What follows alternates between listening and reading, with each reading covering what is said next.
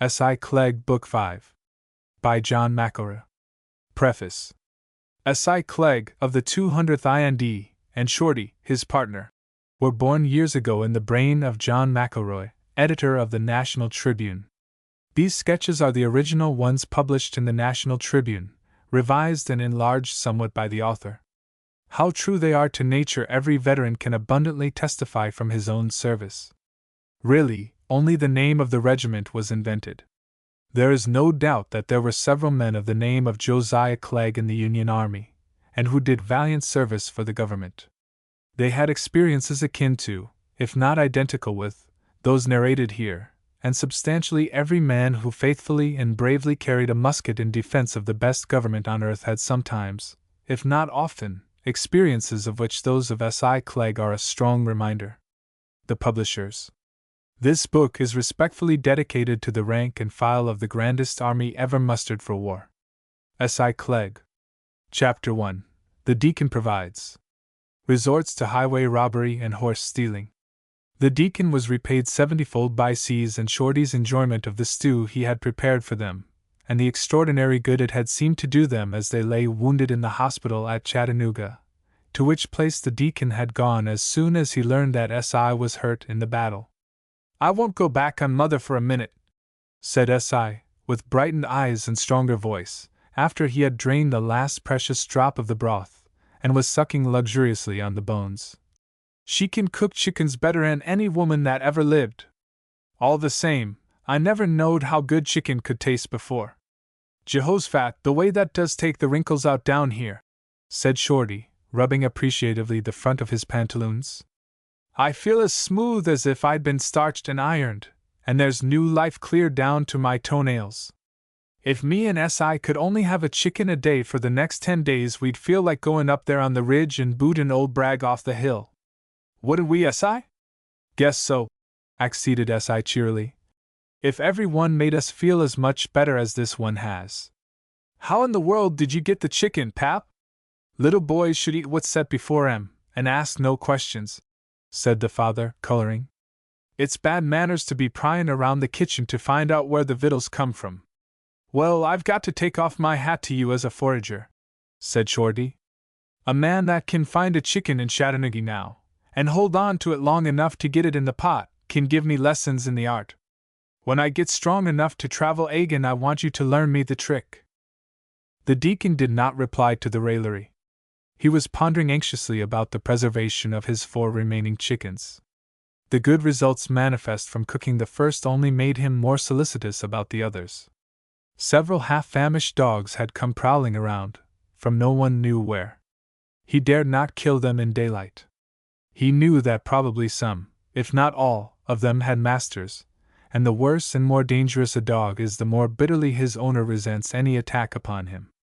Then, even hungrier-looking men with keen eyes and alert noses wandered near, with inquiry in every motion.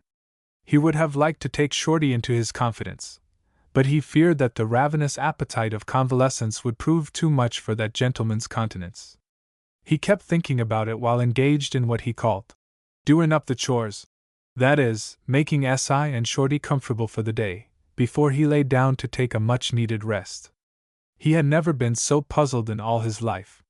He thought of burying them in the ground, but dismissed that because he would be seen digging the hole and putting them in, and if he should escape observation, the dogs would be pretty certain to nose them out and dig them up. Sinking them in the creek suggested itself, but had to be dismissed for various reasons, one being fear that the ravenous catfish would devour them. "If I only had a balloon," he murmured to himself, "I might send them up in that. That's the only safe way I can think of. Yes, there's another way.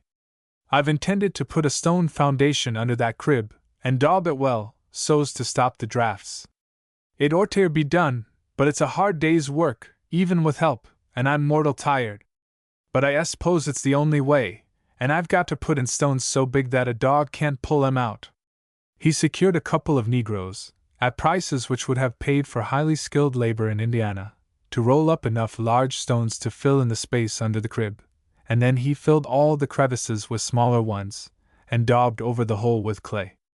"There," he said, as he washed the clay from his hands, I think them chickens are safe for tonight from the dogs, and probably from the men. Think of all that trouble for 4-footy chickens not worth more'n 4 bits in Indiany.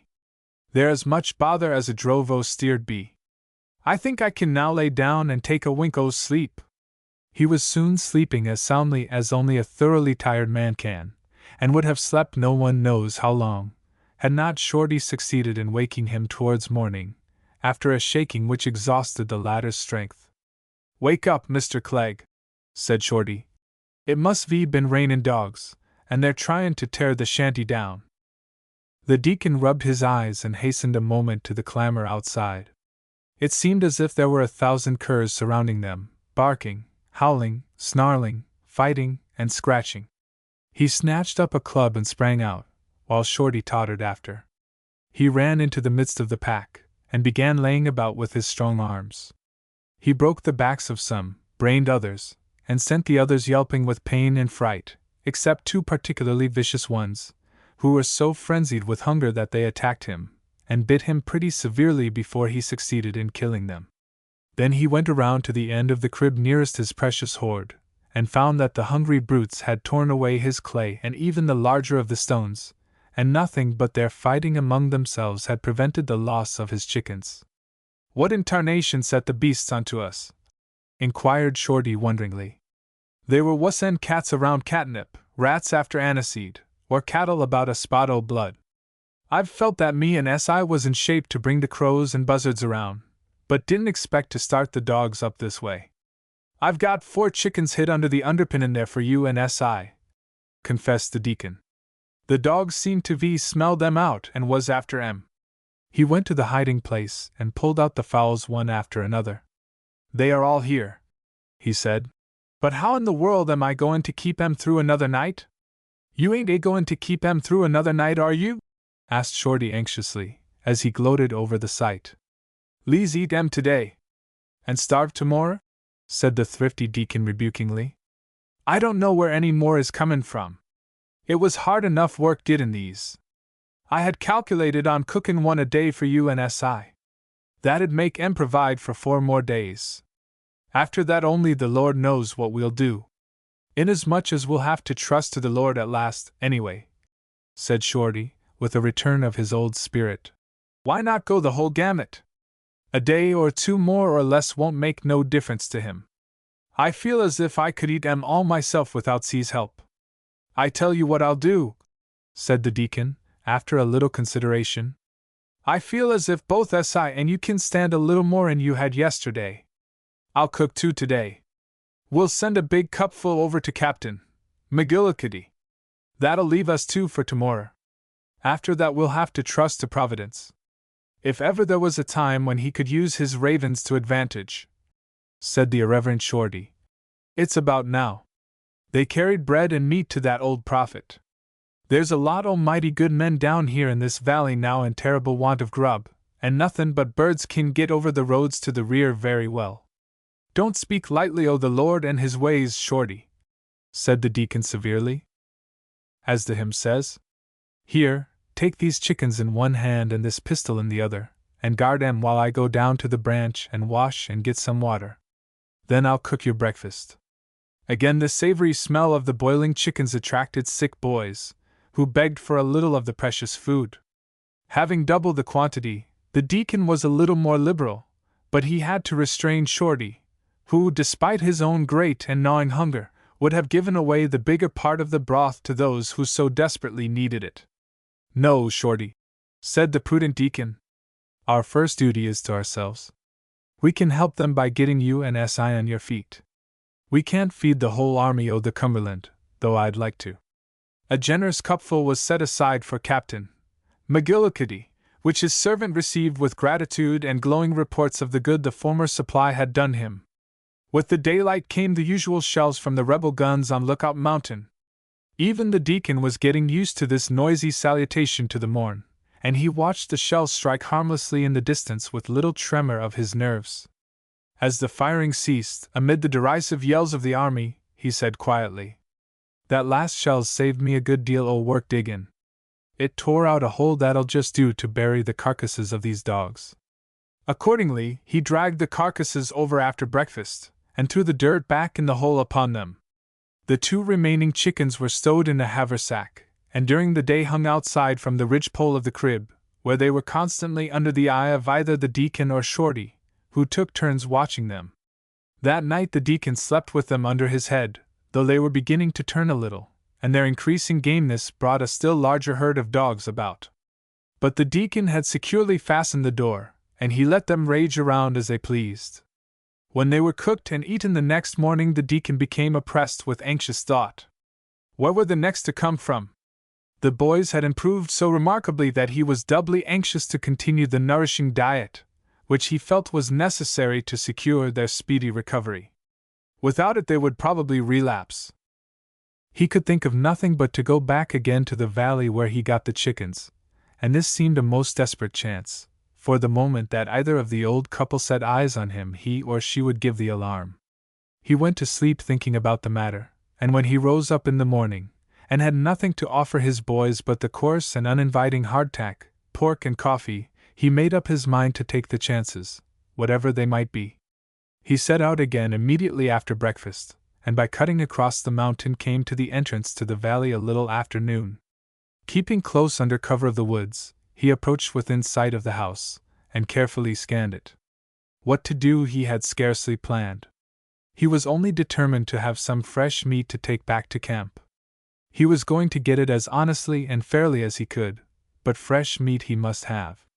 He could see no other house anywhere in the distance, and probably if he went farther he would run into rebel bushwhackers and guerrillas, who were watching from the high ridges. So long as he kept under cover of the woods he would feel all right, for he was as skilled in woodcraft as any of them, and could take care of himself. But if he should come out into the open fields and rode to cross the valley they would have him at an advantage. He was confirmed in this fear by seeing several little clouds of smoke rise up above the tops of the trees on the ridge. "There's a gang of rebels in camp over there," said he to himself, with a woodman's quick reading of every sign. "That smoke's from their fires. 'Tain't enough of it to be clearing ground. People ain't clearing up at this time o' year. That ground over there ain't the kind they'd clear up for anything. Toldn't raise white beans if it was cleared, and you don't hear nobody choppin' dot." He looked again at the house. Everything was very quiet and peaceful around it. There was no stock in the barnyard or fields, and the only signs of life were the smoke rising from one of the great stone chimneys, the chickens picking and scratching in the garden, a couple of negresses, who occasionally passed back and forth between the main house and another cabin apparently used as a kitchen. The deacon had almost made up his mind to march boldly down to the house, snatch up a few of the chickens, and make his way back to the woods again, before the old couple could summon assistance. Suddenly his quick eyes caught a glimpse of something at a point where the road from the ridge came down out of the woods. Then that something developed into a man on horseback, who rode forward to a little rise, stopped, and surveyed the landscape cautiously, and then rode forward toward the house. He dismounted and entered the house. In a few minutes there appeared unusual bustle and activity, during which the man rode back again, munching as he went at a piece of corn pone and one of meat, which he had gotten at the house, and held in either hand, while his reins lay on his horse's neck. The old woman came out into the yard with some meat in her hand, and the shrill note of her orders to the negresses reached the deacon's ears, though he could not make out the words. But he saw one of them go to the spring and bring water, which she poured in a wash kettle set up in the yard, while the old woman prepared the beef and put it in. The other negress started a fire, and the old man chopped and split wood to put around the kettle and filled the stone oven near by. "They're cookin' vittles for them rebels on the ridge." The deacon correctly diagnosed the situation. "By and by they'll come for 'em, or take 'em to 'em. Meb I can find some way to collar some of 'em. It's a slim chance, but no other seems to show up just now. If no more'n one man comes for that grub I'm goin' to jump him." The deacon looked at the caps on his revolver and began laying plans for a strategic advance under the cover of the sumacs to a point where he could command the road to the house. His cheek paled for an instant as the thought obtruded that the man might resist, and he have to really shoot him. "I don't want to shoot nobody," he communed with himself. "And it won't be necessary if the other fellow is only sensible and sees that I've got the drop on him, which I will have before I say a word. Anyway, I want that grub for a work of necessity and mercy, which justifies many things, and as a loyal man I ought to keep it from going to rebels. If I've got to put a bullet into another feller, why, the Lord will hold me guiltless and blame the other feller. I ain't no Free Will Baptist. I believe things been foreordained. Wished I knowed that it was foreordained that I was to get that grub back to Si and Shorty. Presently he saw the old man come out and take a path into the woods. He cautiously circled around to where he could follow and watch him. He saw him make his way to a secluded little cove, where there was a corn crib partially filled and a rude shelter, under which were a buckboard and fairly good young horse. The old man began putting the clumsy harness of ropes, chains and patched leather on the horse and hitching him to the buckboard. Good, the old man's going to take the grub out to him himself, thought the deacon with relief. He'll be easy to manage. No need o' shooting him. He hurried back to his covert, and then chopped unseen down to where he had selected for his ambush. The old man drove the buckboard around to the front of the house, and the negresses, obeying the shrill orders of the old woman, brought out pones of smoking cornbread, and buckets, tin pans and crocks containing the meat, potatoes, turnips and other food, and loaded them on to the buckboard. The fragrance of the food reached the deacon's nostrils, and made his mouth water and fond anticipations rise as to the good it would do the boys. I'll have that grub, and the boys shall have it, he determined, or there'll be an Injiny deacon pretty badly used up. The old man mounted into the seat, gathered up the rope lines, and chirped to the horse to start. When he came opposite, the deacon jumped out, seized the reins, and pointing his revolver at him, commanded sternly, "Get down from there, and get down quick!" The old man dropped the lines, and for an instant gazed at him with scared eyes. "Why, yo robber, what do yo mean?" he gasped. "Get down from there, and get down quick," repeated the deacon. "Why, this is highway robbery, threats, puttin' in bodily fear, attempted murder, hoss stealin' dot. Hain't no time to argy law with you," said the deacon impatiently. "This ain't no courtroom. You ain't in session now. Get down, and get down quick! Help! Help! Murder! Robbery! Thieves!" shouted the old man, at the top of his voice. The negresses, who had been watching their master depart, set to screaming, and the old woman rushed back into the house and blew the horn. The deacon thrust his revolver back into the holster, caught the old man with his sinewy hand, tore him from the seat, and flung him into the fence corner. He sprang into the seat, turned the horse's head toward Chattanooga, and hit him a sharp cut with a switch that lay in the wagon. "I've got about 3 miles to start," he said as he rattled off. "This horse is young and fresh, while there's probably run down. The road from here to the main road's tolerably good, and I think I can get there before they can overtake me." At the top of the hill he looked back, and saw the rebels coming out. Apparently they had not understood what had happened. They had seen no Yankees and could not have seen the deacon's tussle with the old man. They supposed that the holler simply meant for them to come in and get their dinner, instead of having it taken out to them. All this passed through the deacon's mind, and he chuckled over the additional start it would give him. "They won't find out nothin' till they get clean to the house," he said. "By that time I'll be mighty nigh the main road.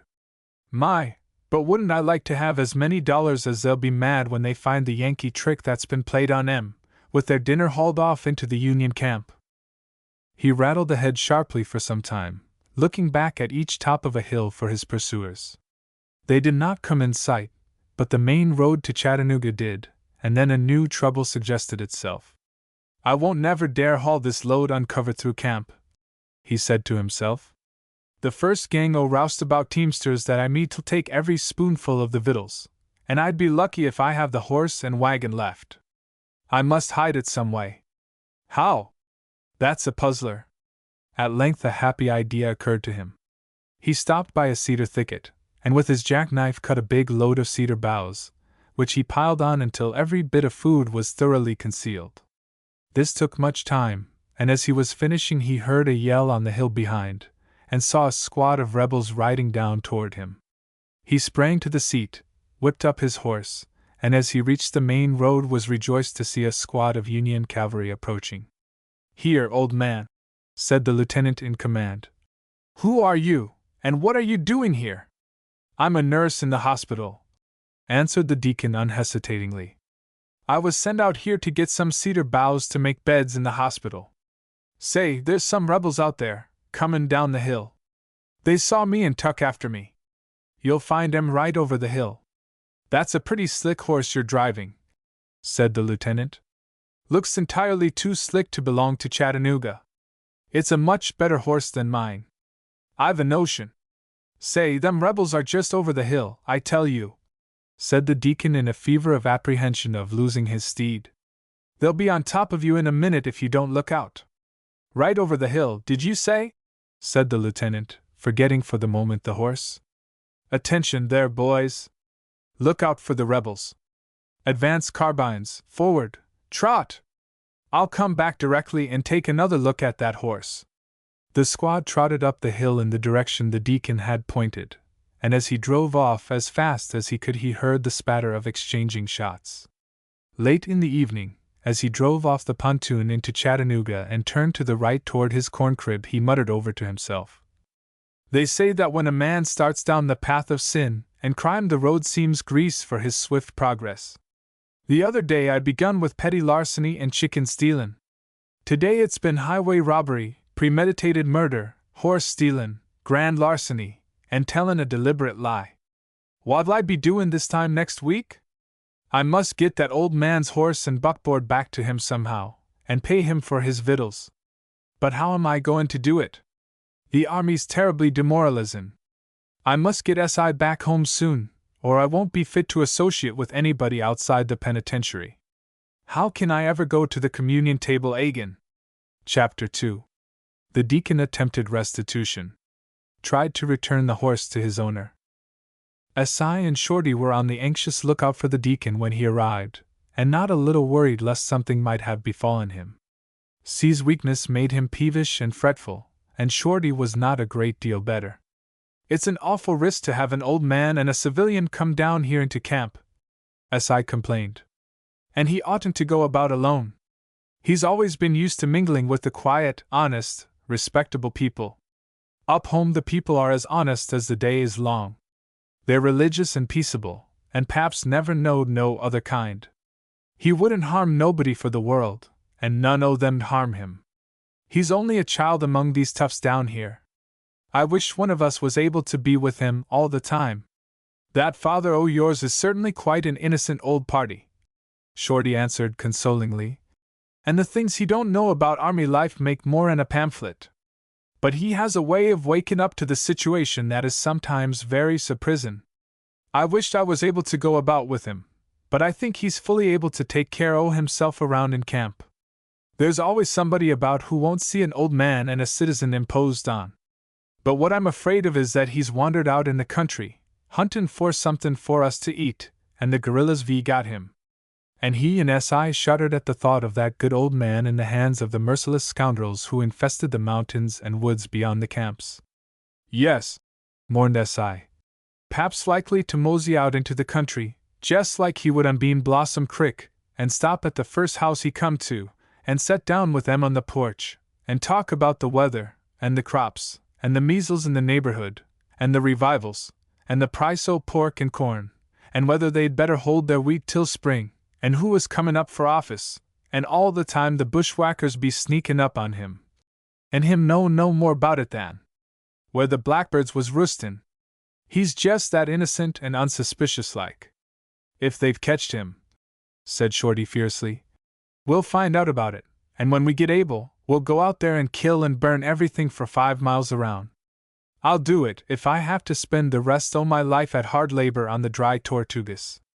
They heard the rattle of light wheels on the frozen ground outside, and the hoof-beats of a quickly moving horse. "Buggy or spring wagon," muttered SI with a farmer boy's instinctive interpretation of such sounds. "What's it doin' in camp?" "Strange horse. In better condition than any around here." The vehicle stopped in front of the corn crib at the deacon's command. "Whoa! Gracious, there's Pap now!" ejaculated SI, with whom memory went in a bound to the many times he had listened for his father's coming and heard that order. "Hello, boys," called out the deacon. "How are you? Shorty, come out here." Shorty sprang up with something of his old-time alacrity, and S.I. made an effort to rise, but was too weak. "Throw a piece o' that fat pine on the fire, Shorty," said the deacon, "and let's see what I've got." By the light of the blazing pine, the deacon pulled off the cedar boughs and developed his store. The boughs had kept in the heat, so that the food was not yet quite cold, though it had a resinous flavor, from its covering. The deacon broke one of the corn pones in two and gave half of it to Shorty, with as much as he thought he should have of the meat and vegetables. Then he fed S.I., who relished the new diet almost as much as he had relished the chicken broth. The deacon made a hearty supper himself, and then stored away the rest in his cellar, under the crib, rolling up some more large stones as an additional precaution. "Well, you beat me," said Shorty admiringly, as he studied over the deacon's booty. "I used to think I was as slick a forager as there was in the army, but I simply ain't in the same class with a man that can go out in this Sahara desert o' starvation and bring in a 4-year-old horse and a wagon load o' cooked victuals. I'd never even see the distance pole runnin' with him. Gen Rosecrans ought to know you. He'd appoint you Commissary General o' the Army at once. When I get a little stronger I want you to take me out and learn me the ABCs o' foragin'. To think that me and S.I. was grievin' about your being ketched by the guerrillas. What fools we was! It was lucky for the guerrillas that you didn't run across them, for you'd a ketched them, instead o' you. That's what I company nigh doin'," chuckled the deacon. "But what in the world am I going to do with that hoss and buckboard? I must hunt around and find that poor beast some corn for tonight. He's been driven pretty sharp, and he needs his supper just as bad as I did mine, and I won't feel right unless he has it.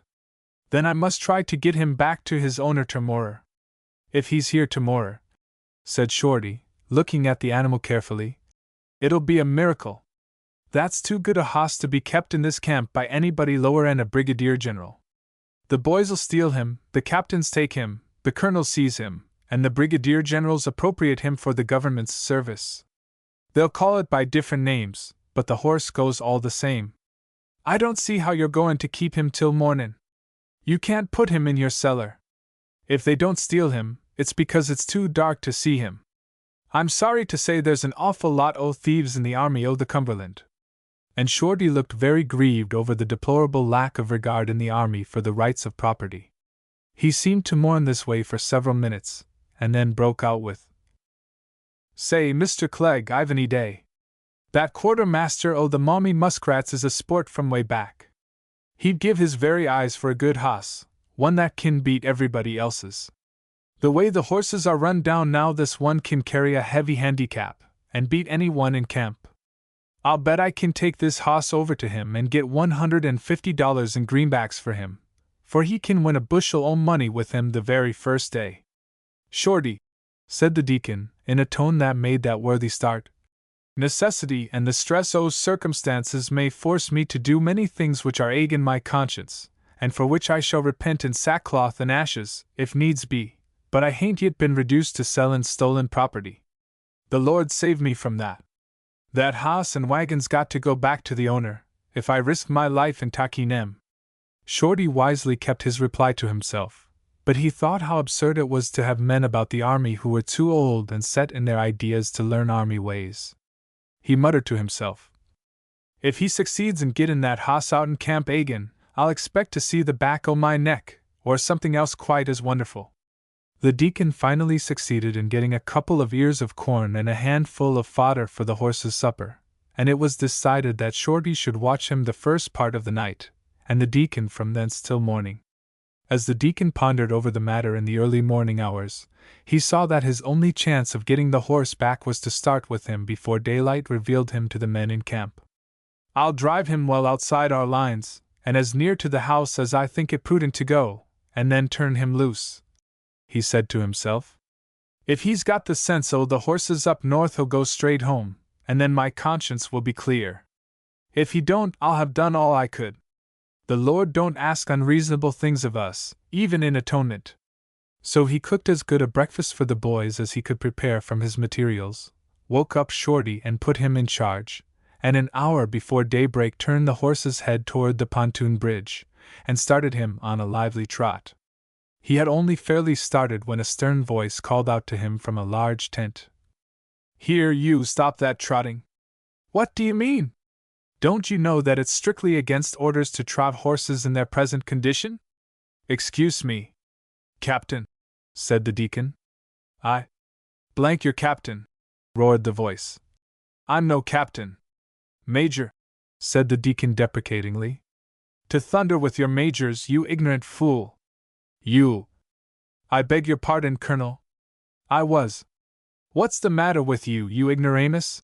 roared the voice, more indignantly than ever. "Don't you know brigade headquarters when you see them? Don't you know your own officers when you hear their voices?" "Really, General," said the deacon, much disturbed, "I didn't mean to insult you.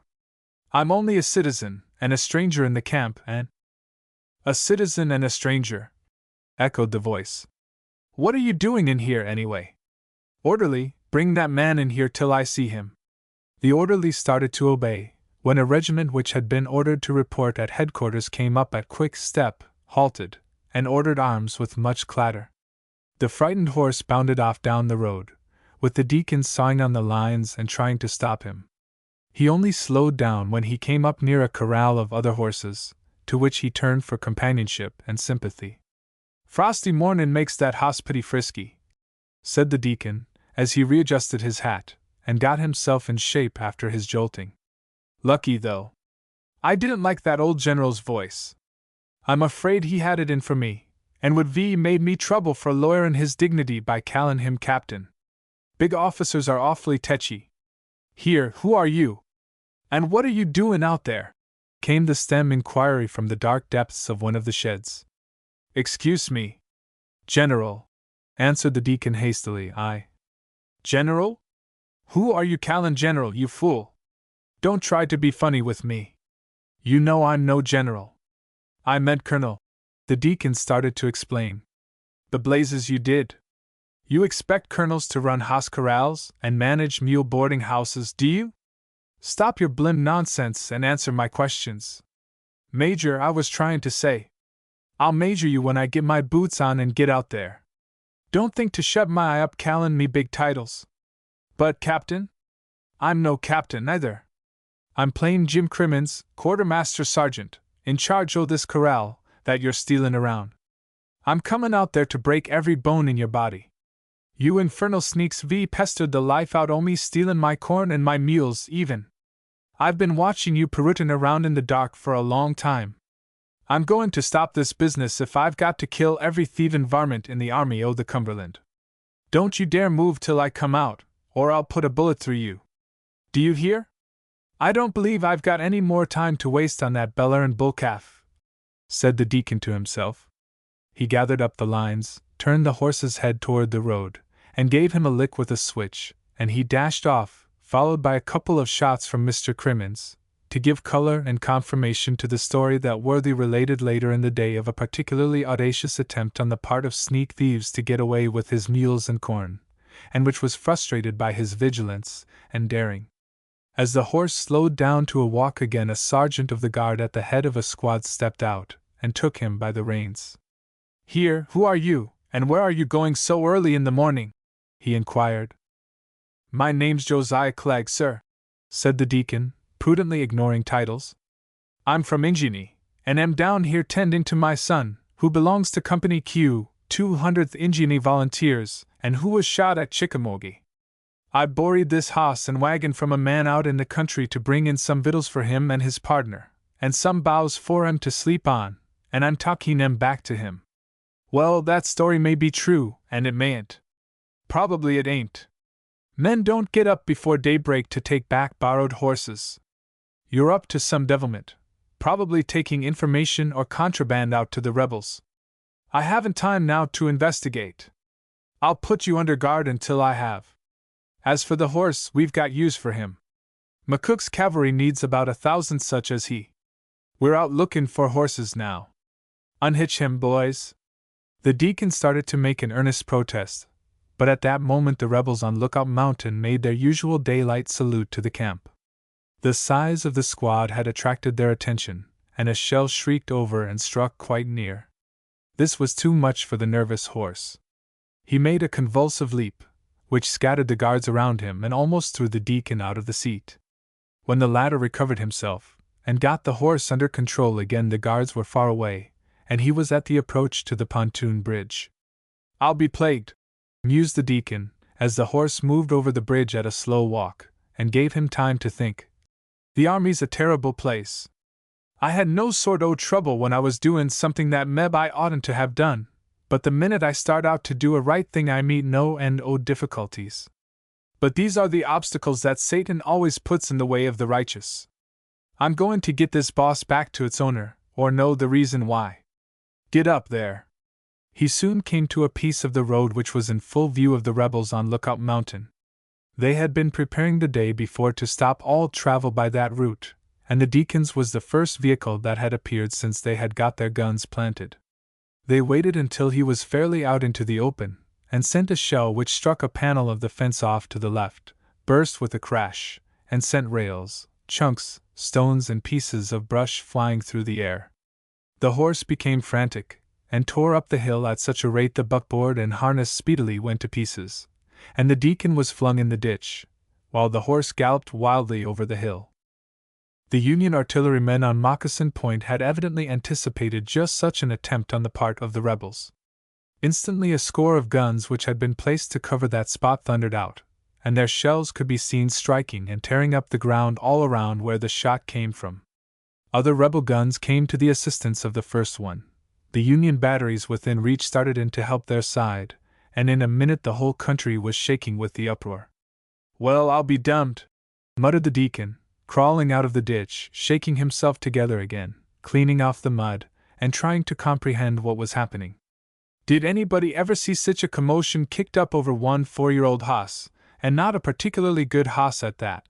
'T'd take a mighty smart man to get as much as $100 for him up in Posey County. Nobody but a Methodist elder could do it.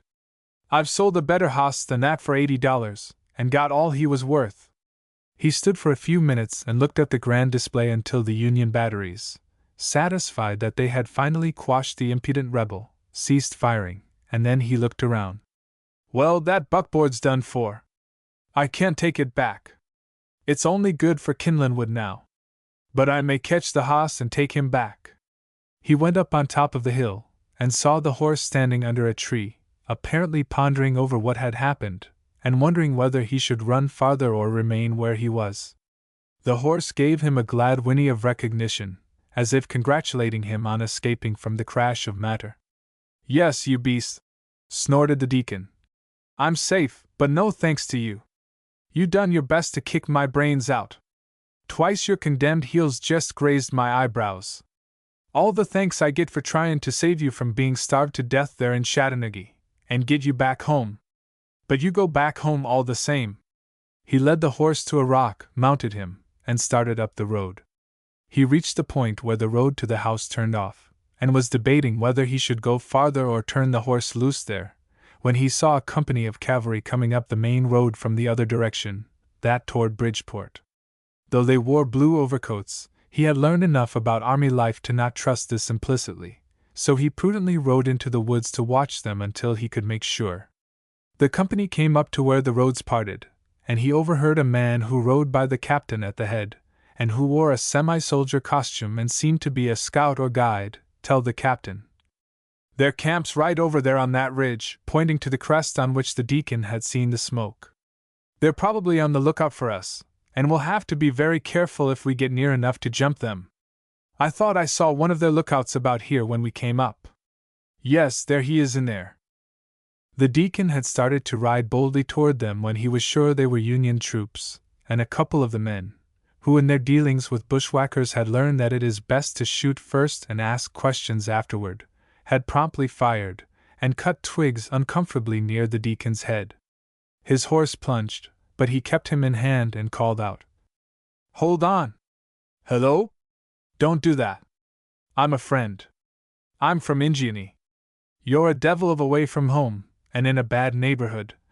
said one of the men who had fired, as he slipped another cartridge into his sharps.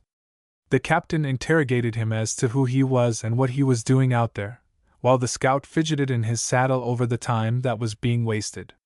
"Captain," said the scout finally, "we must hustle if we're going to strike those fellers before dark. We can't go down here, but I'll have to make a long circuit around, so they won't see us." "That's so," said the captain, adjusting himself to start. "Captain," said one of the men, "my horse can't go any farther. He's been in bad shape, and he fell and broke his knee coming up the hill." "Well, here, take that citizen's horse. Old man, get off, and let this man have that horse." The deacon started to protest, but the man was in a hurry, and almost pulled him off, and slapped his own saddle on in a flash. "But what am I due to?" asked the deacon, bewildered. "Do? Do as you please," laughed the captain. "You are as well off here as anywhere. When a man's away from home, one place is the same's another to him. Here, I'll tell you what you can do. See that cow back there? The boys have been trailing her along, in hopes to get her into Chattanooga and make beef of her. We've got to leave her now, for we are going on the jump. We'll make you a present of her, and this broken-down horse. That'll start you in business. A horse and a cow's a big start for any man. Goodbye. Attention, company! Forward, head of column right, march!" "Well, I've done all I could," said the deacon, going back and picking up the rope which was tied to the cow's horns. "The Lord knows I've tried hard enough to get that hoss back. The cow looks as if she's a good milker. A little milk'll do the boys good. Then they can have fresh beef. Come along, boss." Late at night he tied the cow to the corn crib and went to his weary bed. Chapter 3. A Cow in Camp. The deacon has some experiences with the quadruped. It did not seem that so many dangers beset the possession of a cow as of a horse, yet the deacon prudently rose while it was yet dark to look after the animal. He was none too soon, for there were getting to be thousands of very hungry men in Chattanooga who remembered the axiom about the early bird catching the worm, and thought the best time for snatching something was in the dark just before reveille. If they could find nothing better, and too often they did not, they would rob the mules of their scanty rations of corn, and soon the mules' feed box had to be as carefully guarded as the commissary tent of the headquarters mess. These morning prowlers were as cunning as rats in finding their prey, and the only security that a man had of keeping his rations till morning was to eat them up before he went to bed. Their sharp eyes had not failed to notice the signs of unusual plenty about the deacon's corn crib, and they gave it earnest attention. The deacon had slipped out very quietly, and taken a little turn around the end of the crib, to see that his other provisions had not been disturbed, before he approached the cow. As he did so he saw a figure squatted beside her, and heard a low voice say, "So, boss! Hist, lady! Hist up, you measly heifer!" "Well, I declare to goodness!" gasped the deacon. "How could they've found her out so soon?" He walked quietly up to the milker and remarked, "Pretty early in the mornin' to do your milkin'. Didn't used to get up so early when you was at home, did you?" "Sh, whispered the other. "Don't speak so loud. You'll wake up that old galoot inside. Keep quiet till I fill my cup, and then I'll let you have a chance. There'll be plenty for you." "Pretty good milker, is she?" inquired the deacon with interest. "Nah," whispered the other. "She's got her bag full, but she won't give down worth a cent." "Better let me try my hand," said the deacon. "You've been away from the farm for so long you've probably lost the knack. I'm a famous milker." "You'll play fair?" said the milker doubtfully. "Yes, just hold her till I go inside and get my bucket, and I'll milk your cup clean full," answered the deacon, starting inside the corn crib. "Well, you're a cool one," gasped the milker, realizing the situation. "But I'll hold you to your bargain, and I'll play fair with you." The deacon came back with his bucket, and after filling the man's cup as full as it would hold, handed it to him, and then began drawing the rest into his own bucket. Careful milker that he was, he did not stop until he had stripped the last drop, and the cow, knowing at once that a master hand was at her udder, willingly yielded all her store. "There," said the deacon. If anybody gets any more out o' her till evening, he's welcome to it. 2 or 3 other men had come up in the meanwhile with their cups, and they started, without so much as asking, to dip their cups in. Hold on! Commanded the first comber sternly. Stop that! This old man's a friend o' mine, and I won't see him imposed on. Go somewhere else and get your milk. A wordy war ensued, but the first comber was stalwart and determined. The row waked up Shorty, who appeared with an axe. All right, said one of the men, looking at the axe. Keep your derned old milk, if you're so stingy toward hungry soldiers. It'll give you milk sick anyway. There's lots o' milk sick round here. All the cows have it. That cow has it bad. I can tell by her looks. We had lots o' milk sick in our neighborhood, and I got real well acquainted with it. I can tell a milk sick cow as fur as I can see her, and if that cow hasn't it, no one ever had it. He made a furtive attempt to kick the bucket over, which was frustrated by the deacon's watchfulness. Better do something with that cow right off, advised the first comber, as he walked off. You can't keep her in camp all day. Somebody'll get her away from you if they have to take her by main force. Are you willin' to risk the milk sick? Asked the deacon, handing Shorty a cupful of the milk, together with a piece of cornpone. Yum, yum, I should say so, mumbled that long-legged gentleman. I'll make the milk sicker'n it kin me, you bet. Just bring along all the milk sick you've got on hand, and I'll keep it from huntin' anybody else. That's the kind of a philanthropist I am. I see you've got a cow here, said a large man wearing a dingy blue coat with a captain's faded shoulder straps. I'm a commissary, and it's my duty to take her. He walked over and in a businesslike way began unfastening the rope. The deacon shuddered, for he had too much respect for shoulder straps to think of resisting. Shorty looked up from his breakfast, scanned the newcomer, and said, Look here. Bill Wiggins, you go back and take off that captain's coat as quick as you kin, or I'll have you arrested for playin' officer. None o' you mommy muskrats can play that little game on the 200th Indiany. We know you too well. And let me advise you, Mr. Wiggins, the next time you go out masqueradin' to make up clean through. That private's cap and pantaloons burned around the back, and them government cowhides give you dead away, if your mug didn't. If they was givin' commissions away, you wouldn't be a brevet corporal. Skip out, now, for here comes the provost's guard, and you'd better not let him catch you wearin' an officer's coat unless you want to put in some extra time on the breastworks. Mr. Wiggins made off at once, but he had scarcely gotten out of sight when a mounted officer, attracted by the strange sight of a cow in camp, rode up and inquired whence she came and to whom she belonged. The deacon was inside the crib taking care of S.I., and the burden of the conversation fell upon Shorty. Me and my partner sent out into the country and bought that cow, he said. With 3 $10 gold pieces we've been savon up ever since we've been in the service. We wouldn't give 'em for anything else in the world. But we was just starved for a drink o' fresh milk. Never felt so hungry for anything else in our lives. Felt that if we could just get a fillin' o' fresh milk it'd make us well agin. Paid $30 in gold for her, said the officer, examining the cow critically. Pretty high price for that kind of a cow.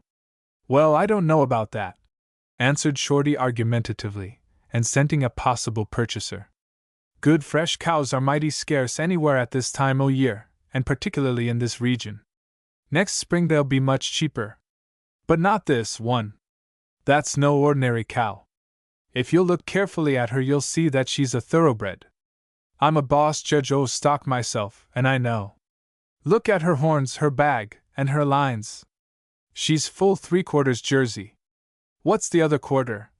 Asked the officer, much amused. Just cow, answered Shorty, momentarily stumped for once in his volubility.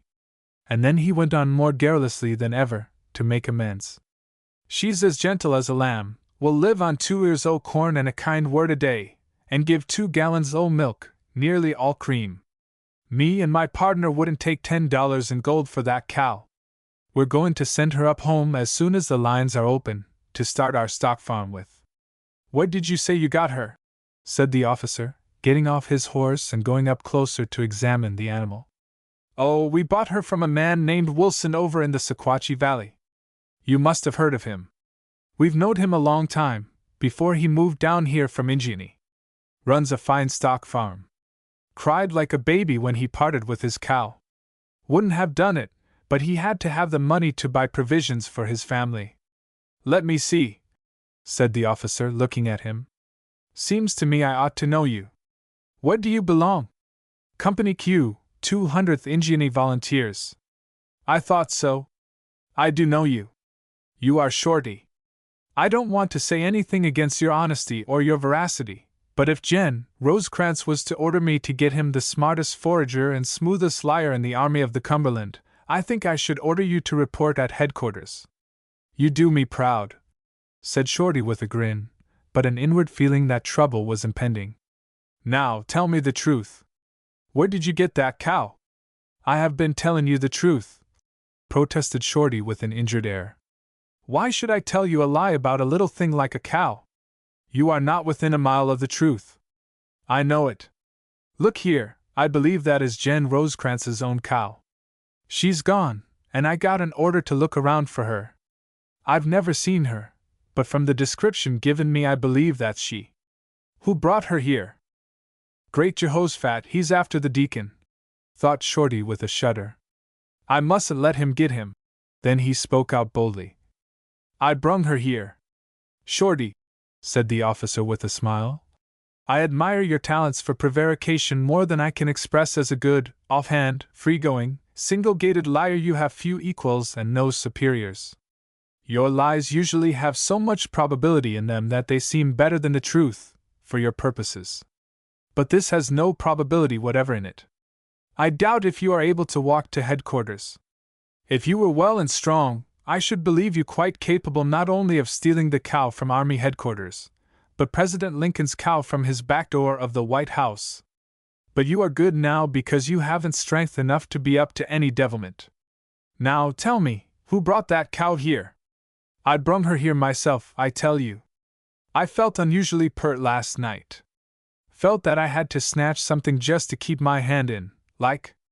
Couldn't find nothing else on 4 legs worth talking, and couldn't take nothing that couldn't walk, so I took her. You can send me to the guardhouse if you want to. I expect I deserve it. And Shorty tried to look contrite and penitent. Yes, you're in nice shape to send to the guardhouse. I'd sent you there quick enough if you were well, for telling me such a preposterous lie. You've usually paid more respect to my intelligence by telling me stories that I could believe if I wanted to, as I usually want to do, but this is too much. As the conversation began, the deacon had passed out with a bucket to go to the creek for water for the cow.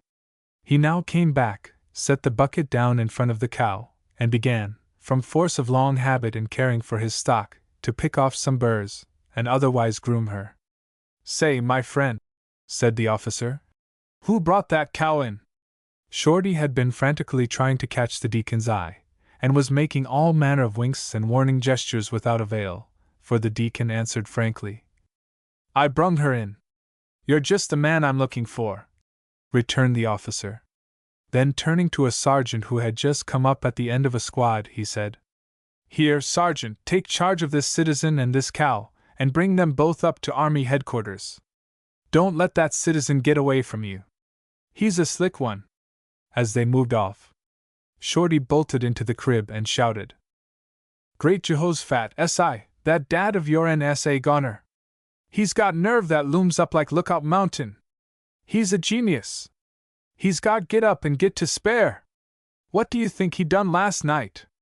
Walked up to Jen Rosecrans's headquarters, and stole the general's cow right from under the noses o' the headquarters guards, and brung her down here and milked her. Did you ever hear o' sich snap? I only wish that me and you was half the man that he is, old as he is. The only trouble is that he isn't as good a hider as he is on the take. They've dropped onto him, and they're now talking him up to headquarters. But he'll find some way to get off. There's no end to that man. And to think that we've been playing him right along for a hayseed. And Shorty groaned in derision of his own acumen. Pop stole Jen Rosecrans's cow from headquarters? They've arrested him and are taking him up there? Ejaculated S.I. in amazement. I don't believe a word of it. Well, the cow was here. He brung her here last night, and owned up to it. He milked her, and you drunk some of the milk. The provost's guards now walkin' the cow and him up to headquarters. These are early mornin' facts. You can believe what you dummed, please. Pap arrested and taken to Army headquarters, groaned S.I., in deepest anxiety. What in the world will they do with him? Oh, don't worry, said Shorty cheerfully.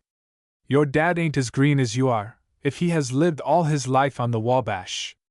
He's as fly as you make him. He's fixin' up some story as he goes along that'll get him out of the scrapes slick as a whistle. Trust him.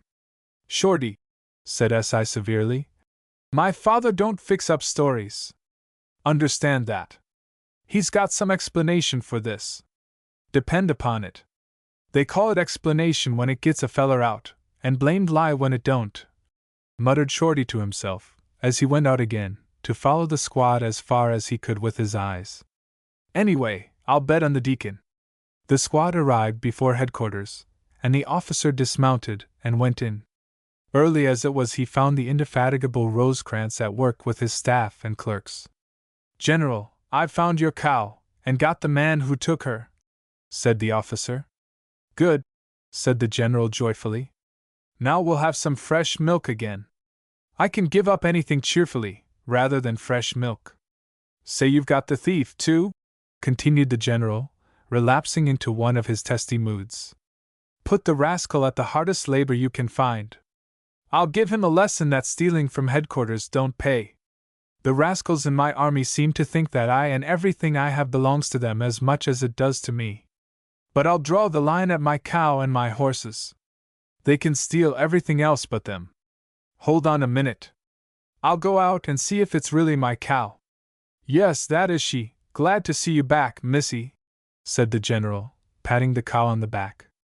Take her back and give her a good feed, if you can find it, for probably she's pretty hungry. Then turning to the deacon. You old rascal, you'll steal the general's cow, will you? Fond of thoroughbred stock, are you? And a citizen, too? Well, I'll see whether a month of hard work on the fortifications won't cure you of your fancy for blooded cattle. Look here, Gen Rosecrans, said the deacon firmly. I didn't steal your cow, and I won't allow you nor no other man to say so. I'm an honest man, or at least I've always passed for one at home. I was out over the river yesterday, tryin' to get a hoss back to his owner, and a captain of a cavalry company come along and took my hoss away, and give me this cow in exchange. He said his men got the cow down the road a piece, and that's all I know of her. A very likely story, sneered several of the staff. Let me see, said the general, who prided himself on remembering names and faces. Haven't I met you before? Aren't you from Indiana? Yes, sir, from Posey County. And you've got a son in one of the regiments? Yes, sir. Corporal S.I. Klegg, Company Q, 200th Indiana Volunteers. Him and his partner Shorty was badly wounded, and I come down here to take care of 'em. I've been moseying around out in the country tryin' to find something for 'em to eat, and the other day I borried a hoss, which I was tryin' to take back, when this cavalry captain come along, and tuck the hoss away from me and give me this cow instead. I hadn't no idea where he got her, and he didn't give me time to ask, for he started on the jump after some guerrillas. I shouldn't wonder if his story is true, General, said a member of the staff. You see, your cow has been gone really 2 days. Day before yesterday we sent Blue Jim out into the country with her. She needed it awfully. We laid the law down to Blue Jim about being very careful with her and keep her near the road. It seems that he found a good piece of meadow and turned her loose in it, but then, nigger-like, he forgot all that we had told him about staying light alongside of her, and wandered off to gather persimmons, and afterward fell asleep in a fence corner. When he woke up the cow was gone, and he was scared nearly to death. He hunted around for her all day, and came in last night nearly starved to death, and whimpering and blubbering. We told him that you would order him shot as soon as you found out. He has been to see the chaplain twice, to prepare for death. So? Said the general, smiling. Well, Mister, I didn't know your name once. Klegg, Josiah Klegg, answered the deacon promptly. Yes, how stupid of me to forget it. Well, Mr. Clegg, I'm very much obliged to you for finding my cow and bringing her home. You've got a very fine son, splendid soldier. How is he getting along? Tolerably well, General, thank you. Look here, General, please let me take those boys home. If you will, I'll send them back to you in a few weeks good as new. All they need is mother's cookin' and mother's nursin' to bring 'em right out. And I want to go home, too. The army is demoralizin' me. I guess I'm gettin' old, and am not as strong to resist sin and the suggestions of sin as I once was. I'm gettin' scared of myself down here. It's pretty hard work getting back now, said the general. Do you think you can do it if I give you leave? Oh, yes. Just give the order, and I'll get the boys and myself back home, sure's you're livin' dot. Very well, said the general. You shall have the chance. He turned to one of his staff and said, Look into this matter. If the surgeon thinks they can be moved, have furloughs and transportation made out for them and the father. Goodbye, Mr. Clegg. Take good care of those boys, and send them back to me as soon as they are well. Chapter 4. The Deacon's Plan. Dealing with an obstruction to the homeward journey. The surgeon, who had conceived quite a good opinion of the deacon's ability, readily certified that the boys could be safely taken home, since they would have the benefit of his care and attention, and the necessary papers came down from headquarters that day. The deacon had the good luck to find his old friend, the herd boss, who took a deep interest in the matter. He offered to have as good a team as he had at the crib the next morning, with the wagon bed filled with cedar boughs, to make as easy a couch as possible for the rough ride over the mountains. With his heart full of hope and joy, the deacon bustled around to make every possible preparation for the journey. It's a long way back home, I know, he said to himself. And the road's rough and difficult as that to the New Jerusalem, but faith and hope, and the blessin' o' God'll accomplish wonders. If I can only hold the souls in them boys' bodies till I can get 'em back to Bean Blossom Crick, I'll trust Mother Clegg's nursin' to do the rest. If there ever was a woman who could stand off the destroyin' angel by good nursin', that woman's Mother Clegg, bless her soul. The next morning he was up betimes, and cooked the boys as good a breakfast as he could out of the remainder of his store, and what he could get from the hospital, and then gave what was left to whoever came. The comfortable crib, which had cost the deacon so much labor, had been preempted by the surgeon for some of his weakest patients. The news had reached the 200th IND that the boys were going home, and they came over in a body to say goodbye. The sight of them pained the deacon's good heart. Instead of the hundreds of well-fed, well-clothed, comfortable-looking young men he had seen at Murfreesboro a few months before, he now saw a shrunken band of gaunt, unkempt men, their clothing ragged and patched, many of them almost shoeless, many of them with pieces of blankets bound around their feet instead of shoes, many of them with bandages about their still unhealed wounds, but still keeping their places bravely with their comrades, and stubbornly refusing to count themselves among the sick and disabled, though it required all their willpower to do their share of the duty. But all of them were brimming over with unconquerable cheerfulness and pluck. They made light of their wounds and disabilities, jested at one another's ragged clothes, laughed at their hunger, teased one another about stealing corn from mules, jeered at the rebel shells from Lookout Mountain, yelled derisively at the rebel pickets across the creek, and promised them to soon come out and run Bragg's army off the face of the earth. All were eager to do something toward the comfort of their departing comrades. They scanned the arrangement of the boughs in the wagon with critical eyes, and picked them over and rearranged them, so as to avoid every chance of uncomfortable knots and lumps. They contributed blankets from their own scanty supply, to make sure that there would be plenty, and so many were eager to help carry S.I. out and put him in the wagon, that the orderly sergeant of Company Q had to take charge of the matter and make a detail.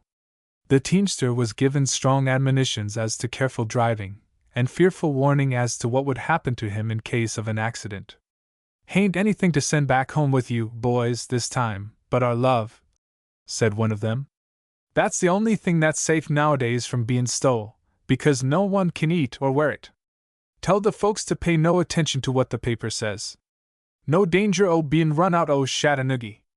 Tell 'em that we're all fat, ragged, and sassy, and only waitin' the word from Jen Rosecrans to fall on old Bragg like a 1,000 brick and mash the lights out'n him.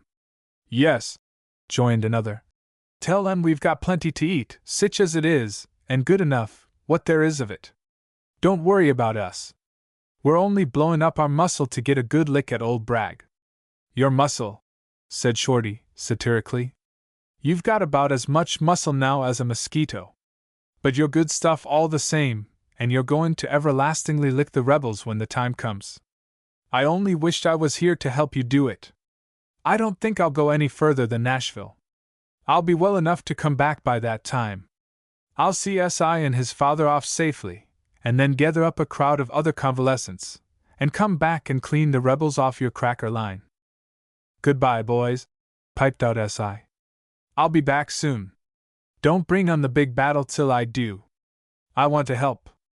Just skirmish around and push the rebels back into the woods while I'm gone, and hive them up for a good lickin' by the time I get back. As the wagon moved off, the 200th IND gave 3 cheers, and the regimental soloist struck up the battle cry of freedom, in which they all joined with so much energy as to attract the attention of the rebel artillerists on Lookout Mountain, who favored them with a shell intended for their express benefit. It was no better directed than any of its many predecessors had been, and was greeted with yells of derision, in which all the camp joined. Having done all possible for the boys' comfort, the deacon had lighted his pipe and taken his seat on a board laid over the front, where he could oversee the road and the teamster, and take a parting look at the animated scenery.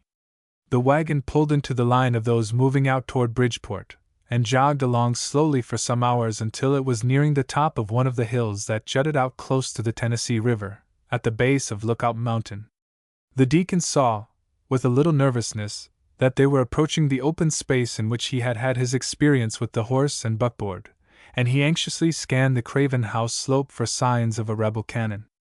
He saw that his apprehensions were shared by the drivers of the 3 or 4 teams just ahead. They were whipping up, and yelling at their teams to get past the danger point as quick as possible. They had need of anxiety.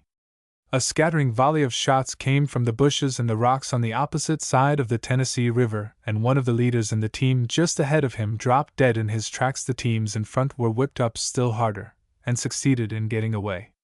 The shots were answered from a line of our own men on this side of the river, who fired at the smoke they saw rising. The deacon's own teamster sprang from his saddle, and prudently got in the shelter of the wagon until the affair would be over. The teamster next ahead ran forward, and began cutting the fallen mule loose, but while he was doing so another shot laid the other mule low. The teamster fell flat on the ground, and lay there for a minute. Then he cautiously arose, and began cutting that mule loose, when a shot struck the near swing mule in the head, and he dropped. The deacon kept that solid old head of his throughout the commotion, and surveyed the scene with cool observance. "There's one feller somewhere over there doin' all that devilment," he said to Shorty, who was pushing his head eagerly out of the front of the wagon to find out what was going on. "He's a sharpshooter from way back. You can see he's droppin' them mules just about as fast as he can load his gun. Them other fellers over there are jest putterin' away, makin' a noise. You can see their shots strikin' down the hill there, and everywhere, where they ain't doin' nothin'. But that feller's out for business. I've been tryin' to locate him. He's somewhere closter than any o' the others. Their bullets don't quite reach, while his goes home every time. See there." The off-swing mule dropped this time. "Land's sakes!" ejaculated the deacon. "He's costin' Uncle Sam $150 every time his gun cracks. It's just sinful to be destroyin' property that way. Shorty, can you reach me that gun OC's out o' the wagon? I believe I'll slip down toward the bank and see if I can't find that feller. I've been watchin' the willers along the edge o' the water, and I believe he's in there." "Don't go, Pap," pleaded S.I. "Some of the boys on the skirmish line 'll find him soon, and settle him. Don't expose yourself. Stay behind the wagon." "Yes, stay back under cover, Deacon," joined in Shorty. "Let the boys down there tend to him. They're gettin' $16 a month for it, and don't want nobody else to interfere in their job." Just then the near-wheel mule dropped. "Gi' me that gun at onct," said the deacon sternly. Shorty handed him the Springfield and its cartridge box without another word. The deacon looked over the rifle, hefted it, and tried it at his shoulder to get its poise, critically examined its sights by aiming at various objects, and then wiped out its barrel, as he would that of his trusty hunting rifle at home. All of his old deer hunting instincts revived. He took out several cartridges, turned them over in his hand, and carefully selected one, tore open the paper, poured the powder in, removed the paper from the ball, and carefully rammed it home, struck the butt of the gun on the ground to make sure of its priming, and put on the cap. "Hold her about a foot under. Pap, at 400 yards, said S.I., who had rolled over to the side of the wagon, and was watching him from under the cover, which was raised up a little. "Put your sights up to the 400 mark, and then draw the top o' the bead down fine into that notch, and she'll put it right where you hold her." By this time the sharpshooter had finished up the mules on the team ahead, and begun on that of the deacon. The firing was furious all along both sides of the river, and the teamsters in the rear were showing signs of stampeding. The wagon master was storming up and down to hold them in place, and the officers in command of the line along the river bank were raging at their men for not suppressing the fire from over the stream. "Old man, you'd better not go down there," said a captain as the deacon came walking down, looking very grim and determined. "It's getting hotter down there every minute. The rebels seem determined to stick to their work, and I've had 3 men wounded already." "Look out for your own men, my son," answered the deacon, in whom the fire of battle was burning. "I'll look out for myself. If I'm hit, the government won't lose nothin'. I'm only a citizen." He had kept his eye on the clump of willows, and was sure that his man was in there, though the smoke hung around so confusingly that he could not always make out where a fresh shot came from. He got down to where an occasional bullet struck in his neighborhood, but that did not disturb him. He began to feel that thrill of manhunting which, when it seizes a man, is an overpowering passion. "I'm going to stop him killin' mules," he said to himself. "I really hope I won't kill him, but that's a secondary matter. Providence'll settle that. It's my duty to stop him. That's clear. If his time's come, Providence'll put the bullet where it'll kill him. If it ain't, it won't. That's all. Providence indicates my duty to me. The responsibility for the rest is with Providence, who doeth all things well." He reached the firing line, strung along the ragged bluffs, and hiding behind trees, stumps, and stones. "Lay down there, old man, grab a root, keep under cover, or you'll get hit," some of them called out to him, noticing him as they turned to load. "The air is so full o' bullets you can catch your hat full if you only hold it up." "All right, boys, I'll lay low. I've come down here to help you," answered the deacon. "Bully for you, we need it." The deacon took his position behind a big black walnut, while he reconnoitered the situation, and got his bearings on the clump of willows. He felt surer than ever of his man, for he actually saw a puff of smoke come from it, and saw that right behind the puff stood a willow that had grown to the proportions of a small tree, and had its bark rubbed off by the chafing of driftwood against it. "He's right behind that peeled willier," the deacon said, "and takes a rest egg in it. 3 inches to the left o' that, and 3 foot from the ground will take him square in the breast, as he is probably kneeling down." Before him he noticed a deep gully cut in the bank, by which he could get down to the water's edge, where there was a clump of pawpaws projecting out toward the willows. If he went down there it would make his shot sure, but there was much danger that he would be noticed and fired at on his way. "I'm going down there," he said, after a moment's deliberation. "Providence has sent me on this job, and intends I shall do it right, which I kin by going down there. Providence'll take care o' me while I'm going. Same time, Providence expects me to show gumption, by not exposin' myself any more impossible." Therefore he cut a young, thick-branched cedar and held it in front of him as he crouched and made his way to the gully and down it.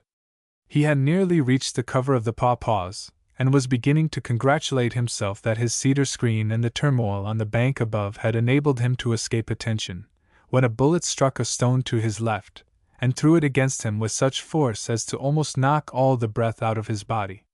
He fell to the ground, but retained coolness enough to understand that this was to his advantage, and he crawled slowly forward until he was safely behind the bushes. "That come from that hound in the Willers," said he to himself. "He's a sharp one. He got onto me somehow, and now it's me and him for it. Anyhow, he didn't kill a mule worth $150 with that bullet. But it'll take as much as 6 bits worth o' porous plaster to take the swellin' out o' my side where that rock welted me." He hitched forward cautiously a little farther, to where he could peer through the bushes, being exceedingly wary not to repeat his opponent's mistake, and set their tops in motion. A rock protruding through the ground in front of him made an opening through which he could see, and also afforded a rest for his musket. He looked sharply, and at length was rewarded by seeing the gun barrel come out by the side of the barked willow, rested on a bare limb, and apparently aimed at the hill beyond.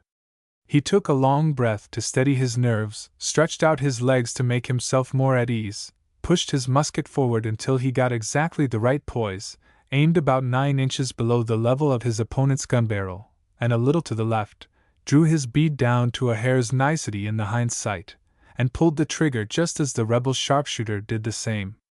Both muskets seemed to flash at the same moment. The rebel sprang up through the willows and fell forward on his face. The deacon picked up his gun and walked back up the bank. The Union skirmishers had seen the man fall and raised a yell, which they changed to cheers as they saw the deacon coming up the bank. The captain in command came up and said, "Sir, I congratulate you. That was splendidly done. I was just getting on to that fellow when you went down. I watched you through my glass, and saw you fetch him. You are entitled to all our thanks." "No thanks to me, sir. I only done the duty Providence marked out for me. I hope the man ain't killed. If he is, it's because Providence had fixed the number of his days. I only wanted to stop his killin' mules, and destroyin' government property, and let us go on our journey in peace. Well, I wish you'd stay here and help us with some more of those fellows over there. I'm sure their time has come, but my men don't seem to be quite as good in carrying out the decrees of Providence as you are." "Thank ye, sir," said the deacon. "But I must go back and tend to my boys. We've got a long ways to go yet today." He went back to the road and reported to the wagon master. "Now you can clear away them dead mules and go ahead. You won't scarcely be bothered any more for a while at least." Chapter 5. Trouble Encountered. The boys meet an old friend and are taken home in a hurry.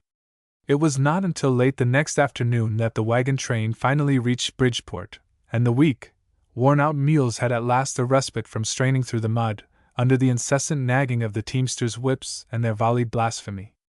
The deacon's merciful heart had been moved by the sufferings of the poor beasts. He had done all that he could on the journey to lighten the labor of those attached to his own wagon. He had restrained as much as possible the St. Vitus dance of the teamster's keen whip, uselessly remonstrated with him against his profanity, carried a rail to help pry the wheels out of the mud holes, and got behind and pushed going up the steep hills. At the journey's end, when the exhausted brutes stood motionless, with their ears drooping and their eyes looking unutterable disgust at everything connected with the army and war, the deacon helped the teamster take their harness off, and carry them as much corn and hay as the forage master could be persuaded to dole out to them. The deacon's next solicitude was to get the boys aboard a train that would start out soon. This was a sore perplexity. All was rush and bustle about the railroad yard. Trains were coming, being switched hither and yon, unloaded, and reloaded, and going, in a way that was simply bewildering to the plain farmer. Men in uniform and men in plain clothes were giving orders, and these were obeyed, and everybody seemed too busy to answer questions or give information. "Nah, get out. Don't bother me with no questions, I tell you," impatiently said a man in citizen's clothes, who with arms outspread was signaling the switching engines. "'Tain't my business to give information to people. Got all I can do to furnish brains for them bullheaded engineers. Go to that quartermaster you see over there in uniform. The government pays him for knowin' things. It don't me.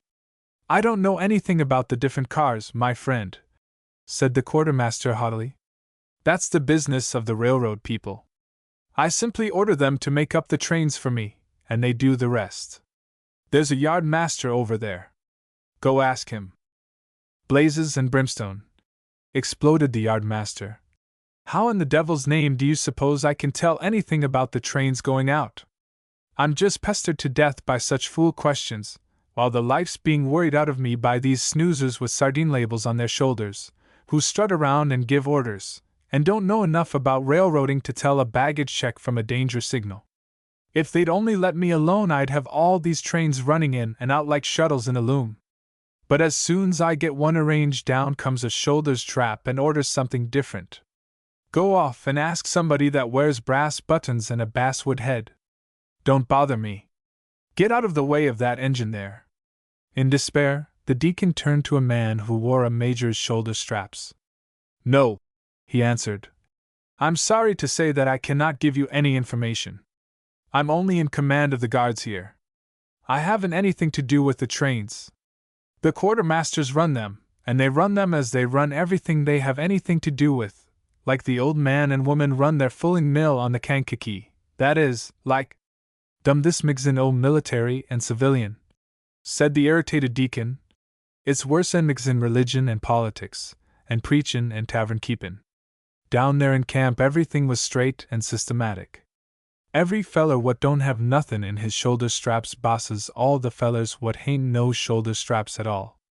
The feller what has one bar in his shoulder straps bosses all the fellers what hain't nothin' in theirs, and the feller what has two bars bosses the fellers with but one. The feller with leaves gives orders to the fellers with bars. The feller with an eagle lays clear over him, and the man with a star just makes everybody jump when he talks. Out at the depot on Bean Blossom Creek, Sol Pringle has the say about everything. He knows when the trains come and when they go, and what goes into 'em. This seems to be a betwixt and between place, either pork nor bacon. I don't like it at all. I always want things straight, either one thing or t'other, regular close communion, total immersion Baptist, or free-for-all, shoutin' Methodist. I think I can help you, Squire, said a big, good-natured-looking civilian railroad man, who had become interested in the deacon's troubles. I've been around with the assistant yard boss pickin' out a lot o' empties to hustle back to Nashville for grub. That's one o' them over there, on the furthest switch, X634. See? It's got a chalk mark on it. I'll help you carry your boys into it, and fix 'em comfortable, and you'll go back with it all right. The deacon turned gladly to him. The man summoned some of his friends, who speedily transferred Si and Shorty, with their belongings, cedar boughs and all, to the car, and made them as comfortable as possible, and added some little offerings of their own to contribute to the ease of the journey. They bestirred themselves to find something to eat that the boys would relish, and brought out from somewhere a can of peaches and one of tomatoes, which proved very acceptable. The deacon was overwhelmed with gratitude. I want every one of you to come up to my house, whenever you get a chance, he said, and make a long visit.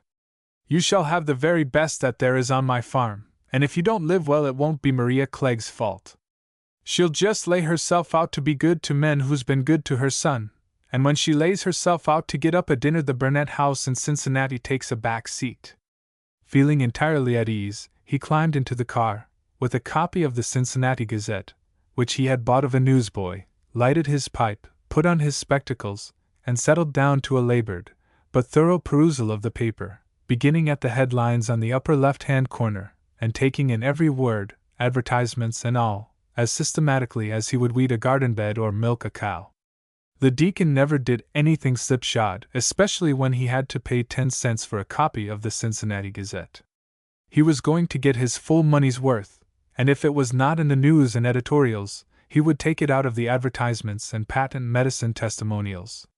He was just going through a convincing testimonial to the manifold virtues of Spaulding's prepared glue, when there was a bump, the sound of coupling, and his car began to move off. "Glory, we're going home!"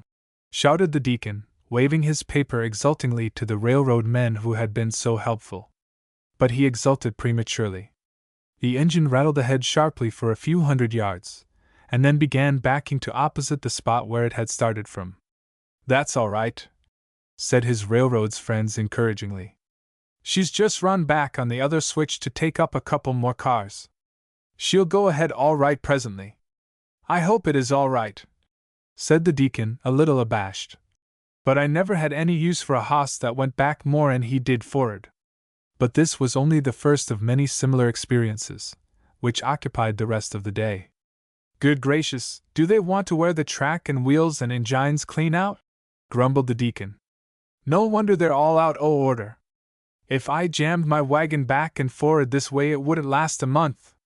No wonder war taxes are high, with everybody doing all they can to waste and destroy property.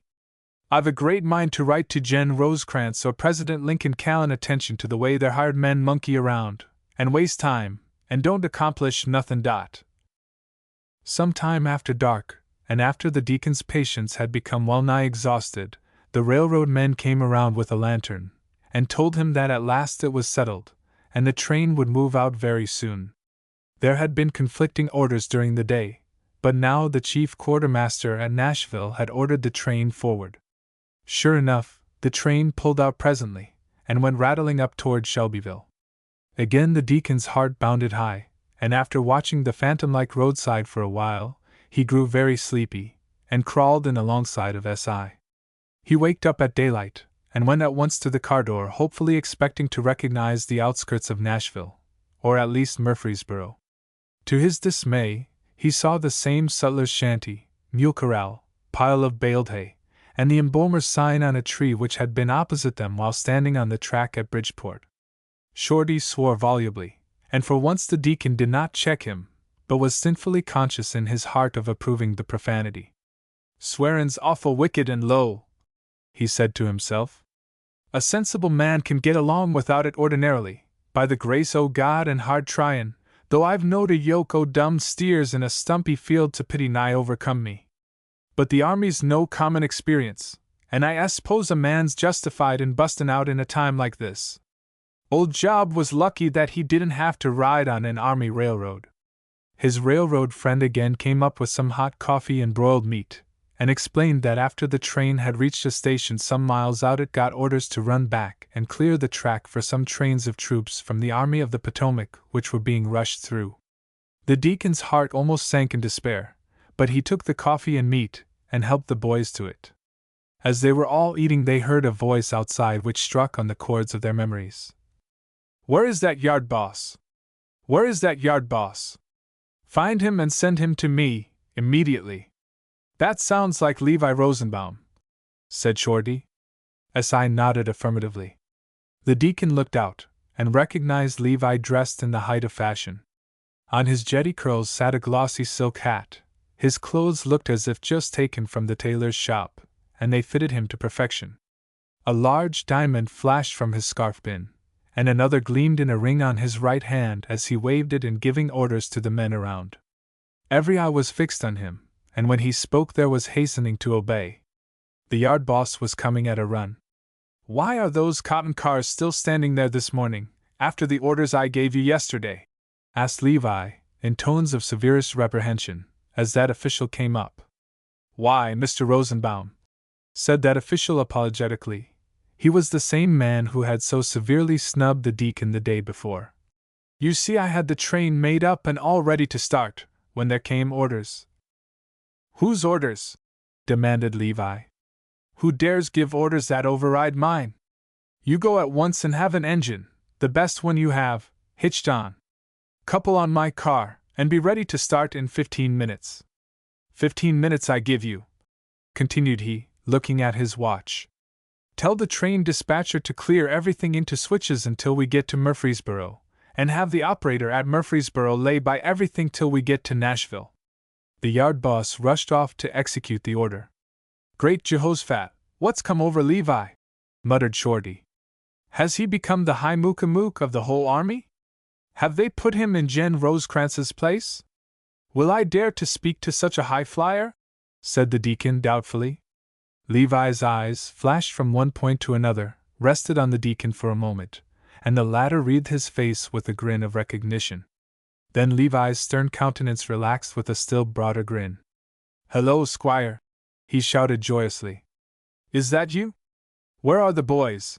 And he rushed forward with outstretched hand. I've got 'em in here, badly hurt, answered the deacon, jumping to the ground and grasping the outstretched hand in his own horny palm. I'm very glad to see you, Mr. Rosenbaum. Glad ain't no name for it, said Levi. Did you say you'd got the boys in there? Here, you men, bring me 2 or 3 of those cracker boxes. By the aid of the cracker boxes, Levi climbed into the car, and shook the boys' hands, and cried and talked mingled gladness and sympathy in his broken English. "What place have you got, and what are you doing down here, Mr. Rosenbaum?" the deacon asked in the first lull. "Oh, I'm special agent of the Treasury in charge of the cotton business. You see, these rascals have been stealing the Treasury blind, in cotton, and they had to have an honest man down here, who was up to all their tricks, and wouldn't stand no nonsense. They sent me, and gave me orders which make me boss of the whole outfit. None of them outrank me about these trains." "So I see," said the deacon. "Wished I'd had a handful of your authority yesterday." "Here, we're wasting time," said Levi suddenly. "You're trying to get these boys back home. I'll see that they get as far as the Ohio River as fast as the train'll go. Here, 6 or 8 of you men pick up these boys and carry them over to my car there. Handle them as if they were eggs, for they're my friends." There was no lack of willing hands to execute this order. That was long before the days of private cars, even for railway magnates. But Rosenbaum had impressed a caboose for himself, which he had had fitted up with as many of the comforts of a home as were available at that era of car building. He had a good bed with a spring mattress for himself and another for his friends, table, chairs, washroom, and a fairly equipped kitchen, stored with provisions, for he was as fond of good living as of sumptuous raiment. All this and more he was only too glad to place at the disposal of the deacon and the boys. The deacon himself was not more solicitous about their comfort. The train started as Levi had ordered, and sped along on a clear track to Nashville. Cotton was needed at the north almost as much as rations were needed at the front, and a train loaded with Treasury cotton had superior rights to the track which must not be disregarded. At Nashville, a friend of Levi's, a surgeon of generally recognized skill, and whom Levi had telegraphed for, came aboard with a couple of skilled nurses, who bathed the boys, dressed their wounds, and replaced their soiled, torn clothes with new, clean ones, including fine, soft underwear from Levi's own wardrobe. "Say, Doc," said Shorty, after this was finished and he had devoured a supper cooked under Levi's special care, "I feel so much better that I don't believe there's any need o' my going on any further. I'll just lay by here, and go into convalescent camp for a few days, and then go back to the front with the squad, and help clean up our cracker line. I'd like awfully well to have a hand in running them rebels off to Lookout Mountain. They've been too infernally impudent and sassy for any earthly use." "Indeed you won't," said the surgeon decisively. "You'll go straight home, and stay there until you are well. You won't be fit for duty for at least a month yet, if then. If you went out into camp now, you would have a relapse, and be dead inside of a week. The country between here and Chattanooga is dotted with the graves of men who have been sent back to the front too soon." The journey to Louisville was delightful. At Louisville, Levi tried hard to get his caboose taken across the river and attached to a train on the other side, so that the boys could go clear home in it. But a special Treasury agent had but little of the importance north of the Ohio River that he had south of it. Still, Levi managed to get the crew of an accommodation train interested in the boys, whom he had driven across the river on a light wagon, lying on his spring mattress. They were placed in a comfortable caboose, and soon were speeding on the last stretch of the journey. The day was bright and sunny, and the boys were propped up, so that they could look out of the windows and enjoy the scenery. That they were nearing home made S.I. nervous and fidgety. It seemed to him that the train only crawled, and stopped interminably at every station and crossing. The deacon became alarmed lest this should unfavorably affect him, and resorted to various devices to divert his mind. He bought a Cincinnati Gazette, and began reading it aloud. S.I. was deeply interested in all the war news, particularly that relating to the situation at Chattanooga, but he would not listen to the merits of Spaulding's prepared glue. The day wore away towards evening. "Ain't we most there, Pap?" S.I. asked querulously. "About 25 mile away, I think," answered his father. "I disremember just how fur that last stop is from the crick, but I think it's betwixt 25 and 30 mile. Just then the whistle blew for a stop. "What in the world are they stoppin' here for?" groaned S.I. "Some woman's got a dozen eggs or a pound o' butter that she wants to send to town." I suppose we'll stop here until she finishes churnin', or gets another AIG to make up a dozen. I never did see sich putterin' along. The deacon was deeply absorbed in an editorial on President Lincoln's duty in this crisis, and paid no attention. Shorty craned his long neck out of the window. Some gals stopped the train to get on, he reported to SI. She's apparently been payin' a visit to a house up there a little ways, and they brung her down in a buggy with her trunk. She's dressed up fit to kill, and she's prettier than a peach blossom.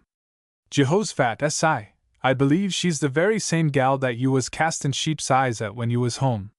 Yes, it is. Annabelle? Gasped SI. What's that? Said the deacon, rousing to interest, but carefully putting his thumb down to mark the place where he left off. Shorty thinks Annabelle is out there gittin' on the train. Said the deacon, shoving up his spectacles and taking a good look. It certainly is. She's been down here to see the Robbinses, who live out here somewhere. I'll just go out and bring her in here. Chapter 6. The Boys in the Old Home on Bean Blossom Creek. The deacon had been afraid to telegraph directly to his wife that he was bringing the boys home. He knew the deadly alarm that would seize mother and daughters at the very sight of the yellow telegraph envelope directed to them. They would interpret it to mean that SI was dead, and probably in their grief failed to open the envelope and read the message. So at Jeffersonville he sent a message to Sol Pringle, the agent and operator at the station. The deacon remembered the strain the former message had been on the young operator's intelligence. Besides, he himself was not used to writing messages, and so, regardless of expense, he conveyed his thoughts to Sol in this wise. Sol had plenty of time to study that dispatch out, and he not only sent word as desired, but he communicated the news to all who came to the station. The result was there was quite a crowd of friends there to greet the homecomers. The reception of the message had thrown the household into a flurry of joyful expectancy. It was far better news than the deacon's last letter had led them to anticipate. After a few moments of tearful ejaculation and mutual kissing over it, mother and daughters began to get everything in readiness to give the returning ones the warmest, most cheerful welcome. Abraham Lincoln was summoned in from his rail splitting, which he had been pursuing quite leisurely during the deacon's absence, and stirred to spasmodic energy under Maria's driving to cut an additional supply of dry wood, and carry it into every room in the house, where little Sammy Woggles, the orphan whom the deacon and Mrs. Klegg were bringing up, built cheer-shedding fires. Mrs. Klegg had her choicest young chickens killed, and after she and Amanda had robbed every other room of whatever they thought would add to the comfort of C's, she set herself to work preparing a supper which would outdo all her previous efforts. Hours before the train was due, Maria had Abraham Lincoln bring out the spring wagon and hitch the horses to it. Then he had to lay in a bed of clean straw, and upon this was placed a soft feather bed, blankets and pillows. Maria decided that she would drive to the station herself. "Never do in the world," said she, "to trust them skittish young horses, what hain't done a lick o' work since Pap went away, to that stupid darky. They'd surely run away and break his neck, which 'd be no great loss, and save lots o' provisions, but they'd smash that new wagon and break their own necks, which are worth more'n $200 apiece." "Maria, how can you talk so?" said the gentle Mrs. Klegg reprovingly. "It's a sin to speak so lightly o' death o' a feller creature." "Well, if he's a feller creature o' mine," returned the sprightly Maria, "the Lord made a slack-twisted job of him some dark night out o' remnants, and couldn't find no gumption to put in him. He gave him an alligator's appetite instead. And ain't I tryin' to save his life? Besides, I'm nearly dead to CSI. I want to be the first to see him."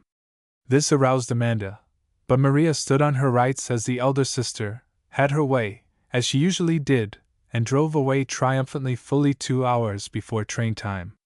Upon her arrival at the station, she quickly recognized that she was the central figure in the gathering crowd, and she would have been more than a young woman if she had not made the most of her prominence. Other girls were there with their fathers and mothers who had brothers who had been in the 3 months' service, or were now in 3 years' regiments, or who had been discharged on account of disability, or who had been in this battle or that, but none of them a brother who had distinguished himself in the terrible battle about which everybody was now talking, who had helped capture a rebel flag, who had been wounded almost to death, who had been reported dead, and who was now coming home, still living evidence of all this. No boy who had gone from Bean Blossom Creek neighborhood had made the figure in the public eye that S.I. had, and Maria was not the girl to hide the light of his achievements under a bushel. She was genially fraternal with those girls who had brothers still in the service, affable to those whose brothers had been in, but were now, for any reason, out, but only distantly civil to those whose brothers had not enlisted. Of these last was Arabella Widgeon, whose father had been one of the earliest immigrants to the Wabash, and was somewhat inclined to boast of his old Virginia family. He owned a larger farm than the Deacons, and Arabella, who was a large, showy girl, a year or two older than Maria, had been her schoolmate, and Maria thought disposed to put on airs over her. Arabella's brother Randolph was older than S.I., but had chosen to continue his studies at Indianapolis rather than engage in a war to free the niggers. But Arabella had developed an interest in the war since she had met some engaging young gentlemen who had come through the neighborhood on recruiting duty, and was keeping up a fitful correspondence with 2 or 3 of them. "It must be very nice, Maria," said Arabella, with a show of cordiality, but which Maria interpreted as an attempt to patronize, "to have your brother back home with you again." "It certainly will be, Miss Widgeon," answered Maria, with strictly company manners. "One who has never had a brother exposed to the constant dangers of army life can hardly understand how glad we all feel to have S.I. snatched from the very jaws of death and brung back to us. That's a little love tap that'll settle several scores with Miss Frills." Maria chuckled to herself. "Particularly the airs she put on over all us girls when she was running around to singing school and church with that second lieutenant, who ain't got across the Ohio River yet, and I don't believe he intends to. Sol Pringle tells me all his letters to her are postmarked Jeffersonville." Arabella took no seeming notice of the shot, but came back sweetly. "I am awfully glad that your brother was not hurt so badly as at first reported. He couldn't be, and be able to come home now. These papers do magnify everything so, and make no end of fuss over little things as well as big ones. I was very much alarmed at first, for fear S.I. might be really badly hurt." This was too much for Maria. Her company manners slid off like a drop of water from a cabbage leaf, and she answered hotly, "I'd have you know, Miss Widgeon, the papers don't magnify the matter. They don't make a fuss over nothing. They don't begin to tell all the truth. None o' them can. My brother was nearer dead than any man who ever lived. Nothing but the favor of God and Clegg grit pulled him through. It'd killed a whole house full o' Randy Widgeons or that second lieutenant. I remember Randy Widgeon turning pale and a'most fainting when he run a fish hook in his finger. If it ain't nothing, why don't Randy Widgeon go down there a little while, with the rest o' the boys, and do his share? My brother disbelieves in the constitutionality of this war, and denies that we have any right to take away other people's slaves," said Arabella loftily. "I suppose he's a right to his opinions. A poor excuse is better 'n none," retorted Maria. "I noticed that he didn't turn out last summer to keep John Morgan from stealing our people's horses, and robbing their stores and houses. I suppose he thought it unconstitutional to let a nasty rebel guerrilla shoot at him. It's very convenient to have opinions to keep you from doing things that you're afraid to do." The dialogue was approaching the volcanic stage, when a poorly dressed, sad-faced woman, with a babe in her arms, edged through the crowd to Maria, and said timidly, for she had never been accounted by the Cleggs as in their set, "Miss Maria, I don't suppose you know me, but I do so want to get a chance to speak to your pap as soon as he gets here, and before all these people gets hold of him. Meb he's found out something about poor Jim. I can't believe that Jim was killed, and I keep hoping that he got away somehow, and is in one o' them hospitals. Meb your pap knows. I know you think Jim was bad and rough, but he was mighty good to me, and he's all that I had.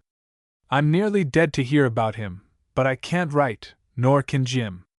I've been trying to make up my mind to come over to your house, and ask you to write for me." "Of course you can, you poor dear woman," said Maria, her mood changing at once from fierceness to loving pity. "You shall be the first one to speak to Pap and S.I. after me. Why didn't you come over to see us long ago? We'd only been too glad to see you, and do all we could for you. Yes, I know you. You're Polly Blagden, and live down by the sawmill, where your husband used to work. You look tired and weak carrying that big baby. Let me hold him a while and rest you. Sit down there on that box. I'll make Sol Pringle clear it off for you." Arabella curled her nose at seeing Maria take the unwashed baby in her arms, to the imminent danger of her best gown, but Maria did not notice this, and was all loving attention to the baby and its mother. It seemed an age until the whistle of the locomotive was heard. The engine had to stop to take water at the creek, several hundred yards from the station, and Maria's impatience to see S.I. and be the first to speak to him could not brook the delay. "Come along, Mrs. Blagden," she called, and with the baby still in her arms she sped down the cinder track to the pumping station, and then along the line of freight cars until she recognized her father's face looking from the caboose, which was still beyond the bridge. She shouted joyously at him. "Maria's out there, waitin' for us, and she's got a baby in her arms. What do you suppose she thinks we want a baby for? 'Spect she's been practicin' on it, so's to take care o' us, S.I.," said Shorty.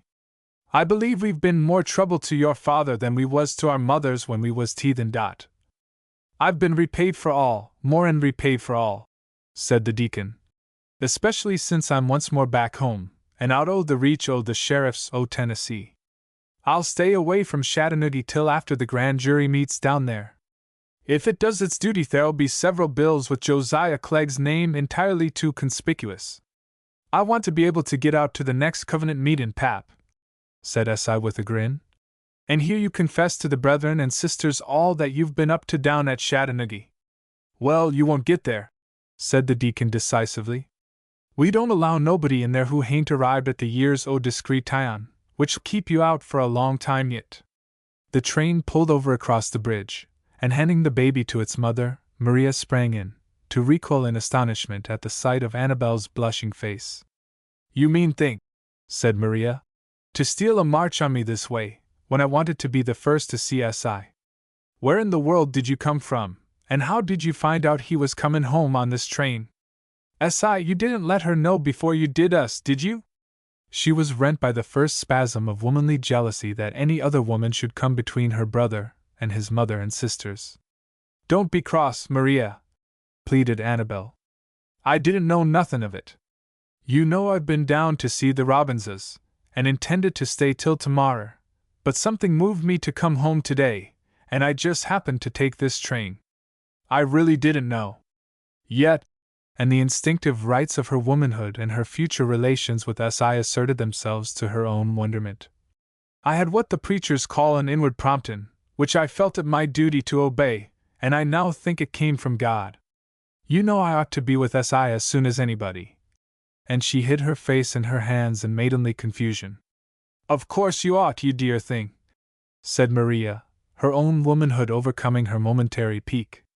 "It was hateful o' me to speak that way to you."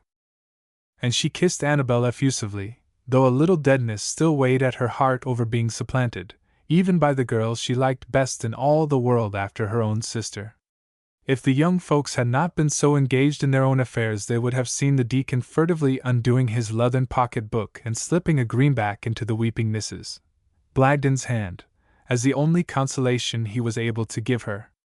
There were plenty of strong, willing hands to help carry S.I. from the caboose to the wagon. It was strange how tender and gentle those strong, rough farmers could be in handling a boy who had been stricken down in defense of his country. Annabel's face was as red as a hollyhock over the way that everybody assumed her right to be next to S.I., and those who could not get a chance at helping him helped her to a seat in the wagon alongside of him, while the dethroned Maria took her place by her father, as he gathered the reins in his sure hands and started home. Maria had to expend some of the attentions she meant for S.I. upon Shorty, who received them with awkward confusion. "Now, don't make no great shakes out o' me, Miss Maria," he pleaded. "I didn't do nothin' partic'lar, I tell you. I was only along o' S.I. when he snatched that rebel flag, and I got a little crack on the head, which wouldn't be amounted to nothin' if I hadn't catched the fever at Chattanooga. I'm a'most well, and only come back home to please the surgeon, who was tired seein' me around. They found the house a blaze of light, shining kindly from the moment it came in sight, and there was a welcome in Towser's bark which touched C's heart. Even the dogs bark differently up here. Shorty, he said.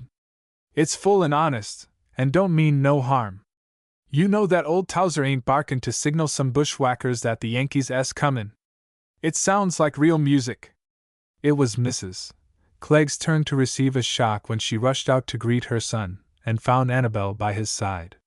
It went deeper to her heart than it had to Maria's. But then, she had more philosophy, and had foreseen it longer.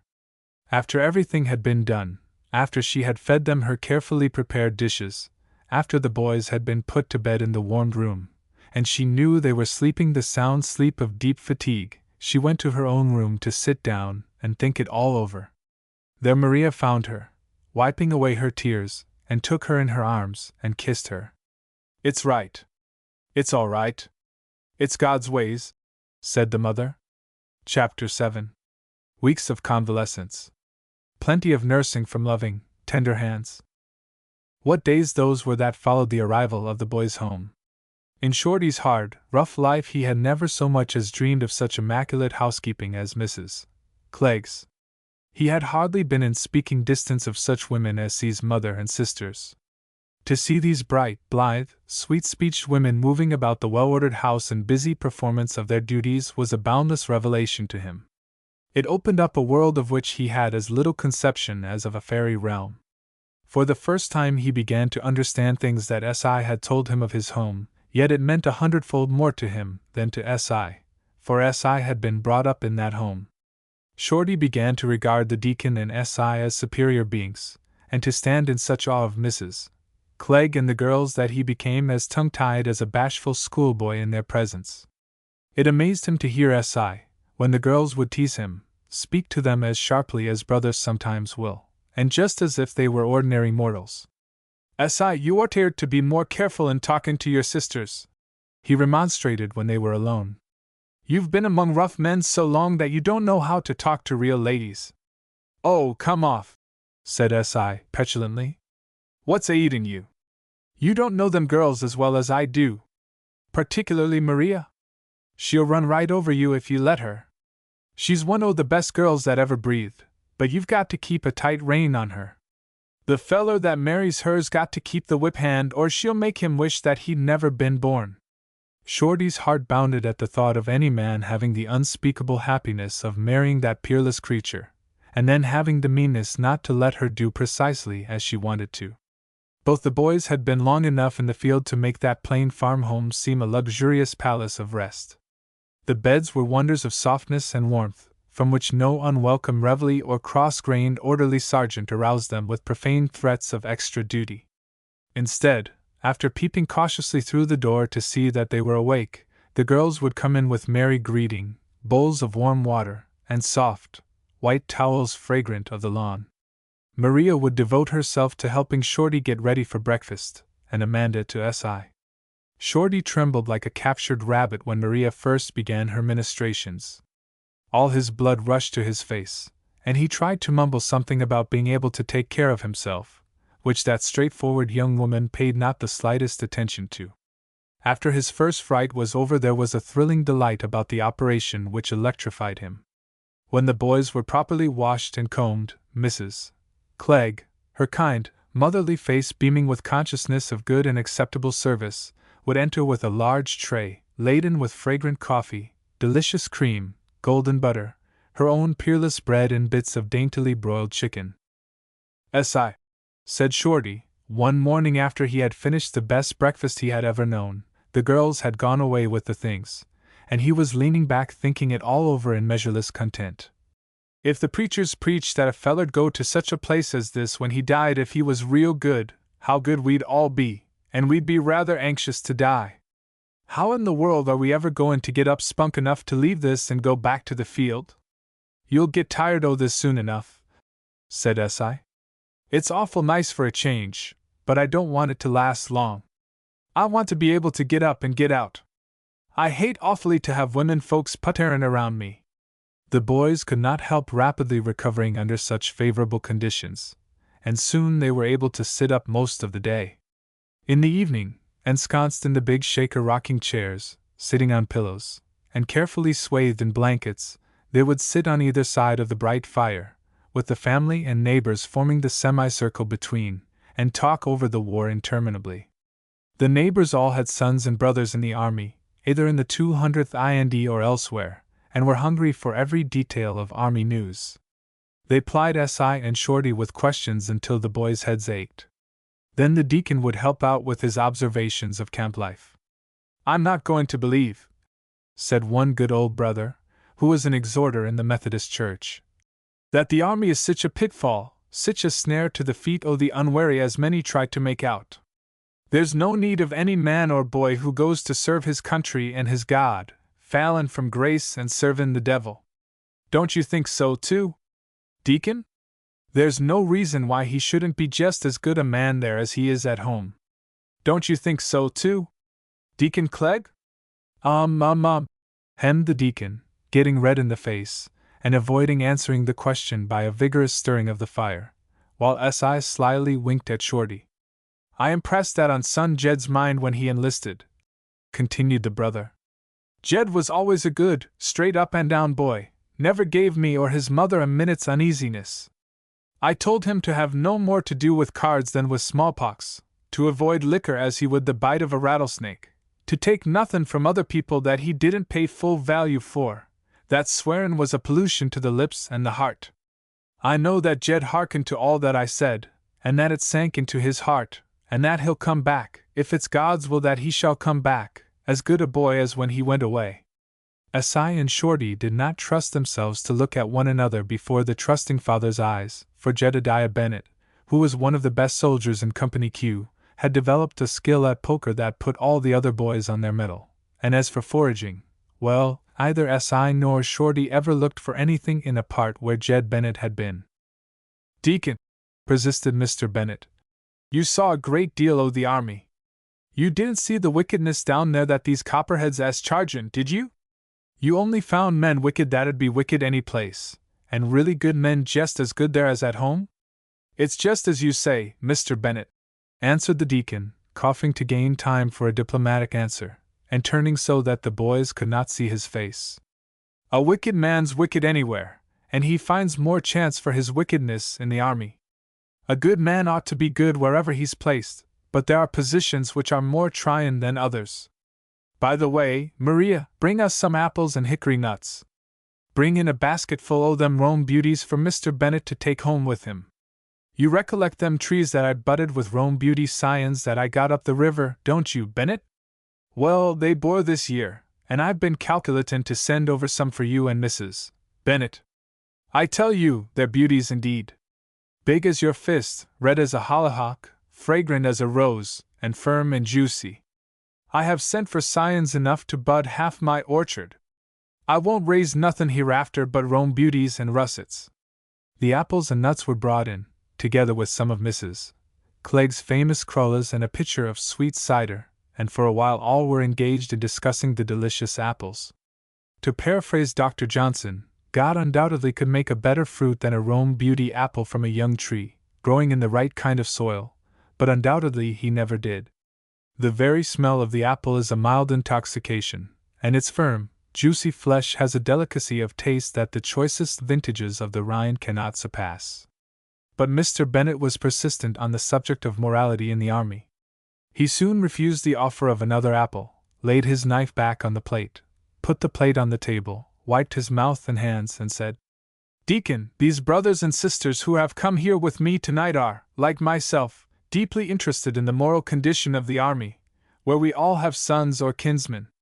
Now, can't you sit right there and tell us of your observations and experiences, as a Christian man and father, from day to day, of every day that you were down there? Tell us everything, just as it happened each day, that we may be able to judge for ourselves." Si trembled a hittle, for fear that they had his father cornered.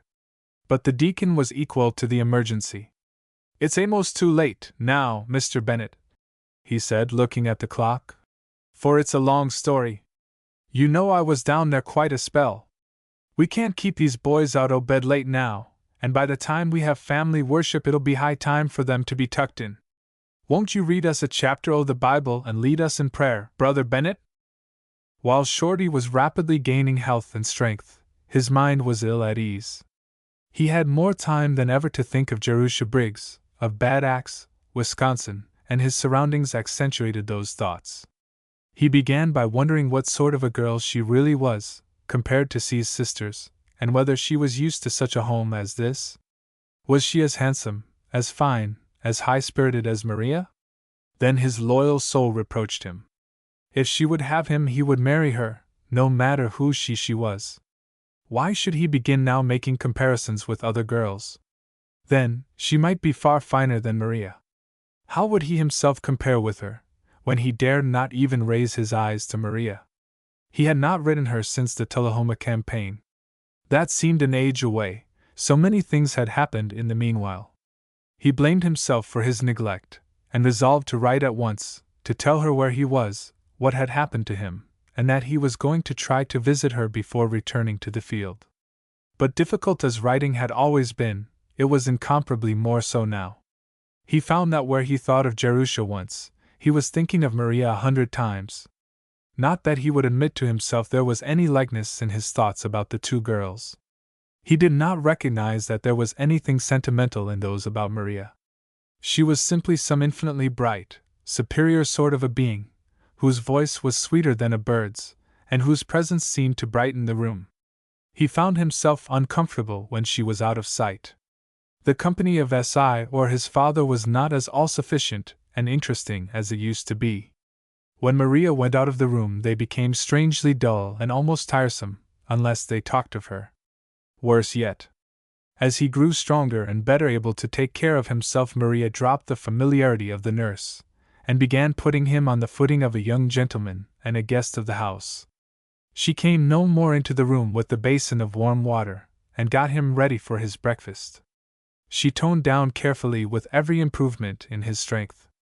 First, she merely brought him the basin and towel, and then as he grew able to go about she would rap on his door and tell him to come out and get ready for breakfast. Shorty began to feel that he was losing much by getting well, and that his convalescence had been entirely too rapid.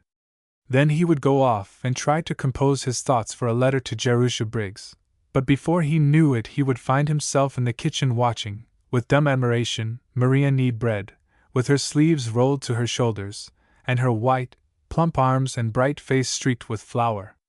There would be little conversation, for Maria would sing with a lark's voice, as she worked, some of the sweet old hymns, courting with Amanda, busy in another part of the house. Shorty did not want to talk.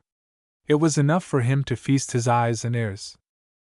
They were sitting down to supper one evening when little Sammy Waggles came in from the station. "There's your Cincinnati Gazette," he said, handing the paper to the Deacon. "And there's a letter for S.I. "Open it and read it, Maria," said S.I., to whom reading of letters meant labor, and he was yet too weak for work. "It's postmarked Chattanooga, Tennessee," said she, scanning the envelope carefully.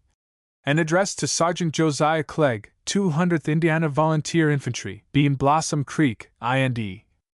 "Sergeant!" ejaculated S.I., Shorty, and the Deacon, in the same breath. "Are you sure it's Sergeant?" "Yes, it's Sergeant," said Maria, spelling the title out. "Who in the world do you suppose it's from, S.I.? It don't seem to occur to you that you could find out by opening it," said the Deacon, sarcastically. "Open it and see who it's from," said S.I. "The man writes a mighty nice hand," said Maria, scanning the superscription. "Just like that man that taught writing school here last winter. It can't be from him, can it? Didn't suppose there was anybody in your company that could write as well as that. Look, S.I., and see if you can tell whose handwritten it is." "Oh, open it, Maria," groaned S.I., "and you'll likely find his name writ somewhere inside. Don't be so impatient." "S.I.," said Maria, feeling around for a hairpin with which to rip open the envelope. "You're getting crosser and two sticks since you're getting well. He certainly does write a nice hand," said Maria, scanning the enclosure deliberately. "Just see how he makes his D's and S's. All his upstrokes are light, and all his down ones are heavy, just as the writing master used to teach. And his curves are just lovely. And what a funny name he has signed! J.T. No, I.T. No, that's a J, because it comes down below the line. M.C.J.L.L. I can't make out the rest. McGillicuddy, ain't that it? Said S.I. eagerly. It's from Captain McGillicuddy. Read it, Maria. McGillicuddy. Well, of all the names, said that deliberate young woman. Do you really mean to say that any man has really such a name as that? Mandy, take that letter away from her and read it, commanded S.I. Well, I'm going to read your old letter for you, if you'll just gi me time, remonstrated Maria. What are you in such a hurry for, old crosspatch? Let me see. Maria passed the letter over to S.I. to read again, and without more ado opened the enclosure. As she did so, a glance of recognition of the handwriting flashed upon Shorty, and he started to take the letter from her, but felt ashamed to do so. Why, this is from a woman, said Maria, and she writes an awful bad, scratchy hand. Being a woman's letter, she was bound to read it without loss of time, and she did so. Bad Axe, Wisconsin, NOV. 10. They all listened eagerly to the reading of the letter, and when it was finished looked for Shorty. But he had gone outside, where there was more air. Chapter 8. S.I. is promoted. Annabel apprised of it. Shorty meets Jerusha. Annabel came in just as the reading of the letter was finished, and her arrival caused a commotion in the family, as it always did, which momentarily distracted attention from the missive and Shorty's absence. She and the mother and daughters had to exchange kisses and news about the health of both families. Then she had to give a filial kiss to the deacon, who had already begun to assume paternal airs toward her, and finally she got around to S.I. Neither of them had yet got to the point of kissing before folks, and had to be content with furtive squeezing of hands. C's heart was aching to have Annabel read Captain McGillicuddy's letter, yet such was his shamefaced modesty that not for the world would he have alluded to it before the family. If he had been alone with her, he might have slipped the letter unopened into her hand, with a shy request for her to read it, but so sternly was the deacon and his family set against anything like vainglory and self-praise, that he could not bring himself to mention that such a letter had been received. At last, when full particulars had been given about the spread of measles and whooping cough, who was to preach and who to be baptized at the coming quarterly meeting, Maria's active mind turned to things nearer C's heart, and she said, "Oh, C's got such a nice letter from his officer boss, his corporal, or colonel, or general, or whatever they call him, Mr. My Captain McGillicuddy, Maria," said S.I., reddening at Maria's indifference to and ignorance of military titles. "Yes, Mr. McMillifuddy. Did you ever hear of such a ridiculous name? McGillicuddy, Captain McGillicuddy, Maria. Why can't you get his name right?" "Well, if I had such a name as that, I wouldn't expect people to get it right. There's no sense in having a Dutch name that makes your tongue crack like a whip. Well, this Mr. McPhillimgoody is C's boss, and he writes a nice letter, and says S.I. done so well at Chickamauga that some other boss, a colonel or corporal." "The colonel, Maria. The colonel commands the whole regiment. Won't you never know the difference? A colonel's much higher than a corporal. You girls never will learn nothin'. "Well, I never kin tell t'other from which," replied Maria, petulantly. "And I don't have to. I don't care a hill o' beans whether a corporal bosses or a colonel, or t'other way. Anyhow, C's no longer a corporal. He's a sergeant." "Oh, S.I.," said Annabel, her big blue eyes filling with grief. "I'm so sorry." "Why, Annabel," said S.I., considerably abashed. "What's the matter? Don't you understand? I'm promoted. Sergeant's higher than a corporal." "Is it really?" said Annabel, whose tears were beginning to come. "It don't sound like it. Sergeant don't sound near so big as corporal. I always thought that corporal was the very prettiest title in the whole army. None o' the rest o' them big names sounded half so nice. Whenever I saw corporal in the papers, I always thought of you." "Well, you must learn to like sergeant just as well," said S.I., fondly squeezing her hand. Maria let her read the letter.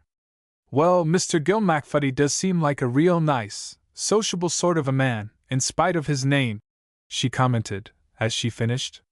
And I like him, because he seems to be such a good friend o' yours. I suppose him and you board together, and eat at the same table when you are in the army, don't you? Oh, no, we don't, said S.I. patiently, for her ignorance seemed beautifully feminine, where Maria's was provoking.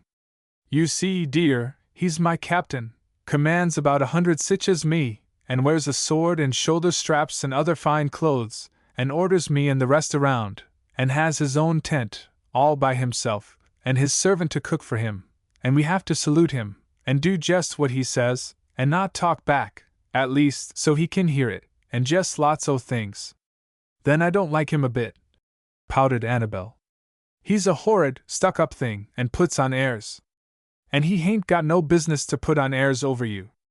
Nobody's got any right to put on airs over you, for you're as good as anybody alive. S.I. saw that this task of making Annabel understand the reason for military rank was going to take some time, and could be better done when they were by themselves, and he took her out by the kitchen fire to make the explanation.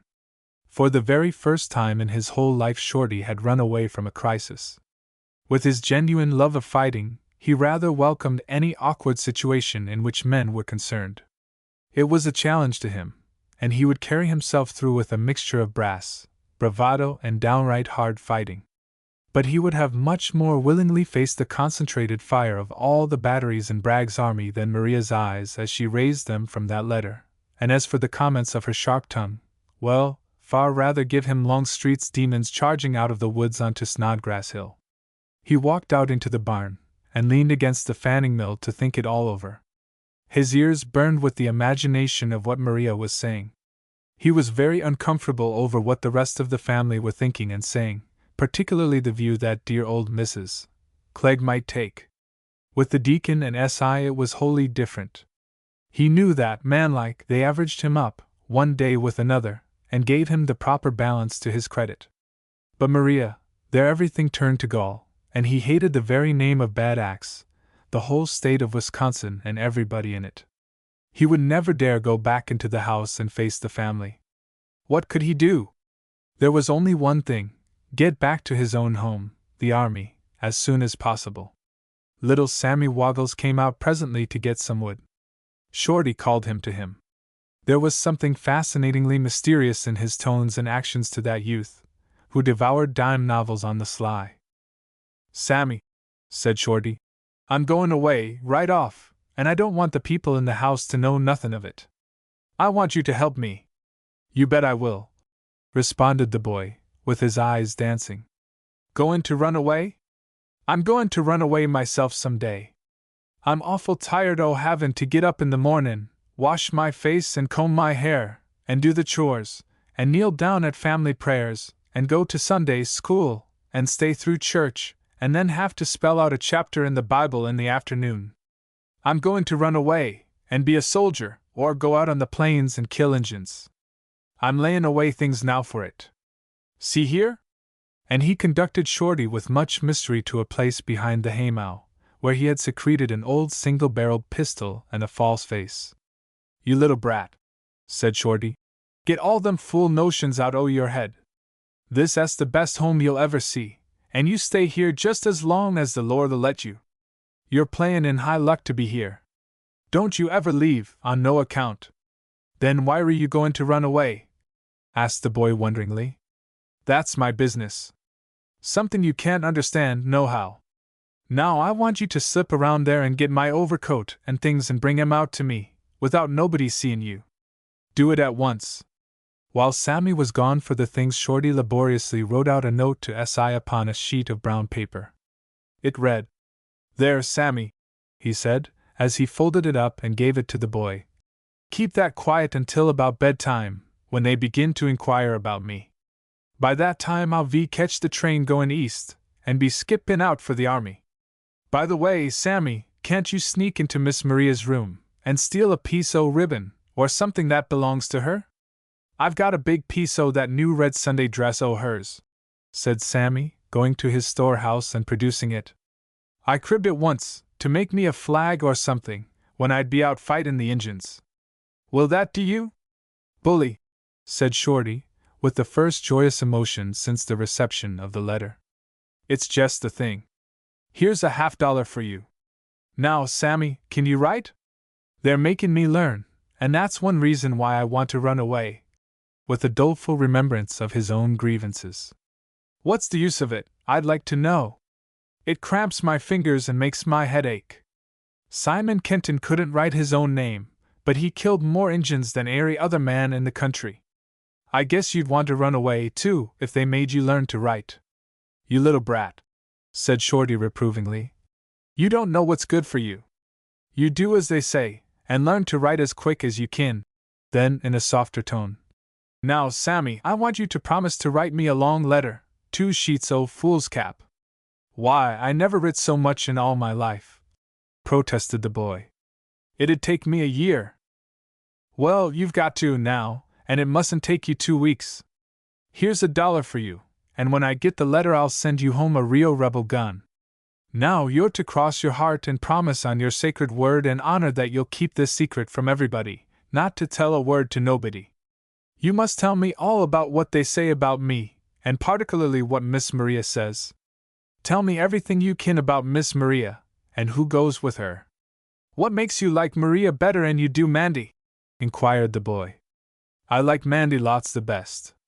She's heap prettier, and lots more fun, and don't boss me around like Maria does.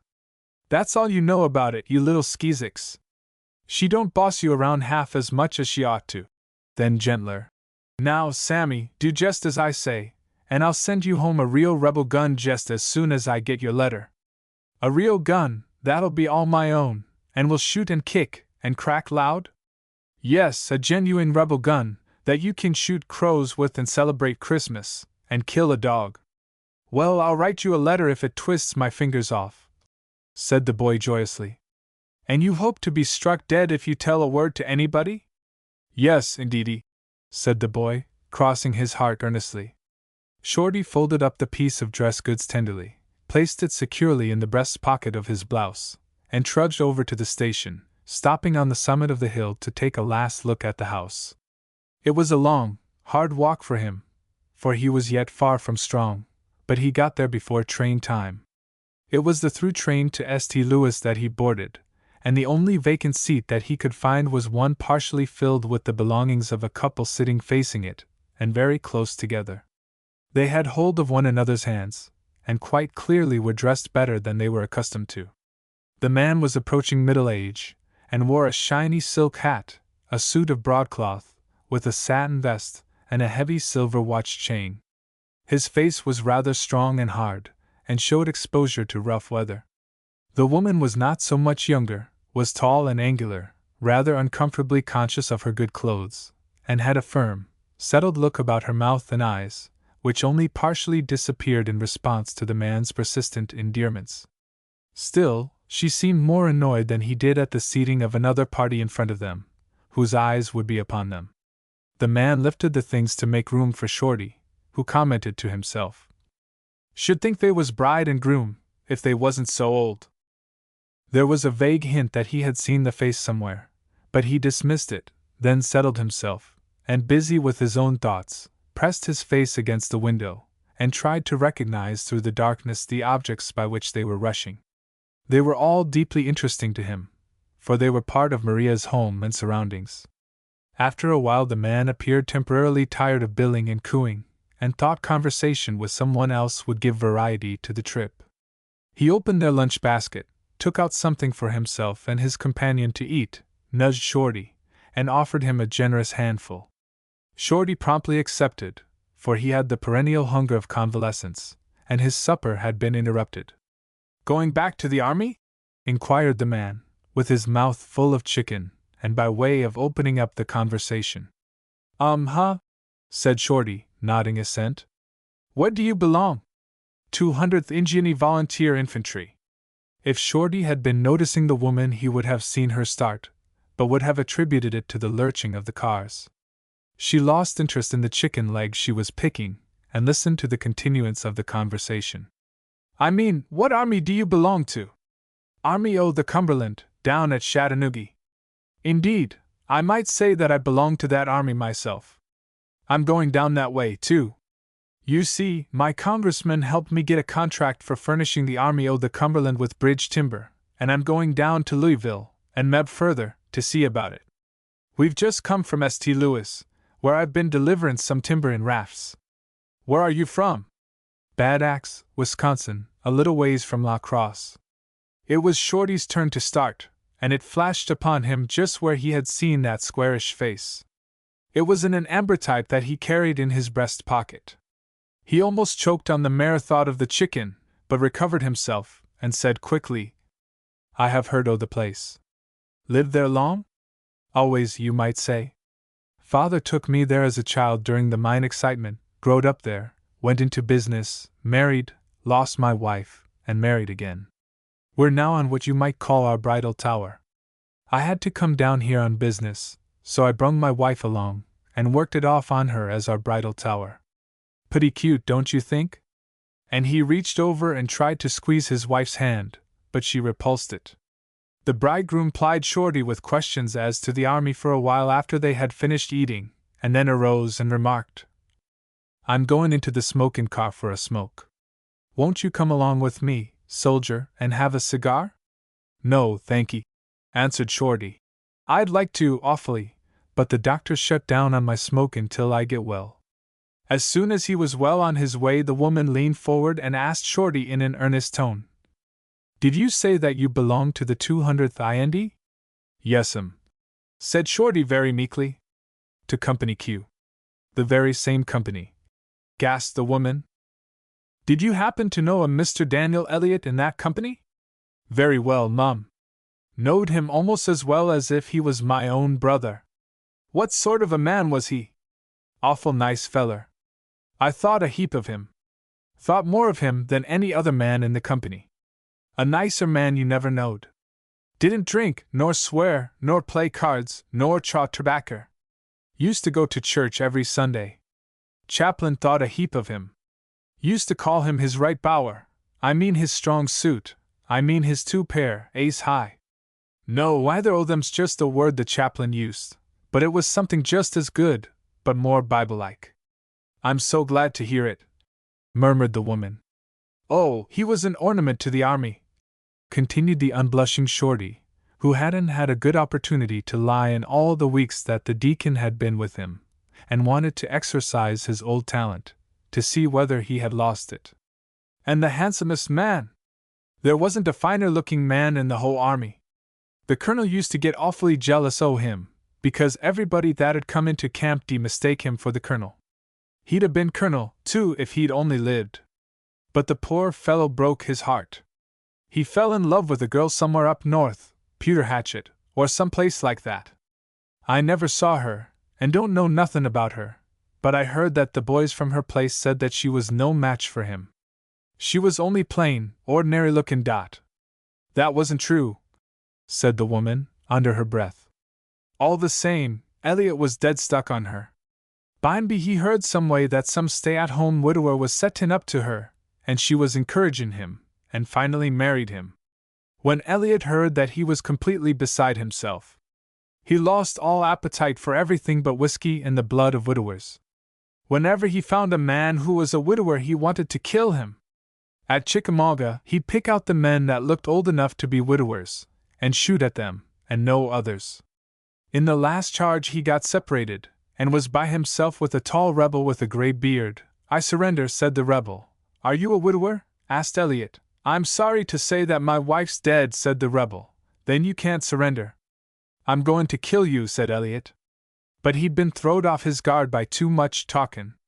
The rebel got the drop on him, and killed him. It ain't true that his girl went back on him before she heard he was killed, said the woman angrily, forgetting herself. She only married after the report of his death in the papers. Jerusha, said Shorty, pulling out the letters and picture, rising to his feet, and assuming as well as he could in the rocking car the pose and manner of the indignant lovers he had seen in melodramas. I'm Dan Elliot, and your own true love, whose heart you've broke. When I learned of your faithlessness I sought death, but death went back on me. I've come back from the grave to reproach you.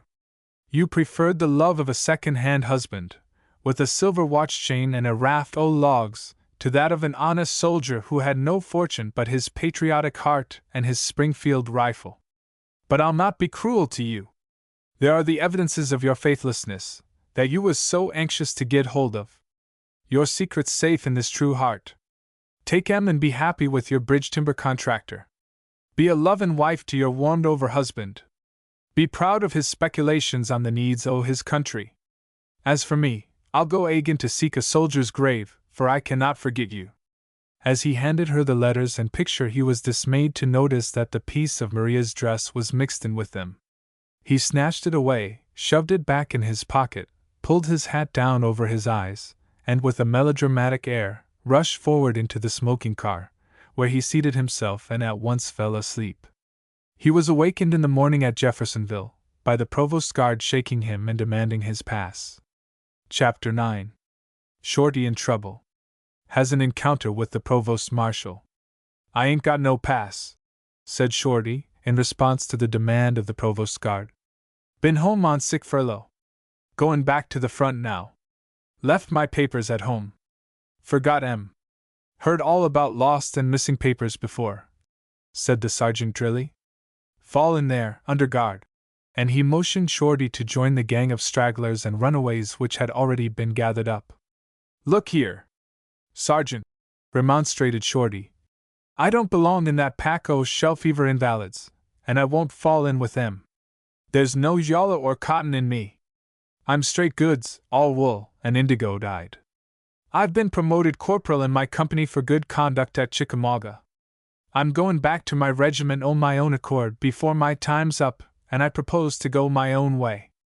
I won't go under guard. You'll have to if you can't show a pass, said the sergeant decisively. If you're a soldier, you know what orders are. Our orders are to arrest every man that can't show a pass, and bring him up to provost headquarters. Fall in there without any more words. I tell you I'm not going back to the regiment under guard, said Shorty resolutely. I've no business to go back at all, now. My furlough ain't up for 2 weeks more. I'm going back now of my own free will, and in my own way. Go along with your old guard, and pick up them deadbeats and sneaks that don't want to go back at all. You'll have plenty o' work with them, without pesterin' me. And I tell you must go, said the sergeant, irritably, and turning away, as if to end the discussion. Williams, you and Young bring him along. I'll not go a step under guard, and you can't make me, answered Shorty furiously, snatching up the heavy poker from the stove. You lunkheaded, featherbed soldiers, just keep your distance, if you know what's good for you. I didn't come back here from the front to be monkeyed with by a passel o' fellers that wear white gloves and dress coats, and eat soft bread. Go off, and tend your own business, and I'll tend to mine. The sergeant turned back and looked at him attentively.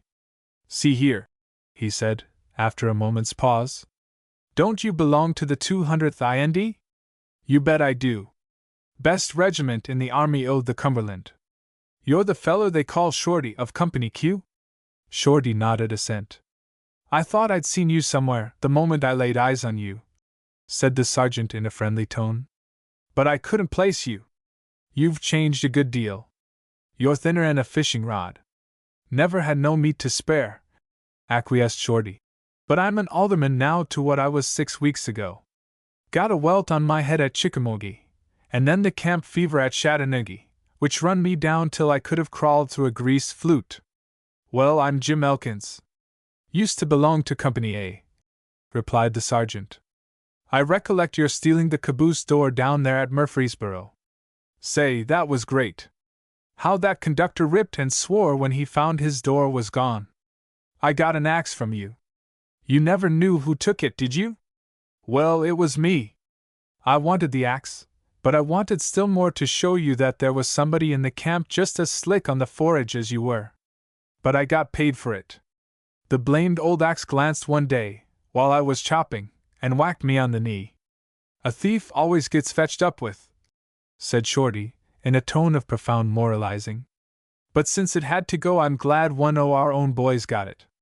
I snatched another and a better one that night from the Ohio boys. I'm awful sorry you got hurt. Was it bad? Yes. The doctors thought I'd lose my leg and discharged me. But I got well, and as soon as they take me I re-enlisted. Wish I was back in the old regiment, though. Say, you'll have to go to headquarters with me, because that's orders, but you just walk alongside Omi. I want to talk to you about the boys. As they walked along, the sergeant found an opportunity to say in low tone, so that the rest could not hear. Old Billings, who used to be lieutenant colonel, is provost marshal. He's lieutenant colonel of our regiment. He'll be likely to give you a great song and dance, especially if he finds out that you belong to the old regiment. But don't let it sink too deep on you. I'll stand by you, if there's anything I can do. Much obliged, said Shorty, but I'm all right, and I oughtn't to need any standing by from anybody. That old fly up the crick ought to be ashamed to even speak to a man who's been fightin' at the front, while he was playin' off around home. He'll have plenty to say all the same, returned the sergeant. He's got one o' these self-acting mouths, with a perpetual motion attachment. He don't do anything but talk, and mostly bad. Blame him, it's his fault that we're kept here, instead of being sent to the front, as we ought to be. Wish somebody'd shoot him. The provost marshal was found in his office, dealing out sentences like a shoulder-strapped ratamanth. It was a place that just suited Billings's tastes.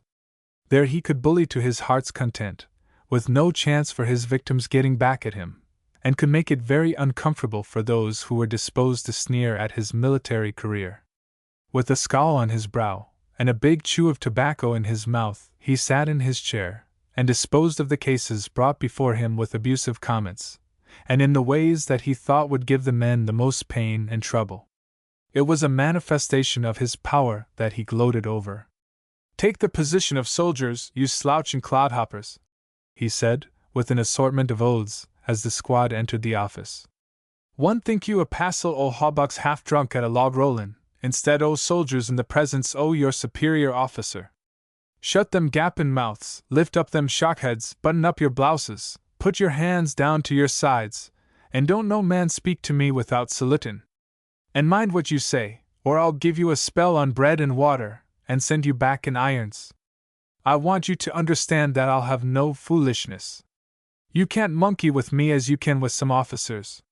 Had your pocket picked, and your furlough as well as your money taken." He sneered to the first statement. "You expect me to believe that, you sickly-faced yallerhammer? I'll just give you 5 days' hard labor before sending you back, for lying to me. Go over there to the left, and take your place in that police squad." "No," he said to the second. "That sick mother racket won't work. Every man we catch now skulking home is going to see his sick and dying mother. There wouldn't be no army if we allowed every man who has a sick mother to go and visit her. None o' your back talk, or I'll put the irons on you.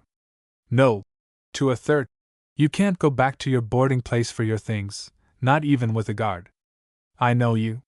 You'd give the guard the slip before you went 10 rods. Let your things go. Probably you stole 'em anyway." "Lieutenant Call," Billings's eye lighted on Shorty, with an expression of having seen him somewhere. "Where do you belong?" he asked crossly. "Company Q, 200th Indiana Volunteer Infantry," replied Shorty proudly. "Yes. I remember you now," said the provost marshal savagely. "You're one o' them infernal nigger thieves that brung disgrace on the regiment. You're one o' them that made it so notorious that decent men who had a respect for other people's property was glad to get out of it." "You're a liar," said Shorty hotly. "You didn't get out o' the regiment because it stole niggers. That's only a pretend. The rear is full o' fellers like you who pretend to be sore on the nigger question, as an excuse for not going to the front. You sneaked out o' every fight the regiment went into. You got out of the regiment because it was too fond of doing its duty. Shut up, you scoundrel! Buck and gag him, man!" roared Billings, rising and shaking his fist at him. "Stop that! You must talk that way," said the sergeant, going over to Shorty and shaking him roughly, while he whispered, "Don't make a blamed fool o' yourself. Keep quiet." "I won't stop," said Shorty angrily. "I won't let no man talk that way about the 200th IND, no matter if he wears as many leaves on his shoulders as there is on a beech tree. I'd tell the Major General that he lied if he slandered the regiment, if I died for it the next minute. I order you to take him out and buck and gag him," shouted the Provost Marshal. The sergeant caught Shorty by the shoulder and pushed him out of the room, with much apparent roughness, but really using no more force than would make a show, while muttering his adjurations to cool down. "I suppose I've got to obey orders and buck and gag you," said the sergeant ruefully, as they were alone together in the room. "It goes against my grain, like the toothache. I'd rather you'd buck and gag me. But you are to blame for it yourself. You ought to have more sense than lay it into a lieutenant colonel and provost marshal that way. But you did give it to him fine, the old blowhard and whiskey sucker. He's no more fit for shoulder straps than a hog is for a paper collar. Haven't heard anything for a long time that tickled me so, even while I was mad enough to pound you for having no more sense. I've been aching to talk that way to him myself." "Go ahead and obey your orders," said Shorty. "Don't mind me. I'm willin' to take it. I've had my say, which was worth a whole week o' buckin'. It'll be something to tell the boys when I get back, that I saw old Billings swellin' around, and told him right before his own men just what we think of him. Lord, how it'll tickle 'em. I'll forget all about the buckin', but they won't forget that. Blamed if I'll do it," said the sergeant. "He can take off my stripes, and be blessed to him. You said just what I think, and what we all think, and I ought to stand by you. I've a notion to go right back in the room and tell him I won't do it, and pull off my stripes and hand 'em to him, and tell him to take 'em and go to Halifax." "Now don't be a fool, Jim," remonstrated Shorty. "You won't help me, and you'll get yourself into trouble. Somebody's got to do it, and I'd rather it'd be you than somebody else. Go ahead and obey your orders. Get your rope and your stick and your bayonet. They're all here," said the sergeant, producing them, with a regretful air. "We've plenty of use for them as long as old Billings is on deck. Say," said he, stopping, as a brighter look came into his face, "I've got an idea. Hold on to it till you can mark its ears so's you'll know it again for your property," said Shorty sarcastically. "Good ideas are scarce and valuable. Jeff Wilson, the general's chief clerk, who belongs to my company," said the sergeant, "told me yesterday that they wanted another orderly, and to pick out one for him. I'll send a note for him to detail you right off." He hastily scratched off the following note on a piece of wrapping paper, folded it up, and sent secretly one of his boys on a run with it.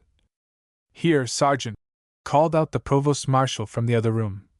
"What are you fooling around in there so long for?" "Somebody's been monkeying with my things," called back the sergeant. "If they don't let 'em alone, I'll scalp somebody. Well, get through, and come out here, for there's some more work for you.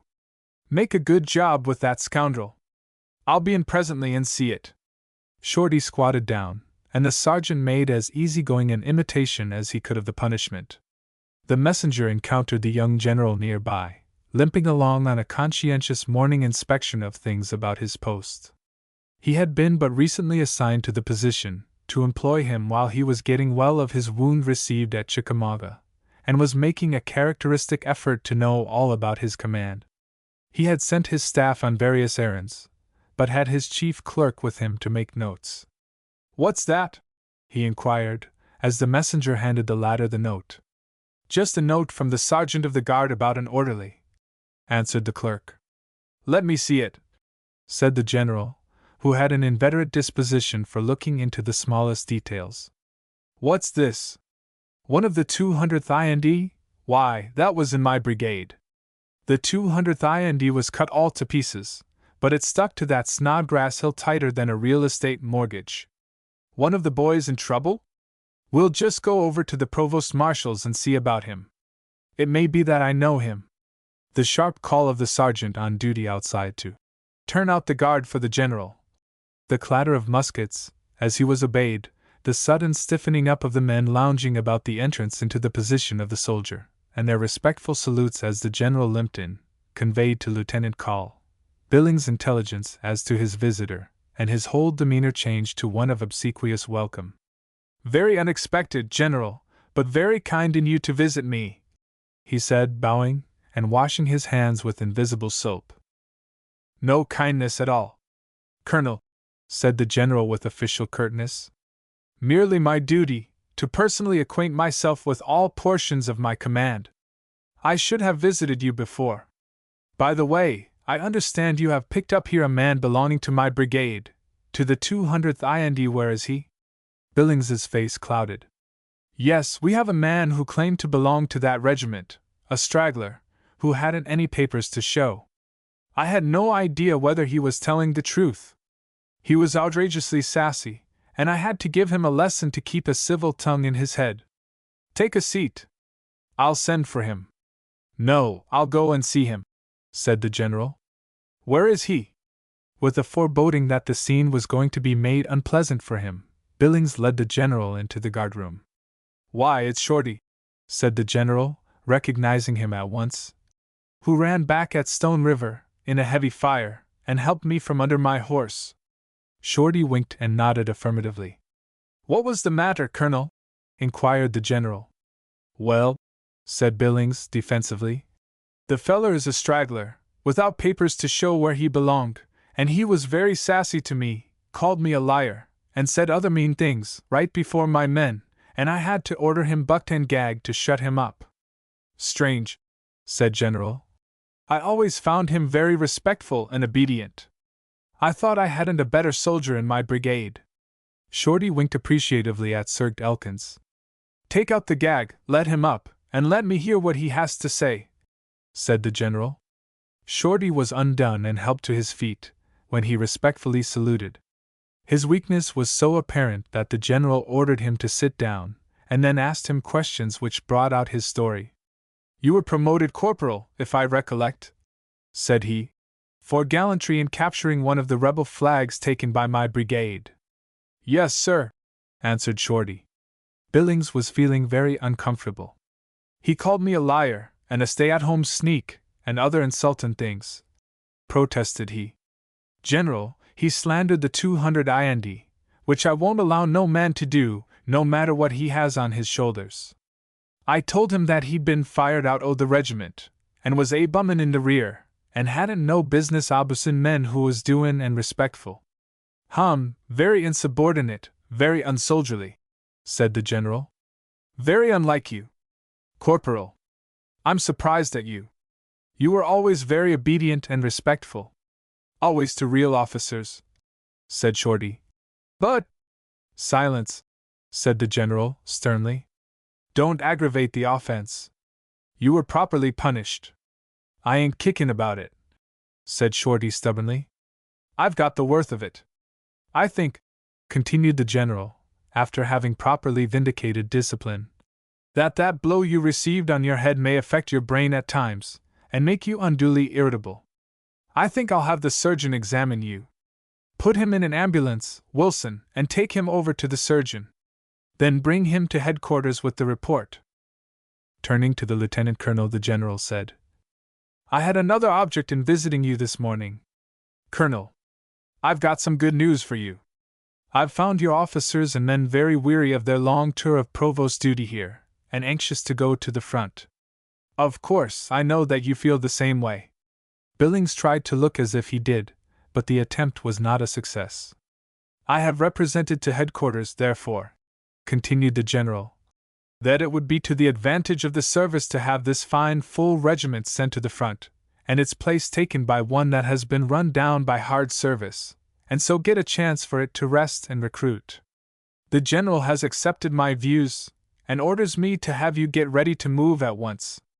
I have tried to do my duty here, and I thought," murmured Billings, "that it was to the advantage of the government to have as provost marshal a man who knowed all these fellers and their tricks. It'd take a new man a long time to learn 'em." "I appreciate that," said the general. "But it's not just to you or your men to make you do so much of this work. I'm expecting every minute notice of a regiment being sent to relieve yours, and therefore you will be ready to start as soon as it arrives. Good morning, sir." The only relief that Billings could find to his feelings after the general's departure was to kick one of the men's dog out of his office with a great deal of vindictiveness. Chapter 10. Shorty, as orderly, has a tour of duty at the general's headquarters. Well, said the general, after he had listened to Shorty's story and questioned him a little. You are all right now. I'll take care of you. The surgeon says that you are not fit to go back to the front, and will not be for some time. They have got more sick and convalescents down there now than they can take good care of. The army's gone into winter quarters, and will probably stay there until spring opens, so that they don't need either of us. I'll detail you as orderly at these headquarters, and you can go back with me when I do. I suppose that's all right and satisfactory, said Shorty, saluting. It's got to be, anyway. In the army, a man with a star on his shoulders got the last say, and can move the previous question whenever he wants to. I never had no hankering for a job around headquarters, and now that I'm a corporal I ought to be with my company.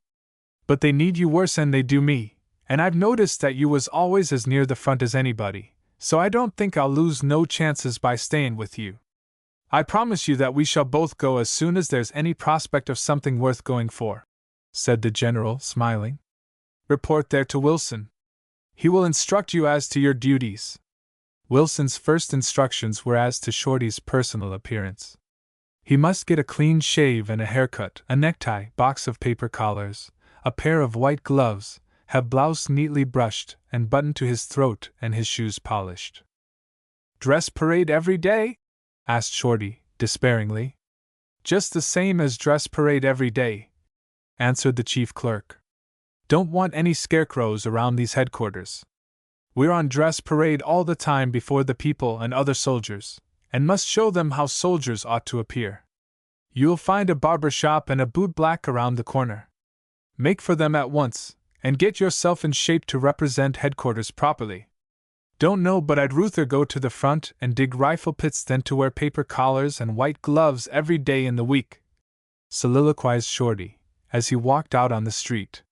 Don't mind 'em on Sunday, when you can take 'em off again when the company's dismissed from parade, but to put 'em on in the morning when you get up, and wear 'em till you go to bed at night, oh, Jehoshaphat! Don't think I've got the constitution to stand that sort o' thing. But it's orders, and I'll do it, even if it gives me softening o' the brain. Here, you, beckoning to a bootblack, put a 250-pounder monitor coat o' polish on them Tennessee River gunboats. Fall in promptly, now. The little darky gave an estimating glance at the capacious cowhides, which had not had a touch of the brush since being drawn from the quartermaster, and then yelled to a companion on the other side of the street. Hey, taters, come lend me a spit. I see got a army contract. That goler off a gravet do you vant? Asked the Jewish vendor of haberdashery, who was rapidly amassing a fortune from the soldiers. There's plaque, red creen, plue, all lofely gullers, unt divinest kind off silk. Used the same as General Krant Veyers. He please lods off me. Von pui off nopody else ven he gone ket to me. Now, dears von dat'll you suit your light complexion. You gone Veyer dad on St. Beatrix Day. And he picked out one of bright green that would have made Shorty's throat seem in wild revolt against his hair. Well, I don't know, said Shorty meditatively, pulling over the lot. Then a thought struck him. Taking out the bit of Maria's dress, he said, Give me something as near as possible the color of that. Veil, I've caught rid off dat off-colored negdy, dat I fought I nefer vood sell, meditated the Jew, as Shorty left. I'm a het used a tolerantable luff on account off dat vilt Irishman's curl. Veil, de curls ket some fellers into scrapes, und helps others ood. With this philosophical observation, the Jew resumed his pleasant work of marking up his prices to better accord with his enlarged views as to the profits he could get off the soldiers. When Shorty returned to headquarters, neatly shaven and brushed, and took the position of a soldier before the chief clerk, that functionary remarked approvingly, very good indeed. You'll be an ornament to headquarters. And the general, entering the room at that time, added, Yes, you are as fine a looking soldier as one would wish to see, and an example to others. But you have not your corporal's chevrons on. Allow me to present you with a pair. It gives me pleasure, for you have well earned them. Stepping back into his office, he returned with the chevrons in his hand. There, find a tailor outside somewhere to sew them on. You are now a non-commissioned officer on my staff, and I expect you to do all you can to maintain its character and dignity. Shorty's face flushed with pride as he saluted, and thought, without saying, You just bet I will. Any loafer that don't pay proper respect to this here staff'll get his blamed neck broke. Here, said the chief clerk, handing Shorty an official envelope, when the latter returned from having his chevrons sewed on. Take this down to Colonel Billings. Mind you do it in proper style. Don't get to sassing old Billings. Stick the envelope in your belt, walk into the office, take the position of a soldier, salute, and hand him the envelope, saying, with the compliments of the general, salute again, about face, and walk out. I'll want to punch his rotten old head off the minute I set eyes on him, remarked Shorty, sotto voce. But the character and dignity of the staff must be maintained. Lieutenant Call. Billings started, and his face flushed, when he saw Shorty stalk in, severely erect and soldierly. Billings was too little of a soldier to comprehend the situation. His first thought was that Shorty, having been taken under the general's wing, had come back to triumph over him, and he prepared himself with a volley of abuse to meet that of his visitor. But Shorty, with stern eyes straight to the front, marched up to him, saluted in 1 to 3 time, drew the envelope from his belt, and thrusting it at him as he would his gun to the inspecting officer on parade, announced in curtly official tones, With general's compliments, sir. Saluted again, about-faced as if touched with a spring, and marched stiffly toward the door. Billings hurriedly glanced at the papers, and saw that instead of some unpleasant order from the general, which he had feared, they were merely some routine matters. His bullying instinct at once reasserted itself. Puttin' on a lot o' scallops since, just because you're detailed at headquarters, he called out after Shorty. More style than a blue-ribbon horse at a county fair, just because the general took a little notice of you. But you'll not last long. I know you.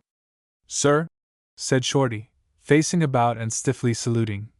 If you've got any message for the general, I'll deliver it. If you hain't, keep your head shet. Oh, go on now, you 2 for a cent, corporal. Don't you give me any more o' your slack, or I'll report you for your impudence, and have them stripes jerked offen you. Hot words sprang to Shorty's lips, but he remembered the general's injunction about the character and dignity of the staff, and restrained himself to merely saying, Colonel Billings, some day I won't belong to the staff, and you won't have no shoulder straps. Then I'll invite you to a little discussion, without no moderator in the chair. Go on, now. Don't you dare threaten me, shouted Billings. How'd you get along with Billings? Inquired the chief clerk, when Shorty returned. About as well as the monkey and the parrot did, answered Shorty, and he described the interview, ending with, I never saw a man who was atchin' for a good lickin' like that old bluffer. And he'll get it just as soon as he's out o' the service, if I have to walk 100 miles to give it to him. I'm afraid you'll have to wait a good while, answered Wilson. He'll stay in the service as long as he can keep a good soft berth like this. He's now bombarding everybody that's got any influence with telegrams to use it to keep him here in the public interest. He claims that on account of his familiarity with things here he is much more valuable to the government here than he would be in the field. No doubt o' that, said Shorty. He ain't worth a groan in the infernal regions at the front. He only takes the place and eats the rations of some man that might be of value. See here, said Wilson, pointing to a pile of letters and telegrams on his desk. These are protests against Billings being superseded and sent away. More are coming in all the time. They are worrying the general like everything, for he wants to do the right thing. But I know that they all come from a ring of fellows around here who sell whiskey and slop shop goods to the soldiers, and skin them alive, and are protected by Billings. They're whacking up with him, and they want him to stay. I'm sure of it, but I haven't any proof, and there's no use saying anything to the general unless I've got the proof to back it. Wonder if I couldn't help get the proof, suggested Shorty, with his sleuth instincts reviving. Just the man, said the chief clerk eagerly. If you go about it right. You're a stranger here, and scarcely anybody knows that you belong to headquarters. Get yourself back in the shape you were this morning, and go out and try your luck. It'll just be bully if we can down this old blowhard. Shorty took off his belt and white gloves, unbuttoned his blouse, and lounged down the street to the quarter where the soldiers most congregated to be fleeced by the harpies gathered there as the best place to catch men going to or returning from the front. Shorty soon recognized running evil-looking shops, various kinds of games and drinking dens, several men who had infested the camps about Nashville and Murfreesboro until the provost marshal had driven them away. Billings has gathered all his old friends about him, said he to himself. I guess I'll find somebody here that I can use. Hello, Ingiany, what are you doing here? Inquired a man in civilian clothes, but unmistakably a gambler. Shorty remembered him at once as the man with whom he had had the adventure with the loaded dice at Murfreesboro. With the fraternity of the class, either remembered that little misadventure against the other. They had matched their wits for a wrestle, and when the grapple was over it was over. Shorty therefore replied pleasantly, Oh, just loafing back here, gettin' well a crack on the head and the camp fever. Into anything to put in the time? Nah, said Shorty weariedly. Nearly dead for something. Awful stupid layin' around up there among them hayseeds, doin' nothin'. Just run down to Jeffersonville to see if I couldn't strike something that'd some life in it. Well, I can let you into a good thing. I've been runnin' that shebang over there, with another man, and doin' well, but he let his temper get away with him, and shopped a knife into a sucker, and they've got him in jail, where he'll stay a while. I must have another partner. Got any money? 100 or so, answered Shorty. Well, that's enough. I don't want money so much as the right kind of a man. Put up your stuff, and I'll let you in cahoots with me, and we'll make a barrel o' money out o' these new troops that'll begin coming down this week. I like the idea. But how do you know you can run your game? This provost marshal. Oh, the provost's all right. He's an old friend o' mine. I have him dead to rights. Only whack up fair with him, and you're all right. Only pinches them that want to hog on him, and won't share. I've been runnin' right along here for weeks, and V had no trouble. I give up my little divvy whenever he asks for it. If I was only certain o' that, said Shorty meditatively. Certain? Come right over here to that ranch, and have a drink, and I'll show you, so's you can't be mistaken. I tell you, I'm solid as a rock with him. When seated at a quiet table, with their glasses in front of them, the gambler pulled some papers from his breast pocket, and selecting one shoved it at Shorty with the inquiry. There, what do you think o' that? Shorty read over laboriously. That seems convincing, said Shorty. Then look at this, said the gambler, producing another paper. It read. That's enough, said Shorty, with his mind in a tumult, as to how he was to get these papers into his possession. I'll go in with you, if you'll take me. Here's my fist. He reached out and shook hands with Bat Meacham over the bargain, and called to the waiter. Here, fill 'em up agin. Shorty pulled some papers out of his pocket to search for his money, and fumbled them over. There were 2 pieces among them resembling the scraps on which Billings had written his notes. They contained some army doggerel which the poet of Company Q had written and Shorty was carrying about as literary treasures. The waiter wiped off the table as he replaced the glasses, and Shorty lifted up the gambler's papers to permit him to do so. He laid down his own papers instead, and with them a $10 bill. There, he said. I find that's all the money I have with me, but it's enough to bind the bargain. I left a couple hundred with the clerk at the tavern. I'll go right up and get it, and we'll settle the thing right here. Very good, replied Bat Meacham. Get back as quick as you kin. You'll find me either here or hangin' around near. Let's fix the thing up and get ready. I think a new regiment'll be down here tomorrow, and all the men'll have their first installment o' bounty and a month's pay. Shorty hurried back to headquarters and laid his precious papers before the chief clerk, who could not contain his exultation. Won't there be a tornado when the general sees these in the morning? He exclaimed. He's gone out to camp, now, or I'd take them right to him. But he shall have them first thing in the morning. The next morning Shorty waited with eager impatience while the general was closeted with his chief clerk. Presently the general stepped to the door and said sternly, Corporal. Yes, sir, said Shorty, springing to his feet and saluting. "Go down at once to the Provost Marshal's office and tell Colonel Billings to come to headquarters at once. To come at once, without a moment's delay." "Yes, sir," said Shorty, saluting, with a furtive wink at the chief clerk, which said as plainly as words, "No presenting compliments this time." He found Billings, all unconscious of the impending storm, dealing out wrath on those who were hauled before him. "Colonel Billings," said Shorty, standing stiff as a ramrod and curtly saluting, "the general wants you to come to headquarters at once." "Very well," replied Billings. "Report to the general that I'll come as soon as I dispose of this business." "That'll not do," said Shorty with stern imperiousness. "The general orders, with a gloating emphasis on orders, you to drop everything else, and come instantly. You're to go right back with me." Shorty enjoyed the manifest consternation in Billings's face as he heard this summons. The men of the office pricked up their ears, and looked meaningly at one another. Shorty saw it all, and stood as straight and stern as if about to lead Billings to execution. Billings, with scowling face, picked up his hat, buttoned his coat, and walked out. "Do you know what the general wants with me, Shorty?" he asked in a conciliatory way, when they were alone together on the sidewalk. "My name's Corporal Elliot. You will address me as such," answered Shorty. "Go to the devil," said Billings. Billings tried to assume a cheerfully genial air as he entered the general's office, but the grin faded at the sight of the general's stern countenance. "Colonel Billings," said the general, handing him the 2 pieces of paper, "do you recognize these?" "Can't say that I do," answered Billings, pretending to examine them while he could recover his wits sufficiently for a fine of defense.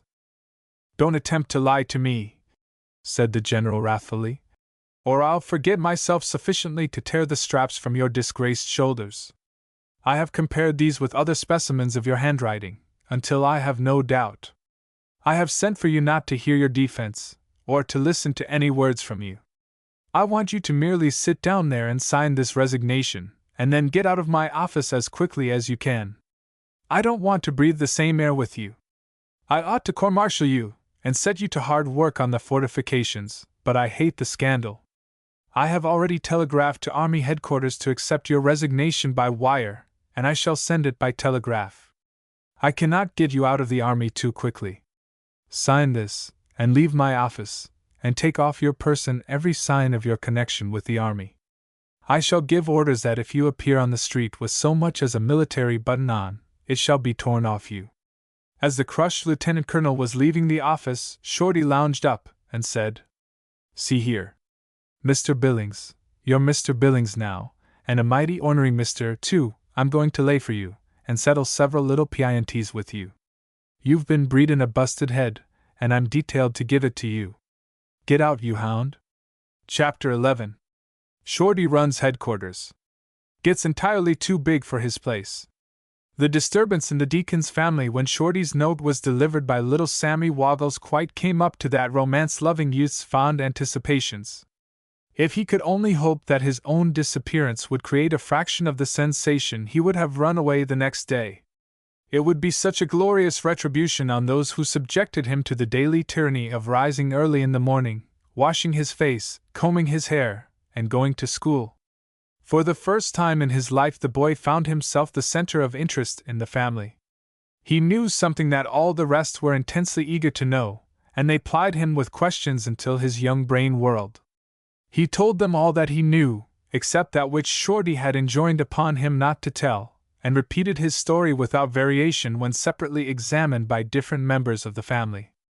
All his leisure for the next few days was put in laboriously constructing, on large sheets of foolscap, the following letter, in which the thumb marks and blots were more conspicuous than the pothook letters.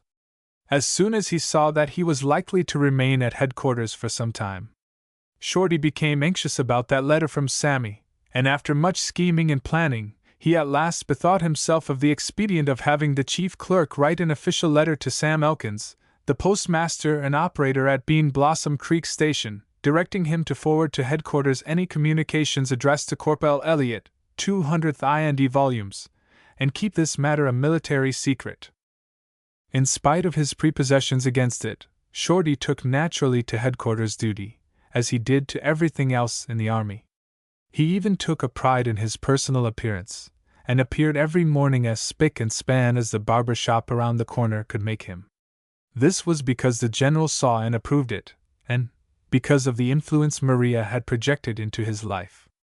The deacon's well-ordered home had been a revelation to him of another world, of which he wanted to be a part. The gentle quiet and the constant consideration for others that reigned there smoothed off his rough corners and checked the rasping of his ready tongue. "I'm going to try to be half white," he mentally resolved. "At least, as long's I'm north o' the Ohio River.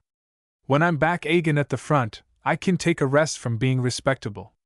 He was alert, prompt, and observant, and before he was himself aware of it began running things about the anterooms to headquarters. More and more the general and chief clerk kept putting the entire disposal of certain matters in his hands, and it was not surprising that he acted at times as if he were the headquarters himself, and the general and others merely attaches. Shorty always had that way about him. "No, you can't see the general today," he would say to a man as to whom he had heard the general or the chief clerk hint was a bore, and wasted their time. "The general's very busy. The president's layin' down on him for his advice about a campaign to take Richmond by a new way, and the general's got to think at the rate of a mile a minute in order to get it off by telegraph. Here," to a couple of soldiers who came up to get their furloughs extended, "don't you know better than to come to headquarters looking as if your clothes had been blowed onto you? How long have you been in the army? Hain't you learned yet that you must come to headquarters in full dress? Go back and get your shoes blacked, put on collars, button up your coats, and come up here looking like soldiers, not teamsters on the Tullahomie mud march." "No," very decisively, to a big-waisted, dark-bearded man. "You can't get no permit here to open no shebang in camp or anywheres near. Too many like you out there now. We're going to root 'em all out soon. They're all sellin' whiskey on the sly, and every last one of 'em orter be in jail." "Certainly, madam," tenderly to a poor woman who had come to see if she could learn something of her son, last heard from as sick in hospital at Chattanooga. "Sit down. Take that chair, no, that one, it's more comfortable. Give me your son's name and regiment. I'll see if we can find out anything about him. No use seein' the general. I'll do just as well, and I'll tend to it quicker." "No," to a raw captain, who strolled in, smoking a cheap cheroot. "The general's not into an officer who comes in here like as if headquarters was a ward caucus. He'll be into you when you put on your sword and button up your coat." It amused and pleased the general to see Shorty take into his hands the administration of military etiquette, but one day, when he was accompanying the general on a tour of inspection, and walking stiffly at the regulation distance behind, a soldier drunk enough to be ugly lurched past, muttering some sneers about big shoulder straps. Shorty instantly snatched him by the collar and straightened him up. "Take the position of a soldier," he commanded.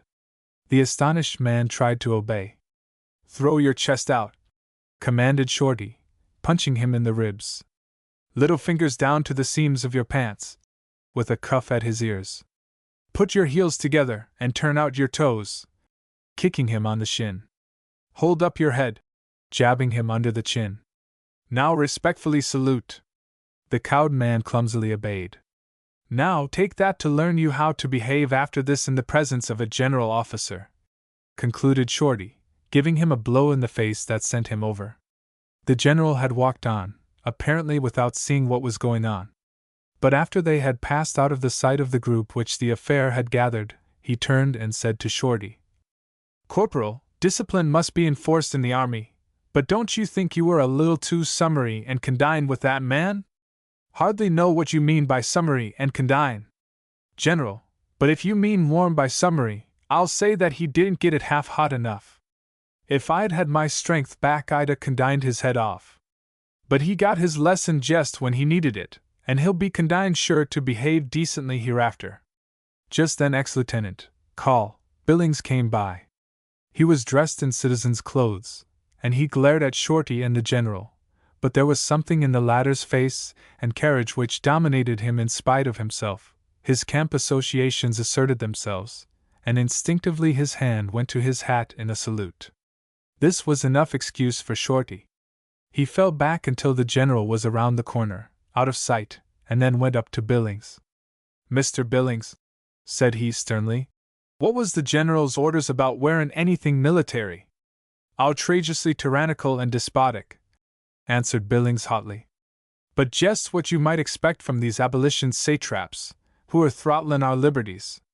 A white man's no longer got any rights in this country that these military upstarts is bound to respect. But I'm obeying the order till I can get an appeal from it."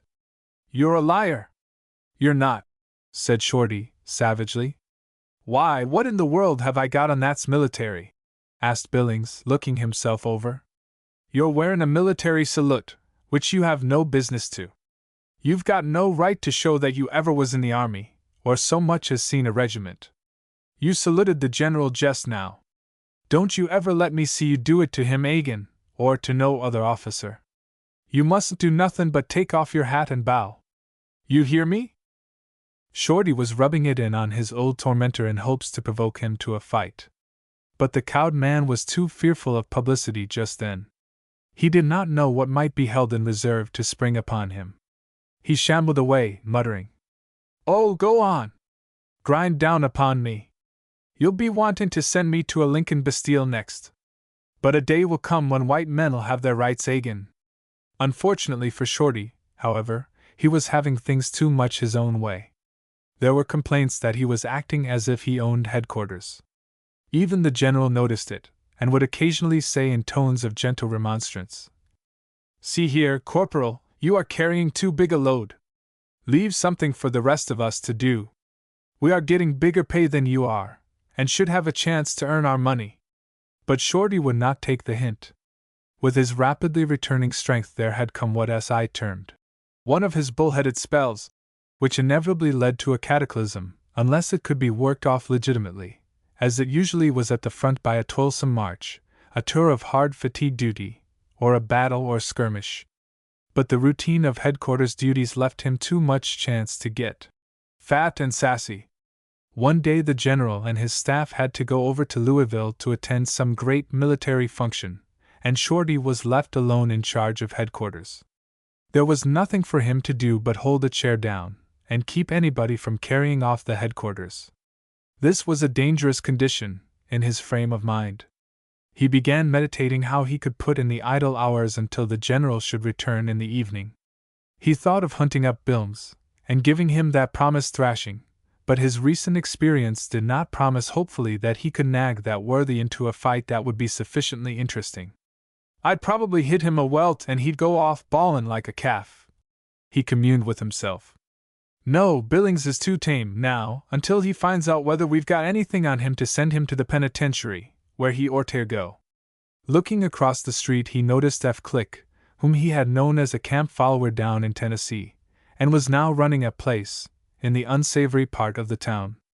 Shorty had the poorest opinion of F., but the latter was a cunning rascal, who kept on the windy side of the law, and had so far managed to escape the active notice of the provost marshal. He was now accompanied by a couple of men in brand new uniforms, so fresh that they still had the folds of the quartermaster's boxes. "There goes that unhung rascal F. Glick," he said to himself. "That orter be wearing a striped suit, and breakin' stone in the penitentiary. He's runnin' a reg'lar deadfall down the street, there, and he's got a couple old green recruits in tow, steerin' them to where he kin rob 'em of their pay and bounty. They won't have a cent left in 2 hours. I've been atchin' to bust him up for a long time, but I've never been able to get the PINTs on him that'd satisfy the general or the provo. I'll jest go down and clean out his shebang and run him out o' town, and finish the job up while the general and the provo's over in Louisville. It'll all be cleaned up before they get back, and they needn't know a word of it. F's got no friends around here to complain. He's a yaller hound that nobody cares what's done to him. It'll be good riddance o' bad rubbish." He stalked out of the headquarters, and beckoned imperiously to a squad that he saw coming down the street under the command of a sergeant.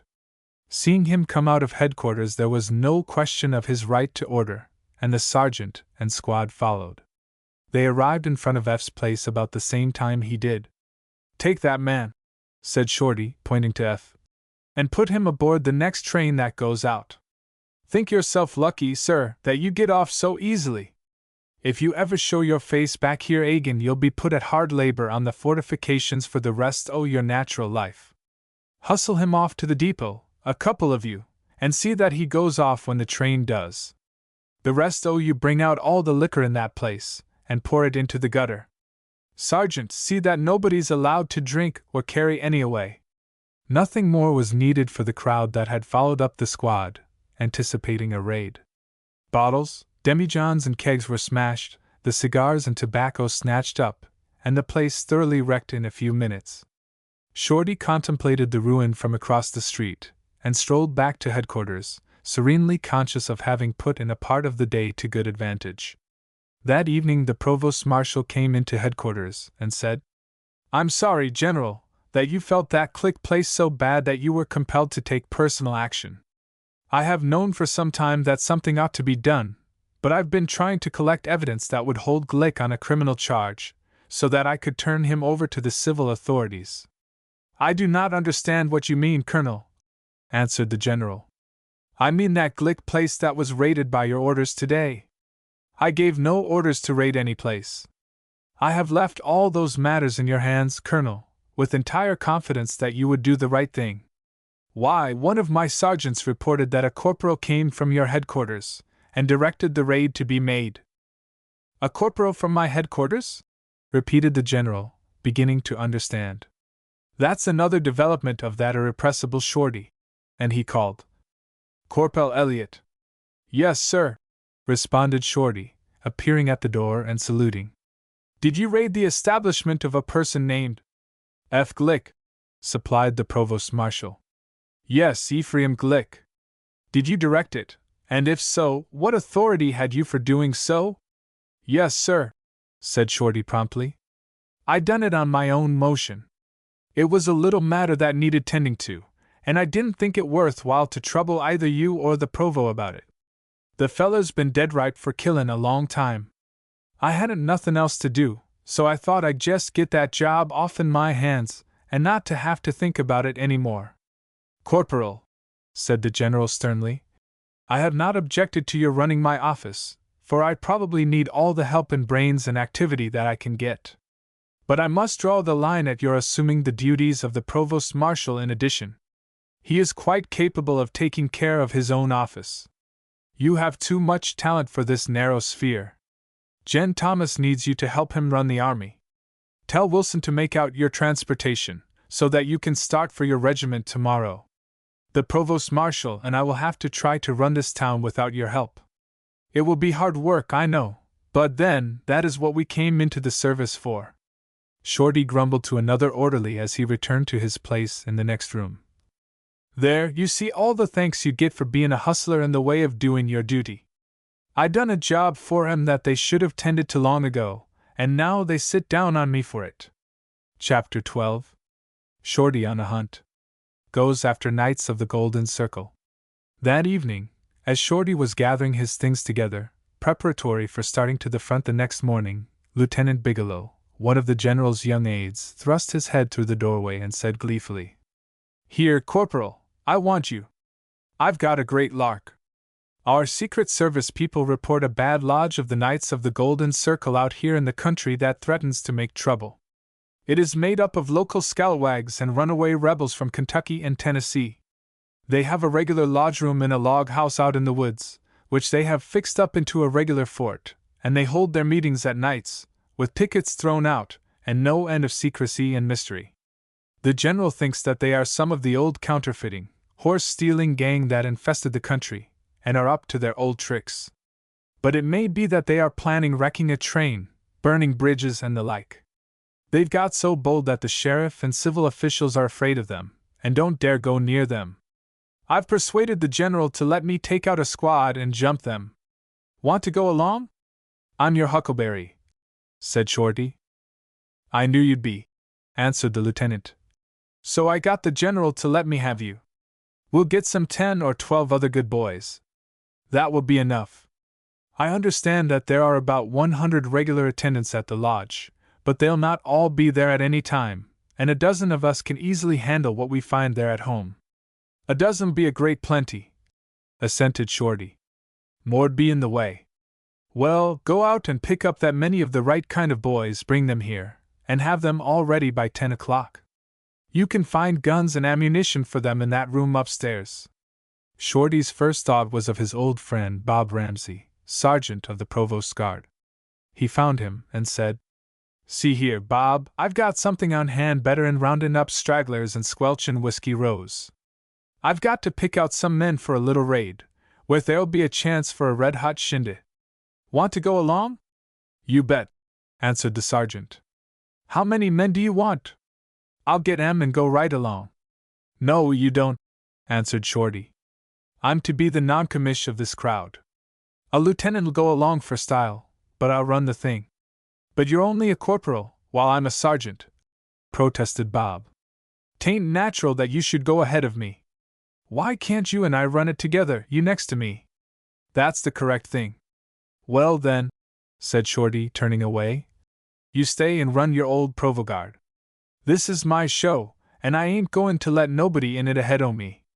"Come now, be reasonable," pleaded Bob. "Why can't you and I go along together and run the thing? We'll pull together all right. You know I've been a sergeant for a long time, and know all about the handling of men. Well, stay here and handle 'em. I'll handle the men that I take, all right. You can gamble on that. And what I say to them has to go. Won't have nobody along that outranks me." "Well," answered Bob with a gulp, "let me go along then, as a corporal. I'll change my blouse and borrow a corporal's." "Rankin' after me?" inquired Shorty. "Yes, we had a corporal promoted day before yesterday. I'll borrow his blouse." "Promoted day before yesterday," communed Shorty. "And you won't presume to boss or command no more'n he would?" "Not a mite," asserted Bob. "Well, then, you can come along, and I'll be mighty glad to have you, for I know you're a stand-up feller and a good friend o' mine, and I always want to oblige a friend by letting him have a share in any good fight I have on hand." Jeff Wilson, the chief clerk, got wind of the expedition, and he too begged to be taken along, to which Shorty consented. When Lieutenant Bigelow came in at 10 o'clock, he found Shorty at the head of 12 good men, all armed and equipped, and eager for the service. "In talking with the Secret Service men," explained the lieutenant, "they suggested that it would be well to have one good man, a stranger, dressed in citizen's clothes, butternut jeans, if possible, to go ahead at times and reconnoiter. He ought to be able to play off refugee rebel, if possible." "I'll do it. I'm just the man," said Shorty eagerly. "Well, just come in here," said the lieutenant. "Now, there's a lot of butternut jeans. I guess there's a pair of pantaloons long enough for you." When Shorty emerged from the room again, there was a complete transformation. Except that his hair was cut close, he was a perfect reproduction of the tall, gaunt, slouching Tennessean. "Perfect," said the lieutenant, handing him a couple of heavy Remington revolvers. "Stow these somewhere about your clothes, and get that blacking off your shoes as soon as you can, and you'll do."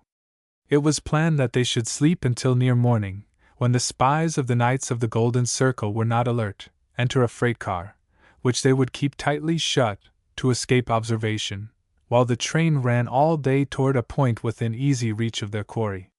It would arrive there after dark, and so they hoped to catch the Knights entirely unawares, and in the full bloom of their audacity and pride. The car which the squad entered was locked and sealed, and labeled, "Perishable Freight. Do not delay." Their presence was kept secret from all the train hands but the conductor, a man of known loyalty and discretion. Shorty being in disguise, it was decided that he should saunter down apart from the rest and take his place in the caboose. He lay down on the long seat, drew his slouch hat over his eyes, and seemed to go to sleep. The train pulled out to the edge of the yard, went onto a switch, and waited for the early morning accommodation to pass out and get the right-of-way. A heavily built, middle-aged man, whose coarse face had evidently been closely shaved a few days before, entered, carrying a large carpet sack, which was well filled and seemingly quite heavy. He set this carefully down on the seat in the corner, walked up to the stove, warmed his hands, glanced sharply at Shorty, said, "Good morning," To which Shorty replied with a snore, took a plug of tobacco from his pocket, from which he cut a liberal chew with a long dirk that he opened by giving a skillful flip with his wrist, put the chew in his mouth, released the spring which held the blade in place, put both knife and tobacco in his pocket, and turning around spread the tails of his seedy black frock coat, and seemed lost in meditation as he warmed. Not a farmer, storekeeper, or stock buyer. Shorty mentally sized him up. Looks more like a hickory lawyer, herb doctor, or tin horn gambler. What's he doin' in this caboose? Up to some devilment, no doubt. He'll bear watchin'. And Shorty gave another snore. The man, having completed his warming, sat down by his carpet sack, laid his arm across it to secure possession, pulled his battered silk hat down over his eyes, and tried to go to sleep. The train rumbled out, and presently stopped at another station.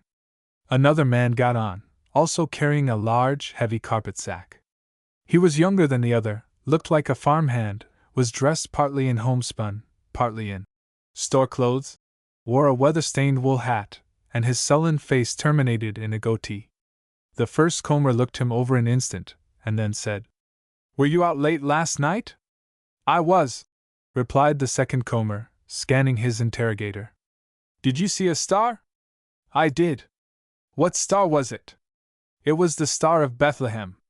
"Right, my brother," responded the other, putting out his hand in a peculiar way for the grip of the order. Shorty, still feigning deep sleep, pricked up his ears and drank in every word.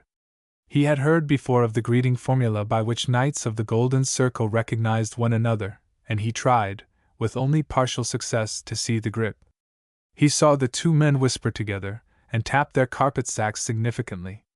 They seemed to come to a familiar understanding at once, but they talked so low that Shorty could not catch their words, except once when the first comber raised his voice to penetrate the din as they crossed a bridge, and did not lower it quickly enough after passing, and Shorty heard, "They'll all be certain to be there tonight." And the other asked, "And the raid be made tomorrow?" The first comber replied with a nod. At the next bridge the same thing occurred, and Shorty caught the words, "They've no idea. We'll catch 'em clean off in their guard." "And the others'll come out?" asked the second comber. "Certainly," said the first, lowering his voice again, but the look on his face and the way he pointed indicated to Shorty that he was saying that other lodges scattered through the neighborhood were only waiting the striking of the first blow to rise in force and march on Indianapolis, release the rebel prisoners there, and carry havoc generally. "I see through it all," Shorty communed with himself.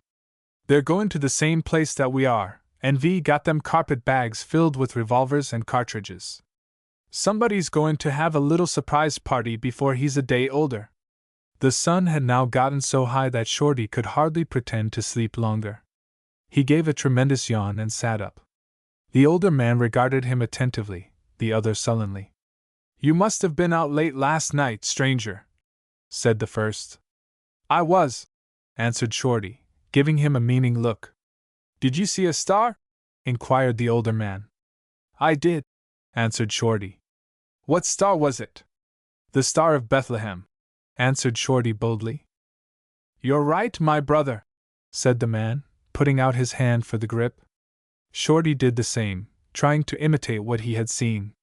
The car was lurching, and the grasp was imperfect. The man seemed only half satisfied. Shorty saw this, and with his customary impudence determined to put the onus of recognition on the other side. He drew his hand back as if disappointed, and turned a severe look upon the other man. "Where are you from?" asked the first comber. Shorty curtly indicated the other side of the Ohio by a nod. "Where are you going?"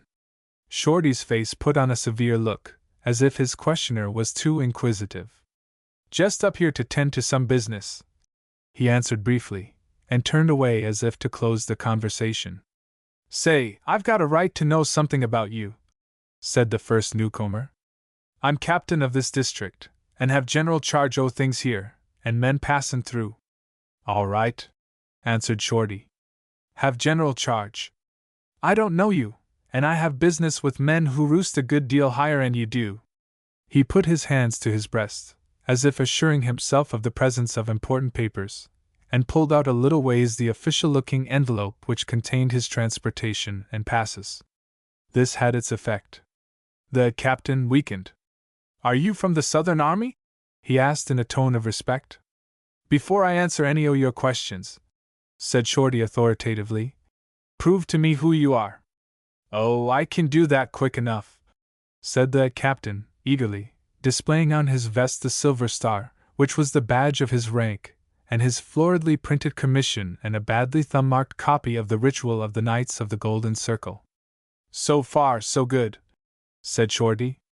"Now give me the grip." Shorty, by watching the motions of the other's hand, was skillful enough to catch on to the grip this time, and get it exactly. He expressed himself satisfied, and as the car lay on the siding waiting for another train to arrive and pass, he favored his two companions with one of his finest fictions about his home in Tennessee, his service in the rebel army, the number of Yankee abolitionists he had slain with his own hand, and his present mission with important communications to those friends of the South in Illinois, who were organizing a movement to stop the bloody and brutal war upon his beloved Southland. His volubility excited that of the captain, who related how he had been doing a prosperous business running a bar on a lower Mississippi River boat, until abolition fanaticism brought on the war, that he had then started a grocery in Jeffersonville, which the provost marshal had wickedly suppressed, and now he was joining with others of his oppressed and patriotic fellow citizens to stop the cruel and unnatural struggle against their brethren of the South. "And we shall do it," he said warmly, bringing out the savage-looking dirk, throwing it open with a deft movement of his wrist, and shaving off a huge chew of tobacco. "We have 100,000 drilled and armed men here in the state of Indiana, just waitin' the word, to throw off the shackles of tyranny and destroy the tyrants.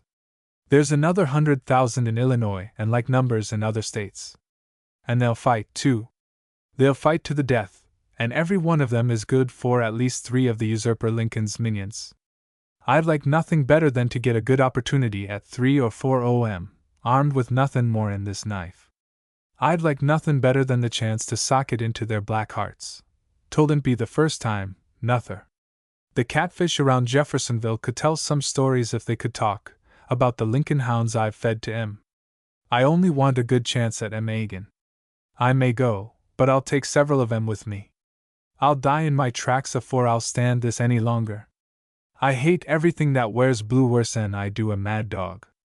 And I promise you," said Shorty solemnly, "that you shall have all the chance you want sooner'n you think for. I know a great deal more'n I dare tell you now, but things is workin' to a head mighty fast, and you'll hear something drop before the next change o' the moon. You can just bet your shirt on that."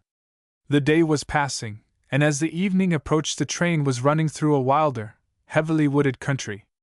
Shorty's companions took their seats on the opposite side of the car and peered anxiously out of the window to recognize features of the darkening landscape. They were evidently getting near their destination. Shorty overheard the captain say to his partner, "The train will stop for water in the middle of a big beech woods.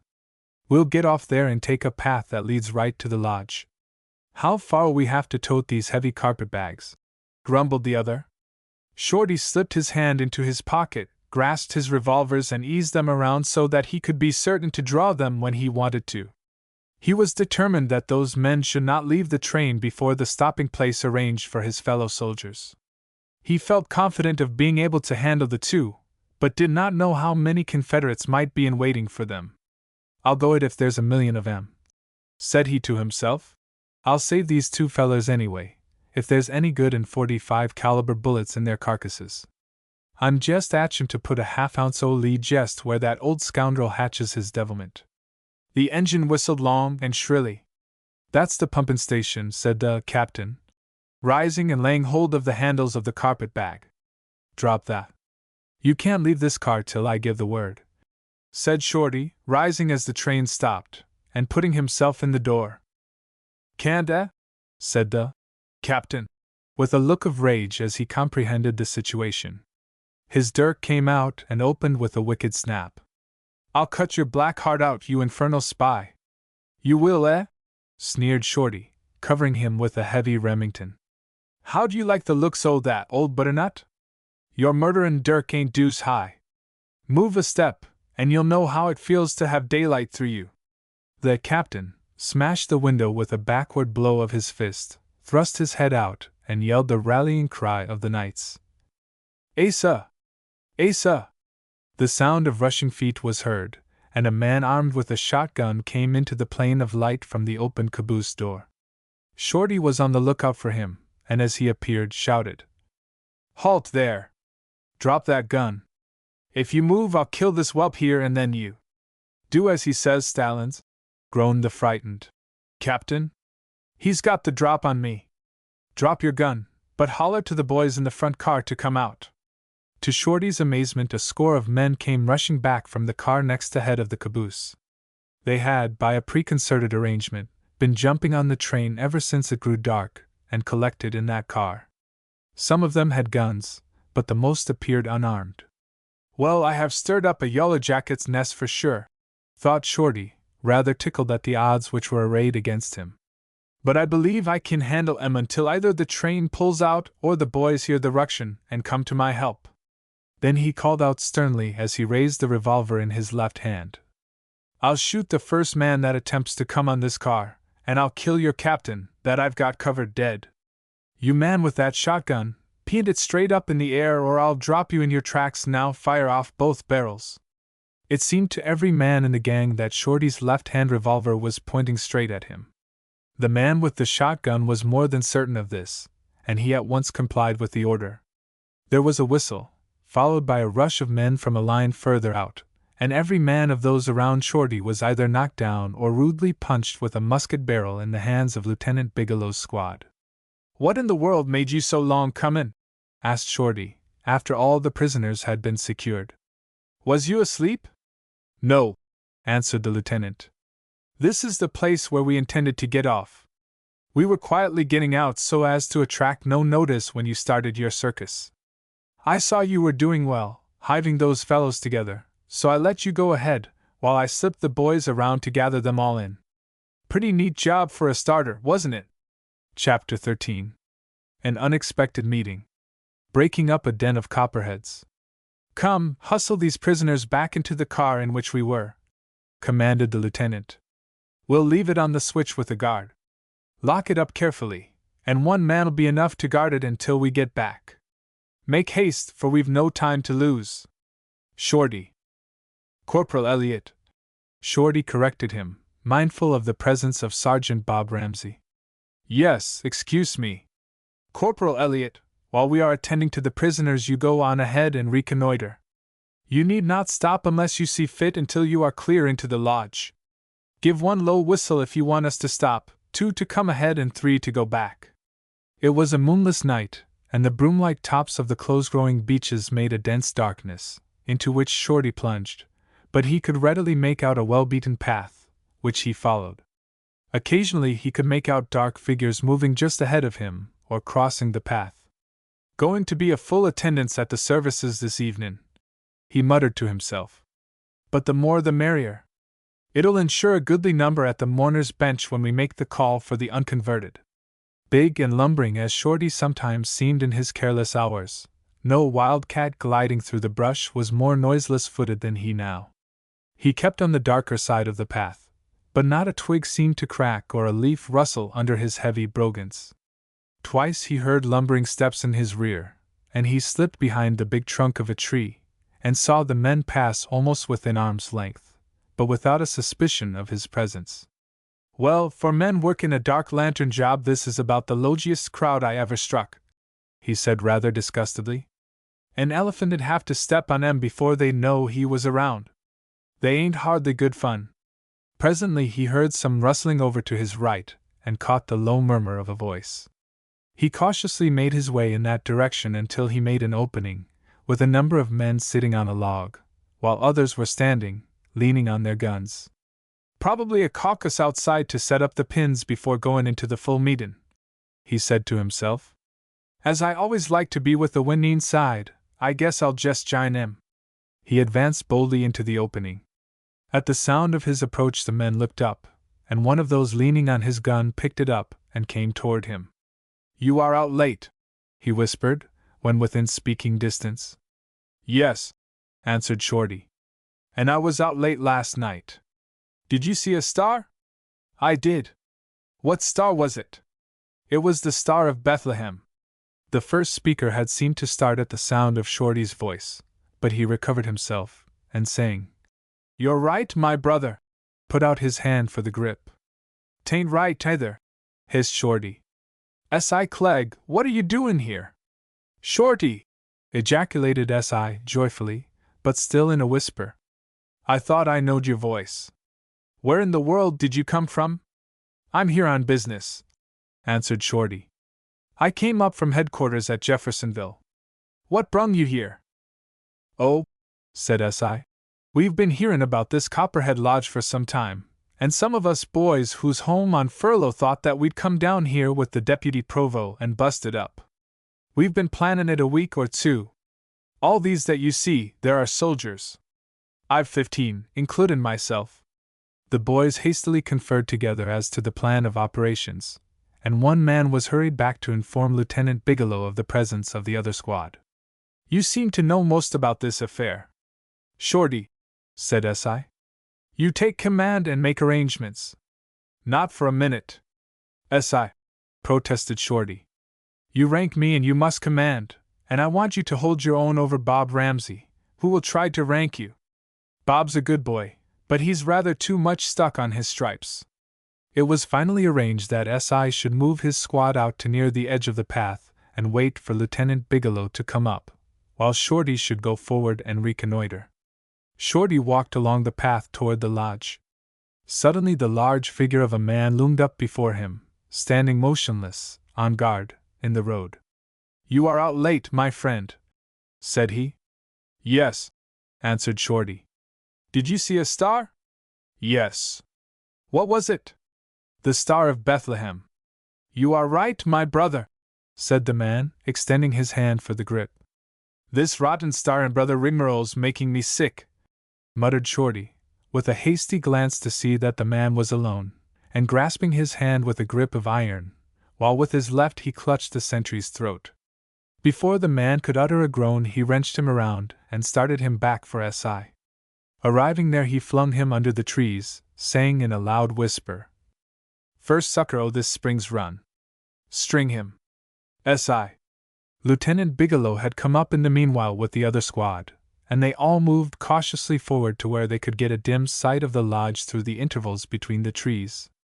For a log house it was quite a large building, and stood in the center of a small clearing which had been made to furnish logs for its erection. Faint gleams of light came through the badly chinked walls, and the hum of voices showed that there was a large crowd gathered inside. There's likely to be from 100 to 150 in there, said the lieutenant, after a moment's consideration. We've got 27 or 28. We'll jump them, though, if they're 1,000. Corporal Elliott, you go forward and make your way inside, if you can, and see what they are doing. If you can get inside, stay 10 or 15 minutes, and come out and report. If you can't get out, or you think they are ripe for jumping, whistle, and we'll pile in. Sergeant Clegg, you hold your squad together and move down as near the door as you can without being seen and be ready for a rush. Find a rail or a log to smash the door in if they try to hold it against us. Sergeant Ramsey, deploy your men quietly around to the rear there to cut off retreat, but be ready to rally again and help Sergeant Clegg out if he strikes a big snag. You make the circuit of the house and post yourself where you can see what's going on, and signal your men. Everybody keep under the shadow of the trees and make no noise. Go on to the house, Corporal. Shorty left the cover of the trees and walked directly toward the front door. No one appeared or halted him until he pushed the front door open. Then a man who seemed more intent on what was going on inside than the new arrival bent his head over to catch the farrago about the star, and put out his hand for the grip. Come on in, but don't make a noise, he whispered.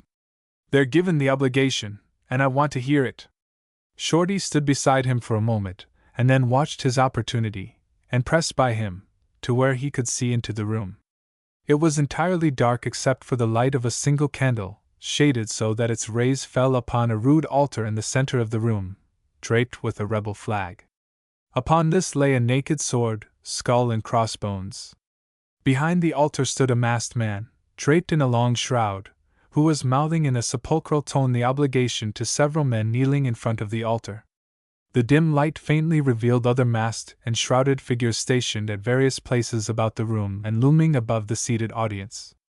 "You solemnly swear," droned the chief actor, "to resist to the death every attempt to place the nigger above the white man and destroy the government of our fathers."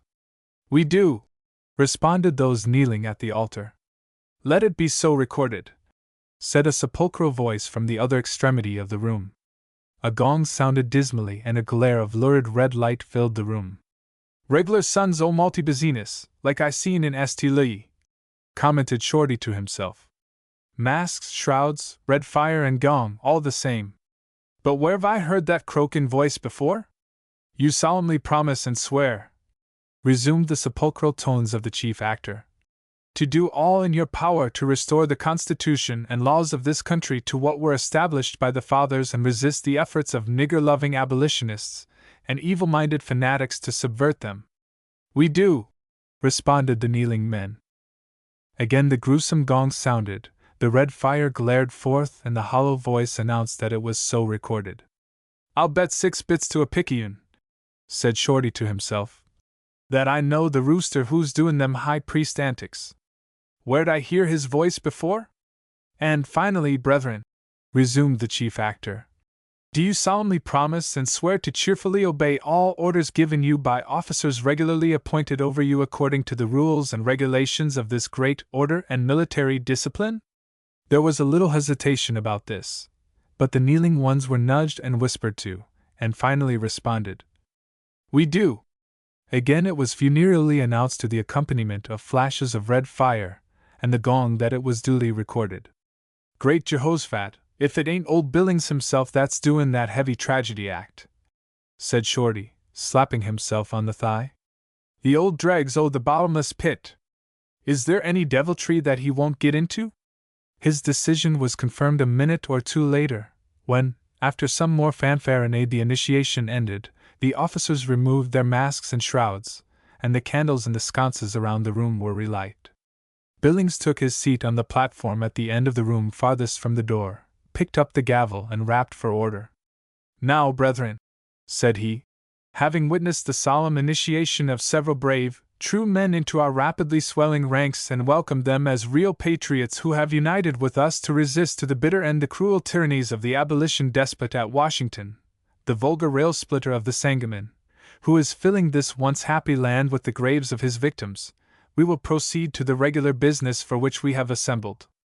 I regret that our gallant captain has not yet arrived with the supply of arms and ammunition that he went to Jeffersonville to secure.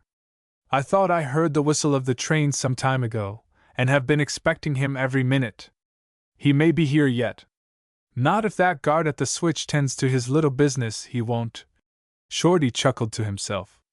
"When he gets here," continued Billings, "we shall have enough weapons to finish our outfit, and give every member, including them initiated tonight, a good, serviceable arm, as effective as any in the hands of our enemies.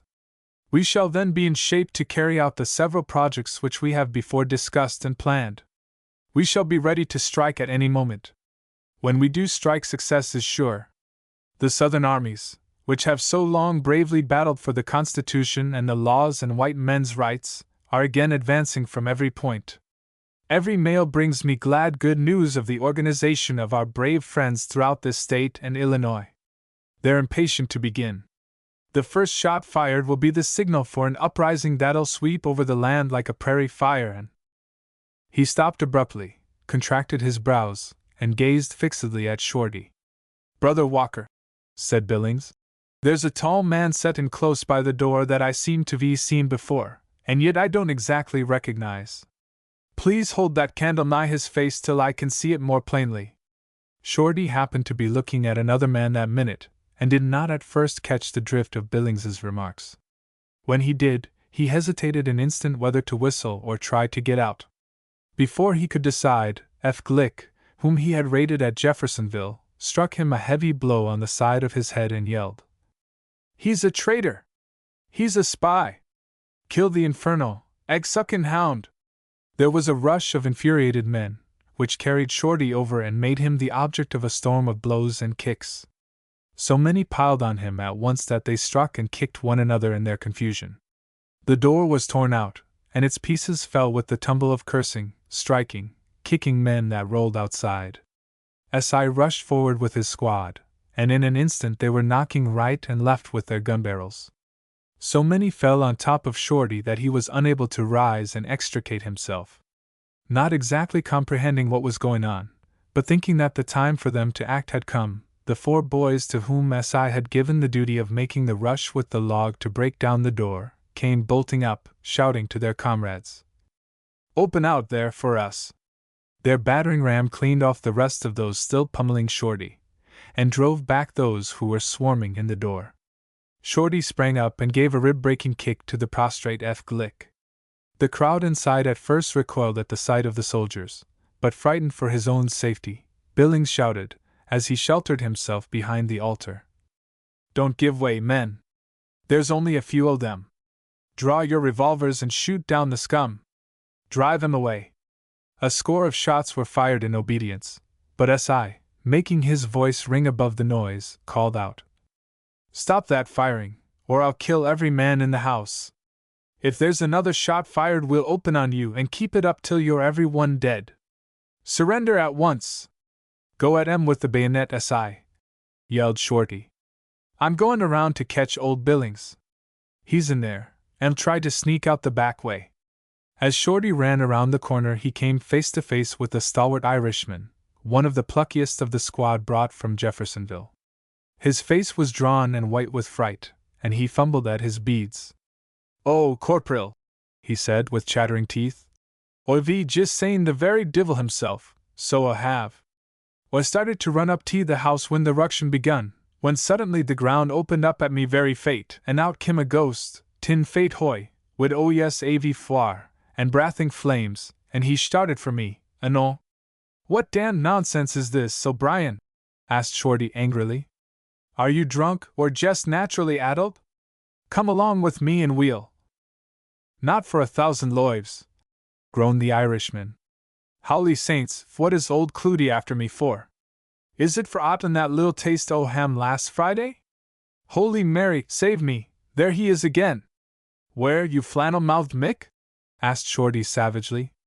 "Where do you see the devil?" "There! There! That white thing! Don't you say it yourself?" groaned the Irishman, dropping on his knees, and calling on all the saints. "That white thing! That's only a sycamore stump, you superstitious bog trotter," said Shorty, with angry contempt, as he bent his eyes on the white object. Then he added in the next breath, "But blamed if that stump ain't walkin' off. Funny stump." He gave a leap forward for closer investigation. At the crash of his footsteps the stump actually turned around and gave a sepulchral groan. Then, seeing that it was not a soldier pursuing, a very natural human voice proceeded from it. "Is that you, Brother Welch? I thought at first it was a soldier. I motioned you when the trouble first begun to follow me through the underground passage. There was enough others there to make the fight, and it'd never do for us to be taken by the Lincolnites. We're too valuable to the cause just now, and then, if the Lincolnites get hold of me, they'll certainly make me a martyr. Come right over this way. We can strike a path near here that'll take us right out." "Great Jehoshaphat," said Shorty, "if it ain't old Billings, masqueradin' in his son's old malty rig." He made another leap or two, clapped his hand on Billings's shoulder, and shoved the muzzle of his revolver against the mask and demanded, "Halt and surrender, you barrel-headed, splay-foot son of a sardine. Come along with me, or I'll blow that whole earthquake rig off'n you." Shorty marched his prisoner back to the house, and as he neared it saw by the light of a fire O'Brien, who had apparently recovered from his fright, for he was having a lively bout with a large young fellow who was trying to make his escape. It seemed an even thing for a minute or two, but the Irishman finally downed his antagonist by a heavy blow with his massive fist. "Here, O'Brien," said Shorty, "I've catched your devil and brung him back to you. When a boss shies at anything, the best way's to lead him square up to it and let him smell it. So I want you to take charge o' this prisoner and hold him safe till the scrimmage is over." O'Brien looked at the figure with rage and disgust. He gave Billings a savage clout with his open hand, saying, "Ye impo the divil, ye unblessed scab of an almahound. I'll break ivory bone avy your body for going around by noits in thim wake duds, scaring dacent folks out avy their sivin sinses." The fighting had been quite a severe tussle for the soldiers. There had not been much shooting, but a great deal of clubbing with gun barrels and sticks, which left a good many bloody heads and aching arms and shoulders. About half of those in the meeting had succeeded in getting away, but this still left some 75 prisoners in the hands of Lieutenant Bigelow, and he was delighted with his success. It was decided to hold all the prisoners in the lodge until morning, and 2 of the boys who had gotten pretty badly banged about the head were sent back to the railroad to relieve and assist the guard left there. "I find about 10 or 15 birds in the flock," said the deputy provost, who was also deputy sheriff, when they looked over the prisoners in the morning, "that we have warrants and complaints for everything from plain assault and battery to horse stealing. It would save the military much trouble and serve the ends of justice better if we could send them over to the county seat and put them in jail, where the civil authorities could get a whack at them. I'd go there myself if I could walk, but this bullet in my shin disables me." "I'd like to do it," answered Lieutenant Bigelow, "but I haven't the guard to spare. So many of my men got disabled that I won't have more than enough to guard the cars on the way back and keep these whelps from jumping the train or being rescued by their friends when we stop at the stations. The news of this affair is all over the country by this time, and their friends will all be out." "How fur is it to the county seat?" asked Shorty. "About 15 miles, answered the deputy provost. "Me and S.I. Klegg'll march 'em over there, and obligate ourselves not to lose a rooster of 'em," said Shorty. "That'll be a pretty big contract," said the lieutenant doubtfully. "All right. We're big enough for it. We'll take every one of 'em in if we have to haul some of 'em feet foremost in a wagon. It'll be a great help in many ways," considered Lieutenant Bigelow. "The crowd will be looking for us at the stations and not think of these others. Those are 2 very solid men, and will do just what they promise. I think I'll let them try it. It would be well for you to tell those men that any monkey business with them will be unhealthy. They'd better trust to getting away from the grand jury than from them." But as the deputy provost went over them more carefully, he found more that were wanted by the civil authorities, and presently had selected 25 very evil-looking fellows, whose arrest would have been justified on general appearances. "Hain't we bit off more'n we can chaw, Shorty?" asked S.I., as he looked over the increasing gang. "Hadn't we better ask for some help?" "Not a bit of it," answered Shorty, confidently. "That'll look like weakening to the lieutenant and the provo. We can manage this gang, or we'll leave 'em dead in the brush." "All right," assented S.I., who had as little taste as his partner for seeming to weaken. "Here goes for a fight or a foot race." While the deputy was making out a list of the men and writing a note to the sheriff, Shorty went through the gang and searched each man for arms. Then he took out his knife and carefully cut the suspender buttons from every one of their pantaloons. "Now we've got 'em, S.I.," he said gleefully, as he returned to his partner's side, with his hand full of buttons. "They'll have to use both hands to hold their breeches on, so they can neither run nor fight. They'll be as peaceable as lambs." "Shorty," said S.I., in tones of fervent admiration, "I was afeard that crack you got on your head softened your brains. But now I see it made you brighter'n ever.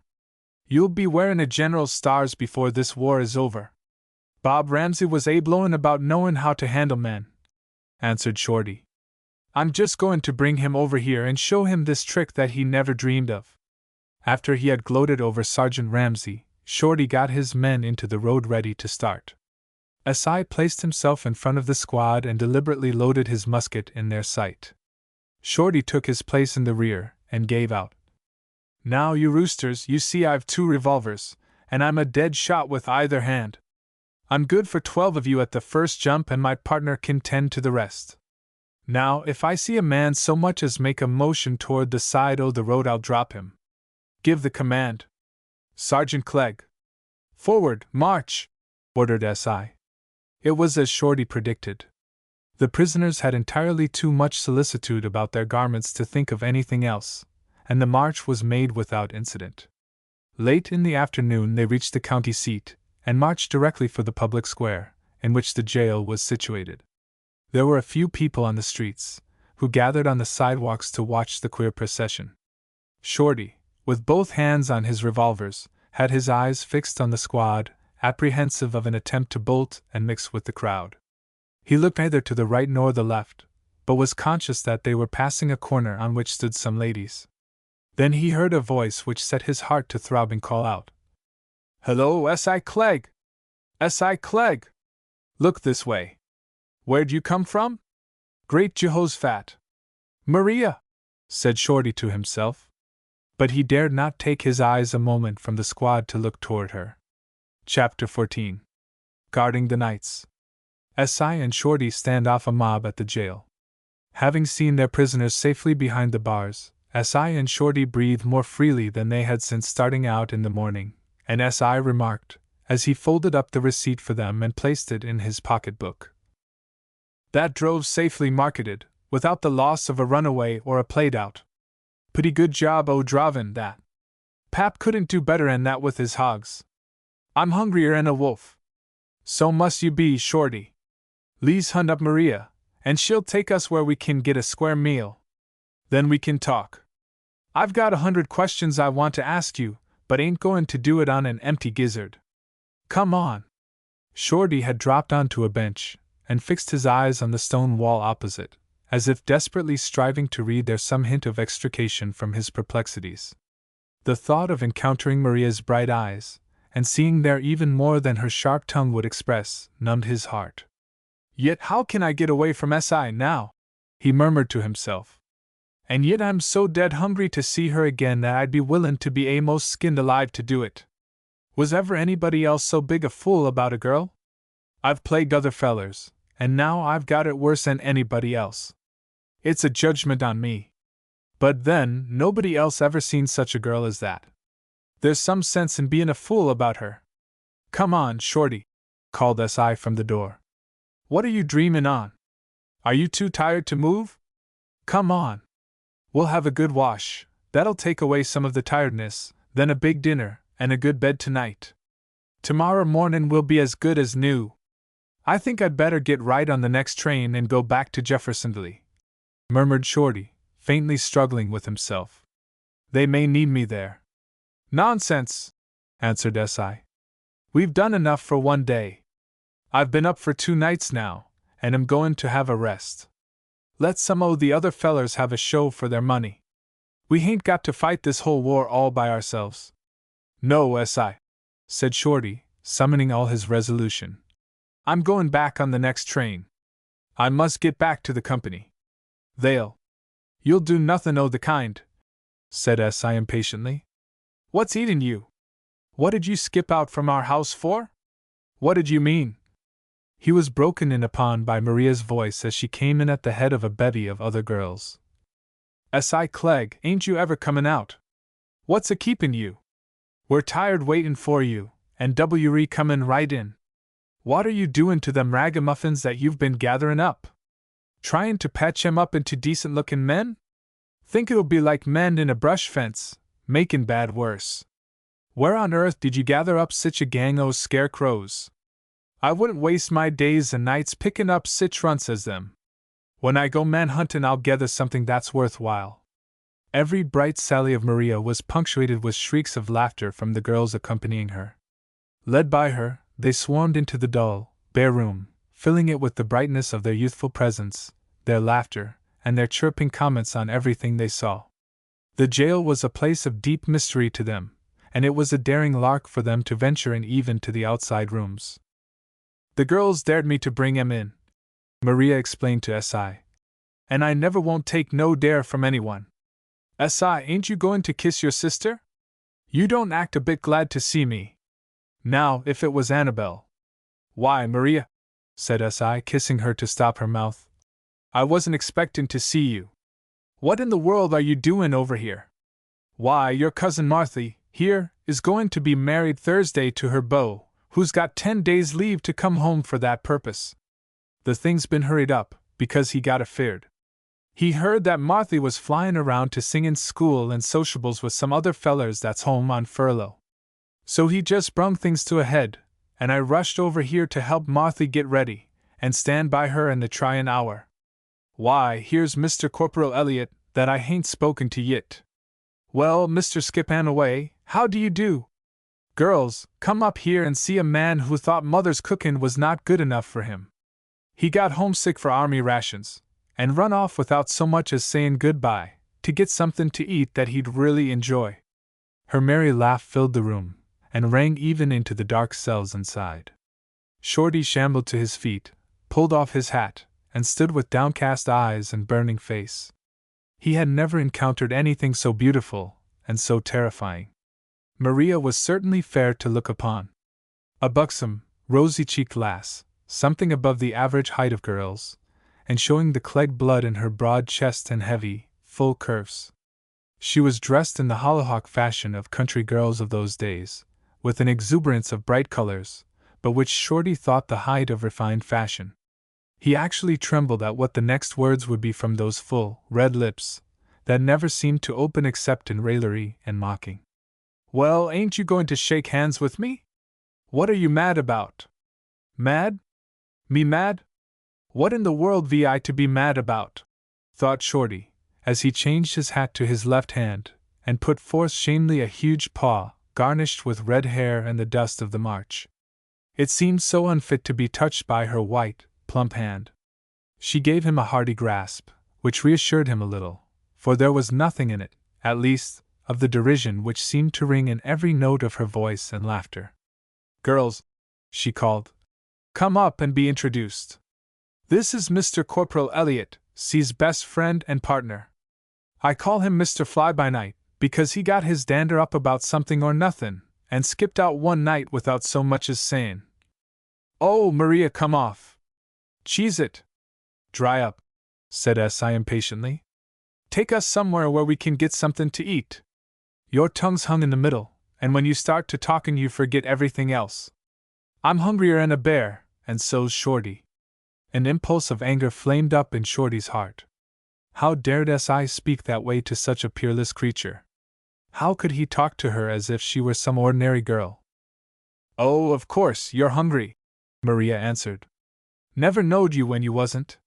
You're worse'n a Shanghai chicken, eat all day and be hungry at night. But I expect you are really hungry this time. Come on. We'll go right up to Cousin Marthy's. I sent word that you was in town, and they're gettin' ready for you. I seen a drayload o' provisions start up that way. Come on, girls. Cousin Marthy, bean's you're engaged and C's engaged, you can walk with him. The rest o' you fall in behind, and I'll bring up the rear, as S.I'd say, with Mr. Fly-by-Night, and hold on to him so that he shan't skip again. Me run away," thought Shorty, as they walked along. "Hosses couldn't drag me away. I only hope that house is 10 miles off." Unfortunately for his cause, he could not say nor hint any such a thing, but walked along in dogged silence. The sky was overcast and cheerless, and a chill wind blew, but Shorty never knew such a radiant hour. "Well, why don't you say something? What's become o' your tongue?" began Maria banteringly. "Have you bit it off, or did some girl, that you bolted off in such a hurry to see, drain you so dry o' talk that you hain't got a word left? Who is she? What does she look like? What made you in such a dreadful hurry to see her? You didn't go clear up to Bad Axe, did you, and kill that old widower?" "Maria," called out S.I., "if you don't stop plaguing Shorty, I'll come back there and wring your neck. You can make the worst nuisance o' yourself o' any girl that ever lived. Here, you go up there and walk with Cousin Marthy. I'll walk with Shorty. I've got something I want to say to him." With that he crowded in between Maria and Shorty, and gave his sister a shove to send her forward. Shorty flared up at the interference. Acute as his suffering was under Maria's tongue, he would rather endure it than not have her with him. Anyhow, it was a matter between him and her, with which S.I. had no business. "You oughtn't to jar your sister that way, S.I.," he remonstrated energetically. "I think it's shameful. I wouldn't talk that way to any woman, especially sich a one as your sister. Whose sister is she, anyway? Snapped S.I., who was as irritable as a hungry and tired man gets. You tend to your sisters and I'll tend to mine. I'm helping you. You don't know Maria. She's one o' the best girls in the world, but she's got a double-geared, self-acting tongue that's sharper 'n a briar. She winds it up Sundays and lets it run all week. I've got to comb her down every little while. She's a filly you can't manage with a snaffle. Let her get the start, and you'd better be dead. The boys in our neighborhood's afeard to say their soul's their own when she gets a-goin'. You tend to the other girls and leave me to tend to her. She's my sister, nobody else's. Shorty fell back a little and walked sullenly along. The people at the house were expecting them, and had a bountiful supper prepared. A good, sousing wash in the family lavatory in the entry, plentifully supplied with clear water, soap, tin basins and clean roller towels, helped much to restore the boys' self-respect and good humor. When they were seated at the table, Maria, as the particular friend of the family, assisted as hostess, and paid especial attention to supplying Shorty's extensive wants, and by her assiduous thoughtfulness strengthened her chains upon him and soothed the hurts her tongue had made. Yet he could not see her whisper to one of the other girls, and hear the responsive giggle, but he thought with flushed face that it concerned the bad axe incident. But Maria was not doing any such covert work. She was, above everything, bold and outspoken. You girls that want a soldier beau, she took opportunity to remark at a little pause in the feast, can just set your caps for Mr. Corporal Elliott there. He's in the market. He had a girl up in Bad Axe, Wisconsin, but she went back on him, and married a stay-at-home widower, who's in the lumber business. There was a general giggle, and a chorus of exclamations at such unpatriotic and unwomanly perfidy. Shorty's appetite fled. Maria, thundered S.I., I'll make you pay for this when I get you alone. Yes, continued the incorrigible tease. And they say the best time to catch a widder is while her eyes is wet. Transplantin's best in wet weather, and the best time to catch a feller's jest when he's been jilted. S.I. sprang from the table, as if he would catch Maria and slap her. She laughingly threatened him with a big fork in her hand. They happened to look toward Shorty. He had risen from the table, with the sweat pouring from his burning face. He fumbled in his breast for his silk handkerchief. As he pulled it out, there came with it the piece of Maria's dress, which Shorty had carefully treasured. It fell to the floor. Shorty saw it, and forgetful of all else, stooped over, picked it up, carefully brushed the dust from it, refolded, and put it back in his pocket. Maria's face changed instantly from laughing raillery, and she made a quick movement to place herself where she would hide from the rest what he was doing. There was a rap at the door, and the sheriff of the county entered. Sorry to disturb you at supper, he said, but there's some hint of trouble, and I'd like to have you stand by to help me if it comes. The news has gone all over the country of the haul you brung into the jail this afternoon, and they say their friends are gatherin' for a rescue. So many o' the right kind o' the boys is away in the army that I hardly know where to look for help. I'm sending word around to all I can reach. There's several o' the boys that re-home gettin' well o' wounds that'll be glad to help. I'm sendin' buggies for 'em. They can't walk, but they can stand up and shoot. I'd like to have you come down to the jail as soon's you get through your supper. And Sir Clegg, will you take command? I ain't much on the military, but I'll stay with you and obey orders. All right. Sheriff, we'll be right down, responded S.I. with alacrity. Get together a few of the boys, and we'll stand off the nights. There won't be much trouble, I think. The prospect of a fight transformed Shorty. His shamefacedness vanished instantly, and he straightened up to his full height with his eyes shining. I don't think there's need o' disturbin' the other boys. Sheriff, he said, I guess me and S.I'll be able to stand off any crowd that they're likely to run up against us. Don't know about that, said the sheriff doubtfully.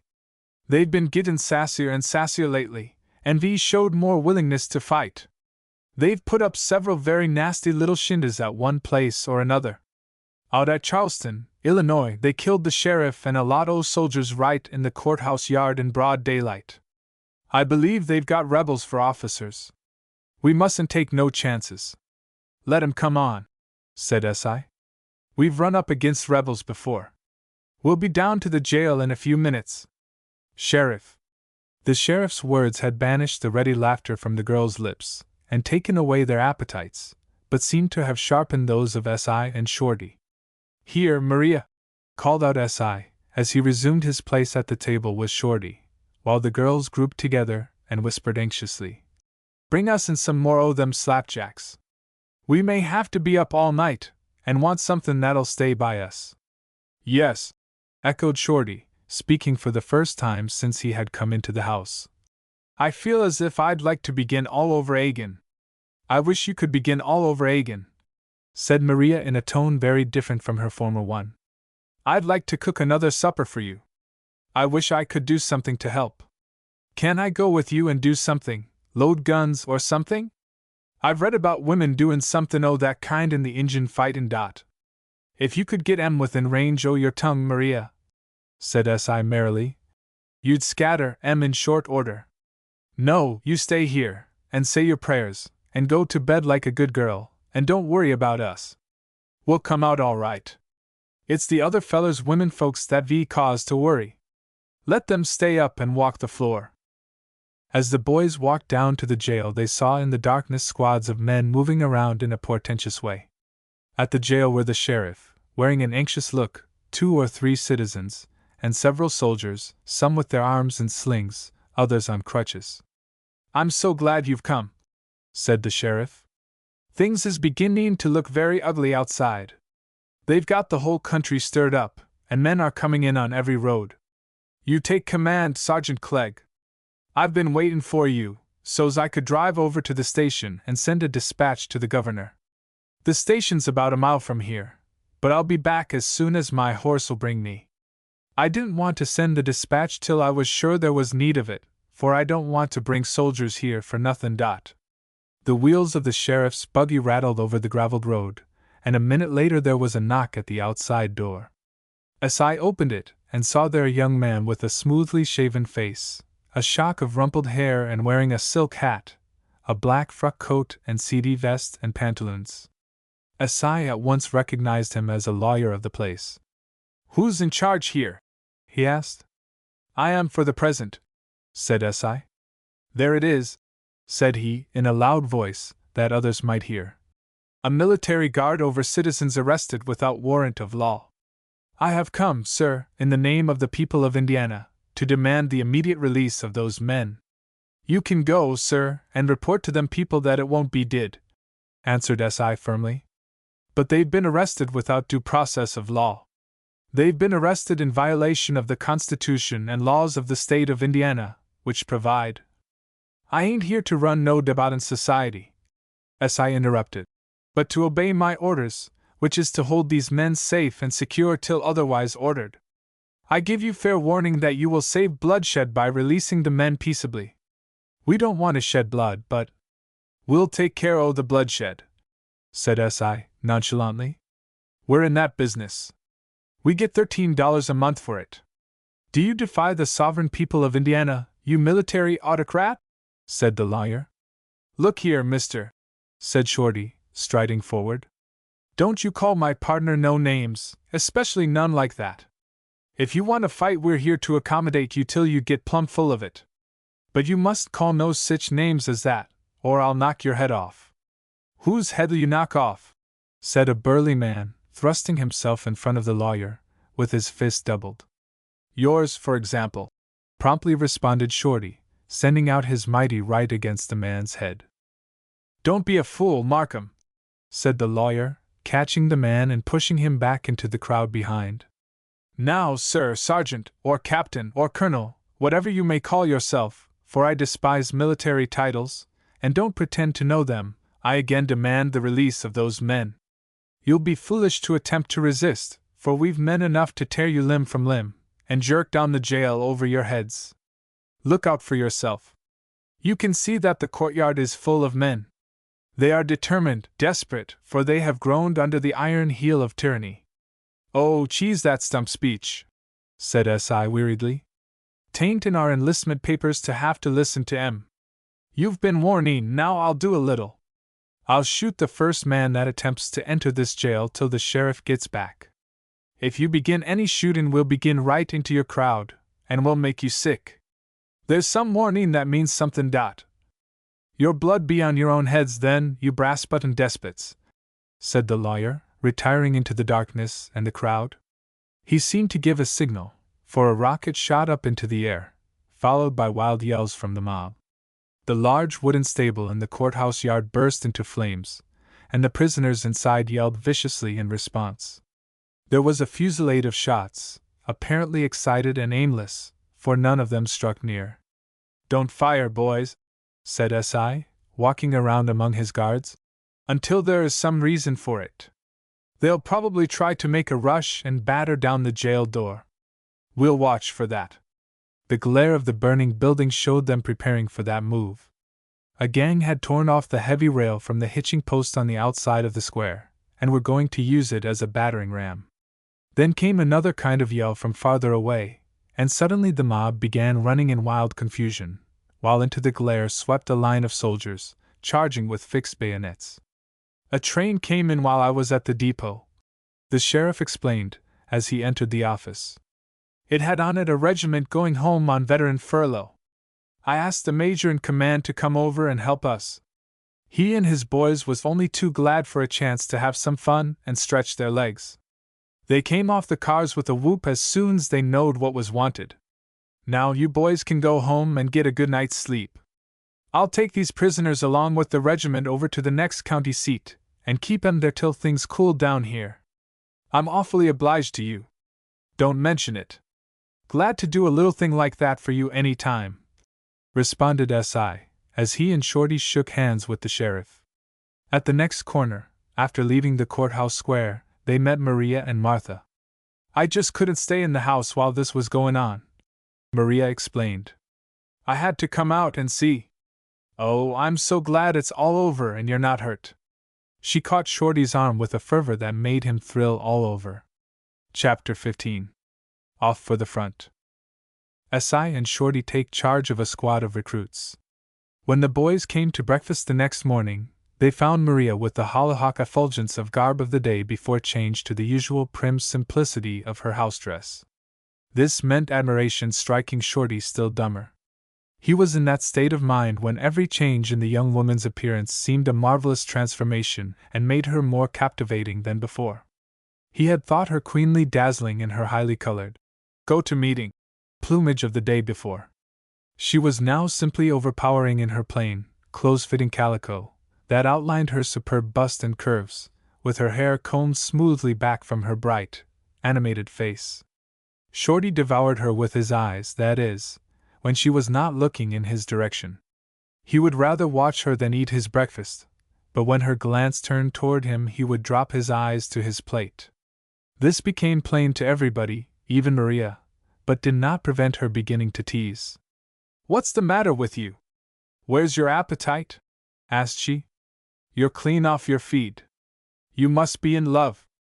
Nothing else make a man go back on these slapjacks that Cousin Marthy made with her own hands, and she can beat the county on slapjacks.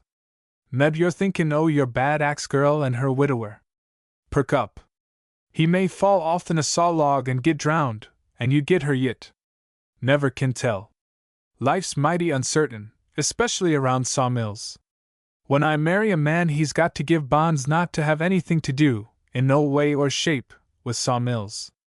I don't want to be a widder, or take care o' half a man for the rest o' my days.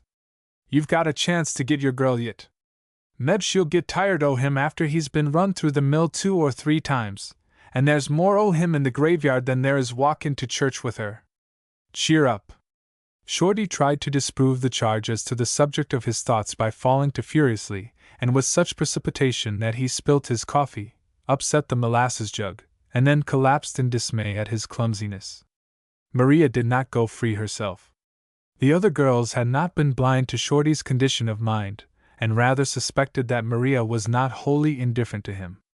When she came into the kitchen for another supply, Cousin Susie, younger sister of Martha, remarked, "Maria, I've a notion to take your advice, and set my cap for Corporal Shorty. Do you know, I think he's very good lookin'." He's a little rough and clumsy, but a girl could take that out o' him. I believe I'll begin right away. You stay in here and bake, and I'll wait on the table. Don't be a little goose, Susie," said Maria severely. "You're too young yet to think about beaux. You hain't got used to long dresses yet. You go practice on boys and roundabouts a while. This is a full-grown man and a soldier. He hain't got no time to waste on schoolgirls." "Ha, how you talk, Miss Jealousy," responded Susie. "How scared you are lest I cut you out. I've a great mind to do it, just to show you I kin. I'd like awfully to have a sweetheart down at the front, just to crow over the rest o' the girls. Here, you take the turner and let me carry that plate in." "I'll do nothin' o' the kind," said Maria, decisively. "You look out for your cakes there. They're burnin' while you're gossipin'. That's my brother and his friend, and I hain't got but a short time to be with 'em. I may never see 'em agin, and I want to do all I kin for 'em while they're with me." "Too bad about your brother," laughed Susie. "How lovin' and attentive all at once.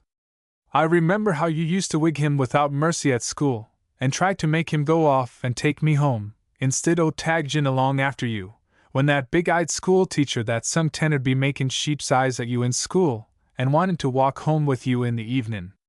I remember your slappin' S.I. for tellin' the folks at home about the teacher, and you talkin' long walks at noon out to the honeysuckle patch. I've a great mind to go in and tell it all to S.I. right before that feller. Then your cake'll all be dough. Don't get too uppish with me, young lady. Gi me that plate and let me take it in." The cakes on the griddles burned while Maria watched through the door what she mentally described as the arts and maneuvers o' that sassy little piece. She was gratified to see that Shorty's eyes kept glancing at the door for her own reappearance. She carried in the next plate of cakes herself, and though they were a little scorched, Shorty ate them with more zest than any of their predecessors. S.I. announced, as he shoved back from the table, "Well, we've got to go right off. We must catch that accommodation and get back to Bean Blossom Crick. I want to say goodbye to the folks, and then strike out for Jeffersonville. I've reported that I'm able for duty agin, and there's orders at home for me and Shorty to go to Jeffersonville and get a gang o' recruits that's been gathered there, and bring 'em to the regiment." Shorty had been in hopes that S.I. would dally for a day or so in these pleasant pastures, but then he reflected that where Annabel was likely to be much more attractive to S.I. than where she was not. "No need o' my goin' back with you," he ventured to suggest, speaking for the first time. "I might take the train goin' east, and get things in shape at Jeffersonville by the time you come." Then his face grew hot with the thought that everyone saw through his transparent scheme to get an hour or two more with Maria. "No," said S.I., decisively. "You'll go back with me. Father and Mother and Mandy are all anxious to see you, and they'll never forgive me if I don't bring you back with me. Lee's start." If, at parting, Shorty had mustered up courage enough to look Maria squarely in the eyes, he might have read something there to encourage him, but no deeply smitten man ever can do this. There is where the light o' loves have the great advantage. He could only grip her hand convulsively for an instant, and then turn and follow S.I. At the Deacon's home Shorty found the same quiet, warm welcome, with too much tact on the part of anyone except little Sammy Woggles to make any comment on the circumstances of his disappearance. Sammy was clearly of the opinion that S.I. had run down Shorty and brought him back, and this had the beneficial effect of dampening Sammy's runaway schemes. He was also incensed at Shorty's perfidy in not sending him the rebel gun, and thought that his being brought back was righteous retribution. "Served you right, you black-hearted promise-breaker," he hissed at Shorty when they found themselves momentarily alone. "I writ you that letter, and it nearly killed me, brung me down with the measles, and you never sent me that gun. But I'll follow your trail till you do. Don't be a little fool, Sammy. You stay right here. You've got the best home in the world here. If you do, I'll send you your gun inside of a month, with some Rio rebel cartridges and a bayonet that's killed a man, and a cartridge box with a belt that you can carry your ammunition in. That is, if you'll write me another letter, all about Maria." "I won't write you a word about Maria," said the youth, seeing his advantage, "unless you promise to send me a whole lot o' cartridges, a hatful. Powder and lead costs a heap o' money. and so do caps. You shall have 'em. I'll tell you what I'll do. I'll send you a cartridge and cap for every word you write about Maria. It's a go, said the delighted boy. I'm going to learn some way to write without bit in my tongue, and I'll write you as many words every day as I want cartridges to shoot off, so that I'll have enough for the next 4th o' July, and kill all old Pete Walker's snappin' dogs besides. The boys were to leave on the midnight train. The bigger part of C's leave-taking seemed to be outside of his family, for he quit the house immediately after supper and did not leave Annabel's side until he had just barely time to get back home, take leave of his weeping mother, and help store in the spring wagon more than he and Shorty could carry of the good things she had provided for them. "What's this?" said S.I. to Shorty the next day at Jeffersonville, when they had reported to the provost marshal, and had mustered before them the squad of recruits that they were to conduct to their regiment. "Have they been roundin' up some country schoolhouses, and enlisted all the boys that was in the 4th Reader and Ray's Arithmetic?" "Seems like it," said Shorty, looking down the line of bright, beardless, callow faces. "Some o' them don't look as if they'd got as fur as the 4th Reader. Ain't old enough to spell words o' more than 2 syllables. What do they want with so many drummer boys?" "We ain't no drummer boys," said a bright-faced 5-footer, who overheard the question. "Nary drum for us. We hain't got no ear for music. We're regular soldiers, we are, and don't you forget it. But you ain't nigh 18, said S.I., looking him over, pleased with the boy's spirit. "You bet I'm over 18, answered the boy. "I told the mustering officer I was, and stuck to it in spite of him. There, you can see for yourself that I am." And he turned up his foot so as to show a large 18 marked on the sole of his shoe. "There, if that don't make me over 18, I'd like to know what does," he added triumphantly, to the chorus of laughter from his companions. In the entire squad of 65 there were not more than half a dozen bearded men. The rest were boys, all clearly under their majority, and many seeming not over 15. There were tall, lathy boys, with tallowy faces. There were short, stocky boys, with big legs and arms and fat faces as red as ripe apples, and there were boys neither very fat nor very lean, but active and sprightly as cats. They were in the majority. Long and short, fat and lean, they were all bubbling over with animal spirits and activity, and eager to get where they could see real war. "Say, mister," said the irrepressible 5-footer, who had first spoken to S.I., "we've been awful anxious for you to come and take us to our regiment. We want to begin to be real soldiers." "Well, my boy," said S.I., with as much paternalism as if he had been a grandfather, "you must begin right now, by actin' like a real soldier. First, you mustn't call me mister. Mustn't call nobody mister in the army. My name's Sergeant Clegg. This other man is Corporal Elliott. You must always call us by those names. When you speak to either of us you must take the position of a soldier, stand up straight, put your heels together, turn your toes out, and salute this way." "Is this right?" asked the boy, carefully imitating S.I. "Yes, that's pretty near right, very good for first attempt. Now, when I speak to you, you salute and answer me. What is your name?" "Henry Jocelyn, sir." "Well, Henry, you are now Private Jocelyn, of the 200th Indiana Volunteer Infantry. I can't tell what company you'll belong to till we get to the regiment, but I'll try to have you in Company Q, my company. But when are we going to get our guns and knapsacks and things, and start for the regiment?" persisted the eager boy, and the others joined in the impatient inquiry. "You won't get your guns and accoutrements till you get to the regiment. As soon's I can go over this roll and identify each one o' you, I'll see what the orders is for starting. There goes some men for the ferry now." "Why can't we go with them?" persisted the boy. "Private Jocelyn," said S.I., with some official sternness, "the first thing a soldier's got to learn is to keep quiet and wait for orders. You understand?" "'Pears to me that there's a lot o' first things to learn," grumbled the boy to the others. "And it's nothin' but wait forever. The arm'll go off and leave us if we don't get down there pretty soon." "Don't worry, my boy, about the army goin' off and leavin' you," said Shorty in a kindly way. "It'll wait. It can be depended on for that. Besides, it's got to wait for me and Sergeant Clegg." "That's so. Didn't think o' that, chorused the boys, to whose eyes the two veterans seemed as important as Jens, Grant, or Thomas. That's pretty light material for serious business, I'm afeard, said Shorty to S.I., as they stood a little apart for a moment and surveyed the coltish boys, frisking around in their new blouses and pantaloons, which fitted about like the traditional shirt on a beanpole. I think they're just splendid, said S.I. enthusiastically. They'll fill in the holes o' the old regiment in great shape. They're as tough as little wildcats. They'll obey orders and go wherever you send 'em, and 4 out o' every 5 o' them kin knock over a crow at 100 yards with a squirrel rifle. But, Shorty, he added with a sudden assumption of paternal dignity, me and you's got to be fathers to them. We've got a great responsibility for them. We must do the very best we can by 'em. That's so, said Shorty, catching at once the fatherly feeling.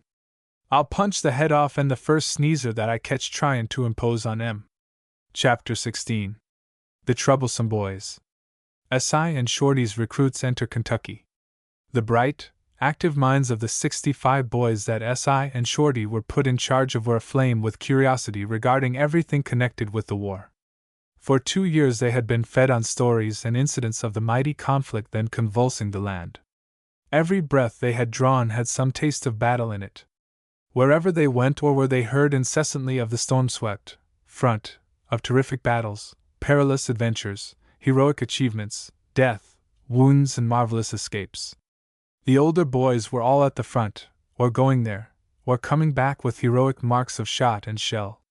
The one burning aspiration in every well-constructed boy's heart was to get big enough to crowd past the recruiting officer, and go where he could see with his own eyes the thunderous drama. There was concentrated all that fills a healthy boy's imagination and stirs his blood, something greater than Indian fighting, or hunting lions and tigers. They looked on S.I. and Shorty with little short of reverence. Here were 2 men who had captured a rebel flag in a hand-to-hand fight, both of whom had been left for dead, and both promoted for gallantry. What higher pinnacle of greatness could any boy hope to reach? They began at once seriously imitating the walk and manners of their heroes. The tall, lank boys modeled themselves on Shorty, and the short, chubby ones on S.I.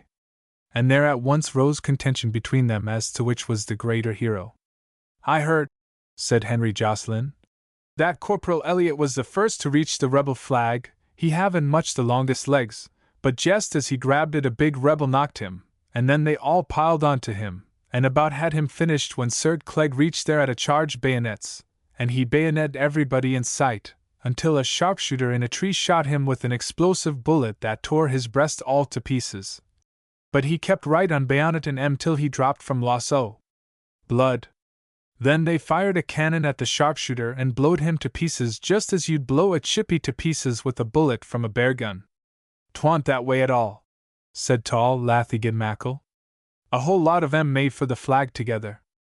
A charge o' grape shot come along and blowed the rest away, but Sir Klegg and Corporal Elliott kept right on. Then Corporal Elliott he lit into the crowd o' rebels and laid a swath right around him, while Sergeant Klegg grabbed the flag. A rebel colonel shot him, but they couldn't stop Corporal Elliott till they shot a brass 6-pounder at him. The boys stood on the banks of the Ohio River and gazed eagerly at the other side. There was the enemy's country, there the theater in which the great drama was being enacted. Everything there had a weird fascination for them, as a part of, or accessory to, the stupendous play. It was like peeping under the circus tent, when they were smaller, and catching glimpses of the flying horses' feet. And the questions they asked? S.I. had in a manner repelled them by his curt treatment of Harry Jocelyn, and his preoccupied air as he went back and forth getting his orders and making preparations for starting. But Shorty was in an affable mood, and by pleasantly answering a few of their inquiries brought the whole fire of their questioning upon him. Are any o' them men you see over their guerrillas? They asked. Meb, Shorty answered. Kentucky's full of 'em. Meb, they're peaceable citizens, though. How can you tell the guerrillas from the citizens? By the way they shoot at you. The peaceable citizens don't shoot, at least, in daytime and out in the open. They lay for you with sole-leather pies, and chuck-a-luck boards and 40-rod whiskey, and aid. And abet the Southern Confederacy that way. They get away with more Union soldiers than the guerrillas do. But you can never tell what an able-bodied man in Kentucky'll do. He may lay for you all day with Wildcat whiskey, at $5 a canteenful, to get money to buy ammunition to shoot at you at night. He's sure o' getting you with a canteen o' never miss whiskey, but there's more healthy excitement about shooting at you from behind a bank. And his pies is deadlier'n his applejack. A man can get over an applejack drunk, but Kentucky pies es wuss'n nux vomica on fish. Mustn't we eat none o' their pies? Asked the boys, with longing remembrance of the fragrant products of their mother's ovens. Nary a pie. If I catch a boy eatin' a pie after we cross the river, I'll buck and gag him. Stick to plain hardtack and pork. You'll get to like it better'n cake by and by. I eat it right along in preference to the finest cake ever baked. Shorty did not think it necessary to mention that this preference was somewhat compulsory. Why don't you hunt down the guerrillas and kill 'em off and be done with 'em? You can't very well. You see, Garrelane is peculiar. There's something in the air and water down in Kentucky and Tennessee that brings it on a man. You'll see a plain farmer man, just like them around your home, and he'll be all right, goin' about his place plowin' and grubbin' sprouts and tendin' to his stock, and tellin' you all the time how much he loves the Union and how he and his folks always been for the Union. Next thing you know, he'll be out behind a cedar bush with a shotgun loaded with slugs, waitin' to make a lead mine o' some feller wearin' blue clothes. You see him before he does you, and he'll swear that he was out after the crows that's been pullin' up his corn. He'll take the oath of allegiance like it was a dram of old applejack, and tears'll come into his eyes at the sight o' the old flag, which he and his en has always loved. He'll go ahead plowin' and grubbin' sprouts and tendin' his cattle till the fit comes on him agin to go gunnin' for bluecoats, and off he is, to go through the whole performance agin. You can never tell how long his lucid interval will last, nor when the fit's comin' on him. Meb the changes o' the moon's somethin' to do with it. Meb it's somethin' that they eat, like what the cattle eat out west that makes 'em go crazy. Will the guerrillas begin shootin' at us as soon's we cross the river? Can't tell. Guerrillas is like the nosebleed, likely to come on you at any time. They're just where you find 'em, that's when they're jumpin' you. When they ain't jumpin' you, they're law-abiding Union citizens, entitled to the protection o' the laws and to draw rations from the commissary. To make no mistake, you want to play every man in citizen's clothes south of the Ohio River for a rebel. And when you don't see him, you want to be sure than ever, for then he's layin' for you. Si came up at this moment with orders for them to pick up and go down to the ferry, and the lively hustle shut off Shorty's stream of information for the time being. The boys swarmed on to the bow of the ferry boat, where they could scrutinize and devour with eager eyes the fateful shore of Kentucky. Don't look so very different from the Indiana side, said Harry Jocelyn, as they neared the wharf. Same kind o' wharf boats and same kind o' men on 'em. That's because we've taken 'em and have our own men there, replied Gid Mackle. It'll all be different when we get ashore and further into the state. Wasn't expecting nothing else, said Albert Grimes. I've been watchin' the sergeant and corporal, and they're acting just as if it was everyday business. I'm not going to expect anything till I see them lookin' serious. They landed and walked to the depot through the streets of Louisville, which were also disappointingly like those they had seen elsewhere, with the stores open and people going about their business, as if no shadow of war brooded over the land. There were some more soldiers on the streets, and a considerable portion of the vehicles were army wagons, but this was all. When'll we see some rebels? The boys asked. Don't be impatient, said a soldier on the sidewalk. You'll see 'em soon enough, and more'n you want to.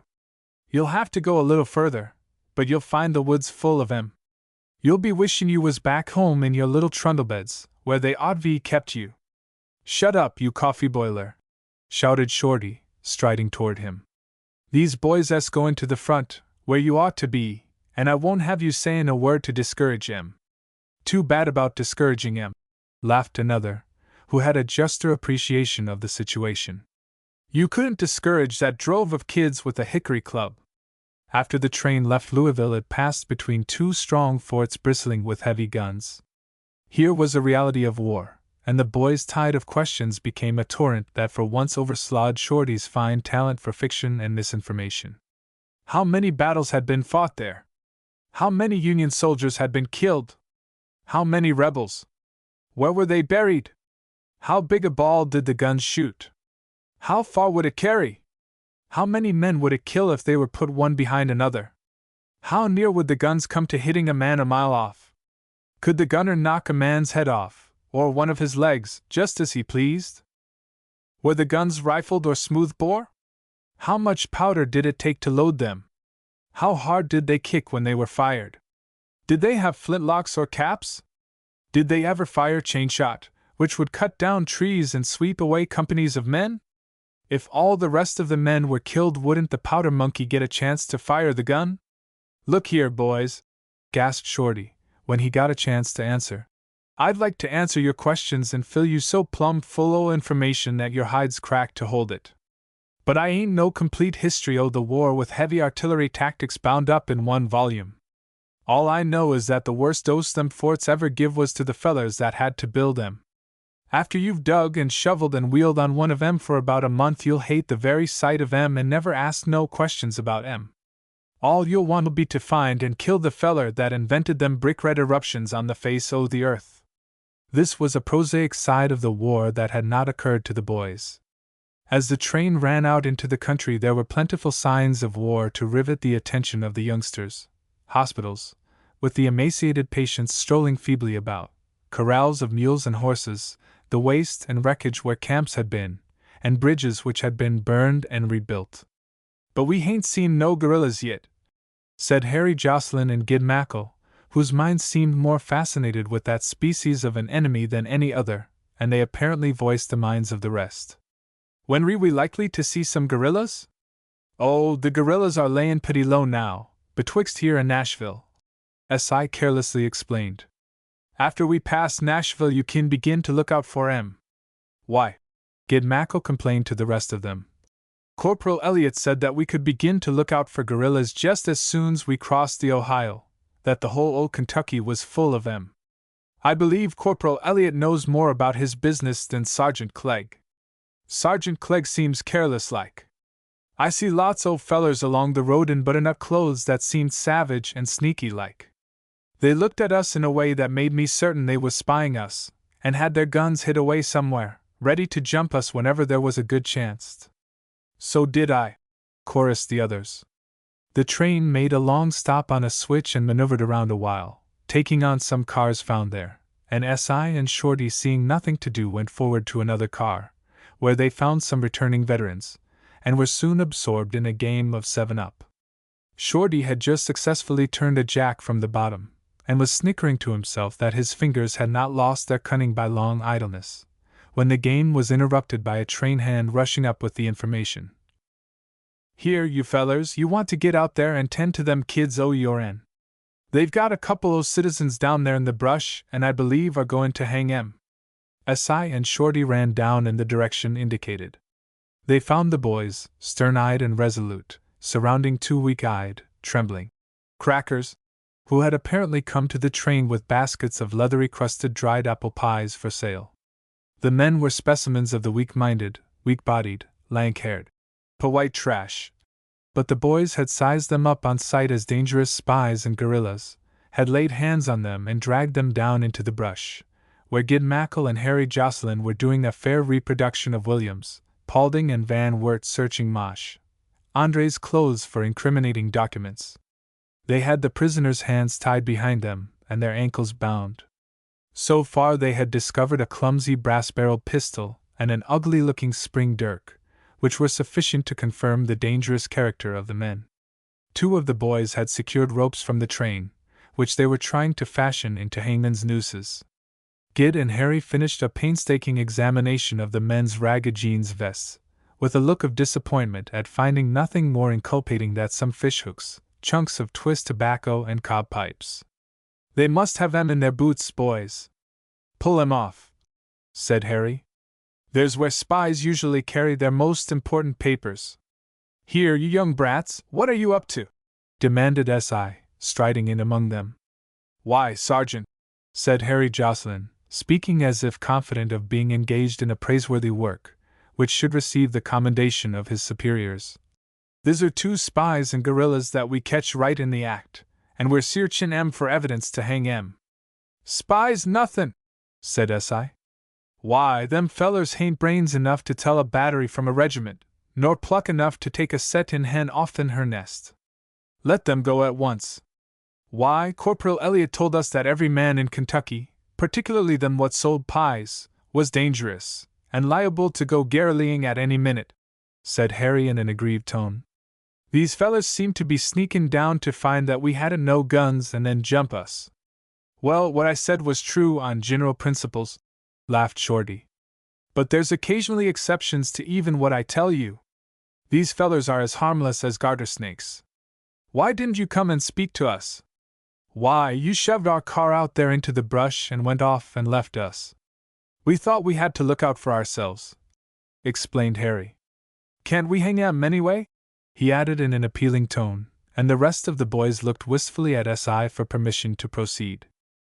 "No, you can't, I tell you. Turn 'em loose this minute, and give 'em back their things, and go yourselves to your car. We're going to start now.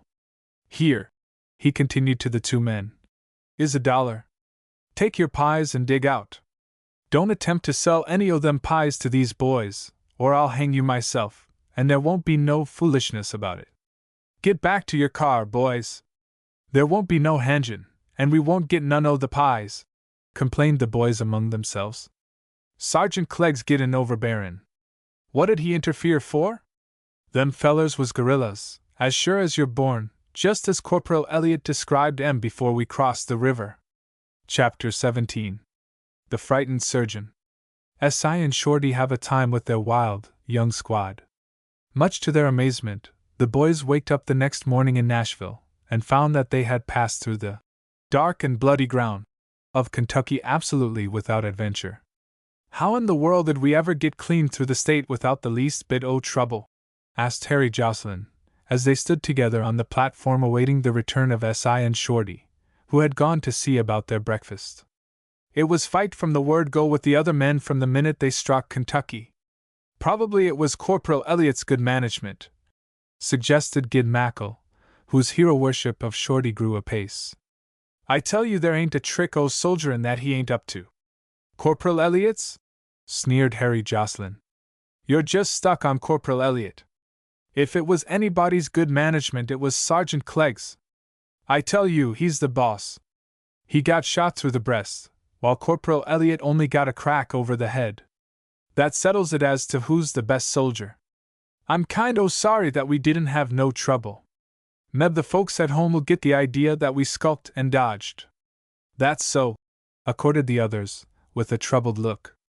"But we are now in Tennessee," chirped in Gid Mackle hopefully. "That's ever so much worse than Kentucky. We must come to rebels pretty soon now. They won't let so many reinforcements get to Jen Thomas if they can help it." And Gid looked around on his companions, as if he thought their arrival would turn the scale and settle the fate of the Confederacy. "They'll probably jump us just as soon as we leave town.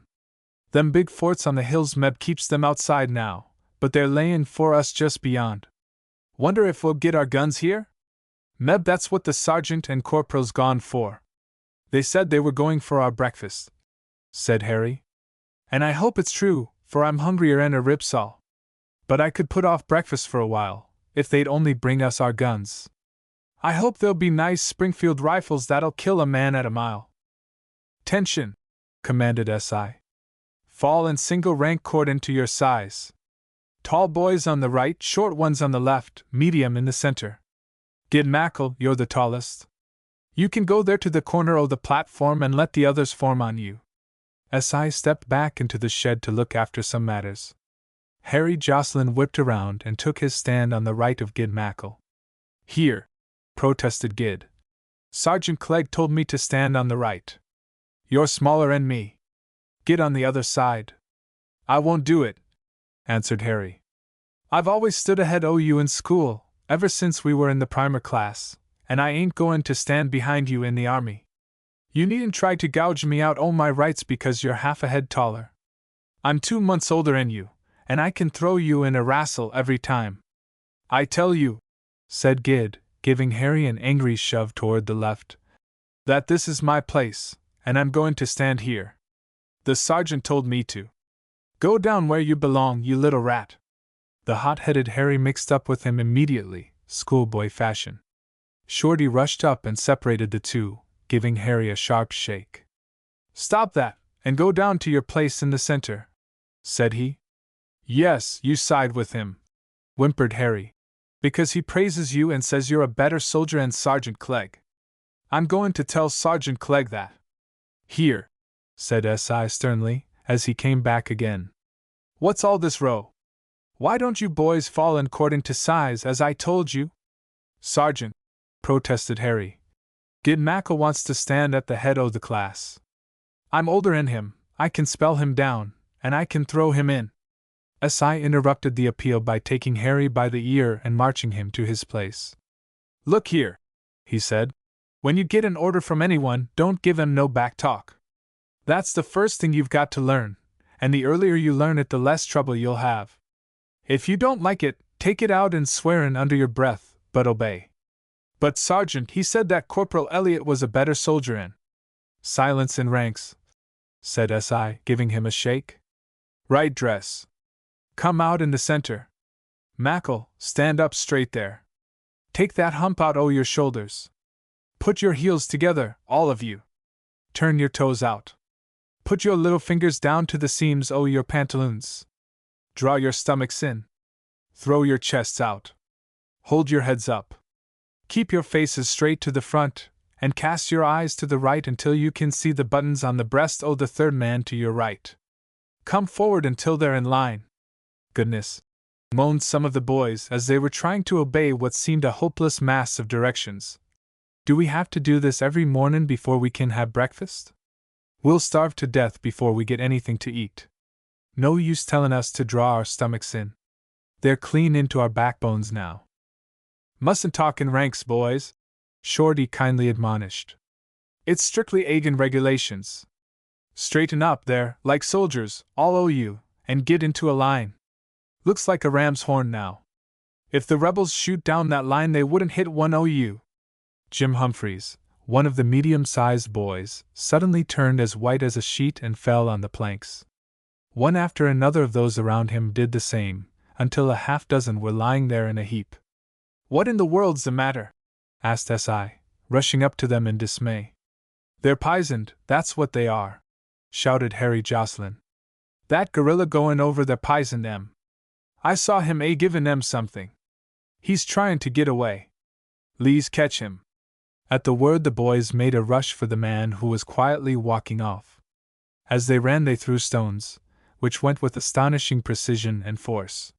One of them struck the man on the head and felled him. Then the boys jumped on him and began pounding and kicking him. S.I. and Shorty came up, pushed off the boys and pulled the man to his feet. He was terrified at the onset which had been made upon him, and could not understand its reason. What ve I done? He gasped. What are all yo uns weltin' me for? I hain't no rebel. I've done tuck the oath of allegiance long ago. Now there'll be a hangin' sure, said Harry, in eager expectancy. What did you do to them boys back there? Demanded S.I. Didn't do nothin' to 'em. SWR to God A'mighty I didn't. That telegraph pole will be just the thing to hang him on, suggested Harry to Gid. We could put him on a flat car and push the car out from under him. I'll look around for a rope, Gid, and you'd get ready to climb the pole. He did do something to 'em, Sergeant, said Gid Mackle. I seen him givin' 'em something. 'Twas only a little mite o' terbacker, the man explained. The UNS said the UNS was mighty hungry, and wanted to know if I'd anything to eat. I hadn't nothing, but I done had a little terbacker, which I told 'em take away the hungry feelin', and I gin each o' the UNS a little chaw. I shouldn't wonder but he's tellin' the truth, Shorty whispered to S.I. Lees take him back there and see. Coming back to the platform they found the boys there recovering but still very weak and pale. They confirmed the story about the tobacco.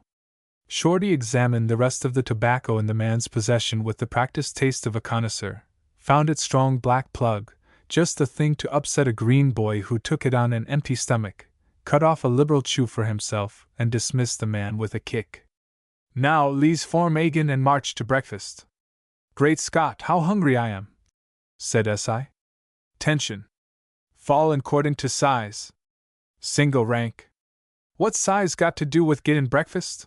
Complained Harry Jocelyn, who had another grievance, now that he had again been disappointed in hanging a gorilla. Biggest boys'll get there first and get the most to eat. The rest of us need just as much as they do. Silence in the ranks, commanded Shorty, snappishly. Don't fool around. Get into your place and stay there. We want breakfast some time today. Shorty lined up the boys in a hurry and S.I. commanded. Right dress! Come out a little there on the left. Steady! Without doubling, right face! A squad of provost guards came up at a double quick, deployed, surrounded the squad and began bunching the boys together rather roughly, using the butts of their muskets. What does this mean? S.I. asked angrily of the lieutenant in command. It means that you and your precious gang have to go down to Provo headquarters at once, answered the lieutenant. And no words about it. Forward march, now. But you've got no business to interfere with me, protested S.I. I've got my orders to take this squad o' recruits to my regiment, and I'm doing it. I'm going to put 'em on the cars as soon's I can get breakfast for 'em, and start for Chattanooga. Well, why didn't you get breakfast for them and put them on the cars peaceably and quietly, without letting them riot around and kill citizens and do all manner of devilment? You have a fine account to settle. But they hain't killed no citizen. They hain't been rioting around, and I ain't a-goin' with you. You've no right, I tell you, to interfere with me. Well, you just will go with me, and no more chinning. A major, attracted by the altercation, rode up and asked what was the matter. Word came to headquarters, explained the lieutenant, that a squad of recruits were rioting, and had killed a citizen, and I was sent down here on the run to stop it and arrest the men. This sergeant, who seems to be in command, refuses to go with me. I tell you, Major, said S.I., who recognized the officer as belonging to his brigade, there was nobody killed, or even badly hurt. These little roosters got up a schoolyard scrap all about a mistake. It was all over in a minute. There's the man they say was killed, settin' over there on that pile o' lumber smoking his pipe. You're S.I. Klegg, aren't you, of the 200th IND? Asked the major. Yes, Major, answered S.I., saluting. And you're Mosh Tomlinson of the 1st Oshkosh. This is my partner, Shorty. Glad to see you with sergeant stripes on, said the major, shaking hands with him. I congratulate you on your promotion. You deserved it, I know. So did Shorty, added S.I., determined that his partner should not lack full measure of recognition. Yes, I congratulate Shorty, too. Lieutenant, I know these men, and they are all right. There has been a mistake. You can take your men back to headquarters. Tension, commanded the lieutenant. Get into line. Right dress. Front. Right face. Forward file left. March. Tension, commanded S.I. Fall in single ranks according to size. Be mighty spry about it. Right dress. Count off in whole numbers. Another provost squad came double-quicking up, followed by some ambulances. Again the boys were hurriedly bunched up. The provost squad, however, did not seem to want to come to as close quarters as the other had. They held back noticeably. Now, what in thunder does this mean? Asked S.I. with angry impatience. What's up now? Sergeant, are you in command of this squad? Asked a brisk little man with the green stripes of a surgeon, who got out of one of the ambulances. Yes, I am, said S.I., saluting as stiffly as he dared. What's the matter? Well, get those men of yours that are down into the ambulances as quickly as you can, and form those that are able to walk close behind. Be on the jump, because the consequences of your staying here may be serious to the army. How are you feeling yourself? Got any fever? Let me see your tongue. What in the world's the matter with you? Asked S.I. in bewilderment. Come, don't waste any time asking questions, answered the nervous little surgeon. There's more troops coming right along, and we mustn't take any chances of their catching it. Catch what? Great grief, catch what? Groaned S.I. They've already catched everything in this mortal world that was catchable. Now what are they going to catch? Why, the smallpox, you dummy, said the surgeon irritably. Don't you know that we are terribly afraid of a visitation of smallpox to the army? They've been having it very bad in some places up north, and we've been watching every squad of recruits from up there like hawks. A man came down to hospital headquarters just now and reported that a dozen of your boys had dropped right on the platform. He said that he knew you, and you came from a place in Indiana that's being swept by the smallpox. Smallpox, your granny, said S.I. wrathfully. There hain't been no smallpox in our neighborhood since the Battle o' Tippecanoe. The only man there who ever had it fit in the battle under Jen Harrison. He had it when he was a child, and was so old that the pockmarks on him was wore so smooth you could scarcely see 'em. Our neighborhood's so healthy you can't even have a square case o' measles. Gosh darn it, S.I. exploded. What glandered fool was it that couldn't tell back or sick from smallpox? What locoed calves have you running up to your headquarters bawlin' reports? Sir, said the surgeon stiffly, you forget that you are speaking to your superior officer. Excuse me, doctor, said S.I., recovering himself and saluting. I'm very hungry, and worried to death with these frisky kids that I'm trying to get to my regiment. The only trouble is that some of the Trundlebed graduates took their first chaw o' tobacco this morning on empty stomachs, and it keeled them over. Come here and look at 'em yourself. You'll see it in a minute. Certainly. I see it very plainly, said the surgeon, after looking them over. Very absurd to start such a report, but we are quite nervous on the subject of smallpox getting down to the army. Take your men in and give them their breakfast, Sergeant, and they'll be all right. That's what I've been trying to do for the last 2 hours, said S.I. as he saluted the surgeon, departing with his ambulances and men. Tension. Confound you, fall in single rank, cordon to size, and do it in short meter, before anything else happens. Right dress. Front. Without Dublin, right face. Great Scott, what's the matter with you roosters?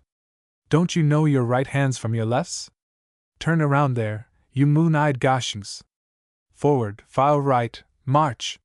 Here, Sergeant, said a large man with 3 chevrons on his arm. I want to halt your men till I look 'em over. Somebody's gone through a sutler's car over there on the other track, and I think it was your crowd. I want to find out. Halt nothin', said S.I., brushing him out of the way. I'm going to get these youngsters their breakfast before there's a tornado or an earthquake. Go away, if you know what's good for you. Chapter 18. No peace for S.I. and Shorty. The youngsters keep them busy while the train moves south. The long fast had sharpened the zest the boys had for their first soldier breakfast. Until they got down to real soldier living, they could not feel that they were actually in the service. To have this formal initiation in the historic city of Nashville, far in the interior of the Southern Confederacy, was an exhilarating event. The coarse fare became viands of rare appetency.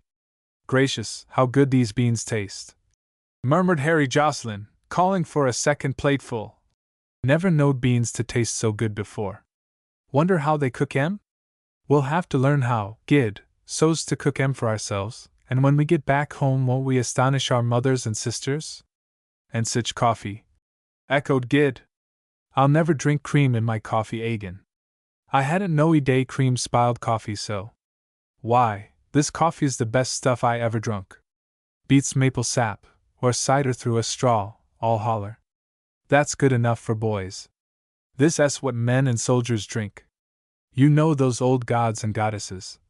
Put in Montmorency Scruggs, a pale, studious boy, for shortness called Monty, and who had a great likeness for ancient history and expected to be a lawyer, drunk what they called nectar. Maybe it was something like this. But we haven't had any hardtack yet, complained Albert Russell, a youth somewhat finicky as to dress, and who had ambitions of becoming a doctor.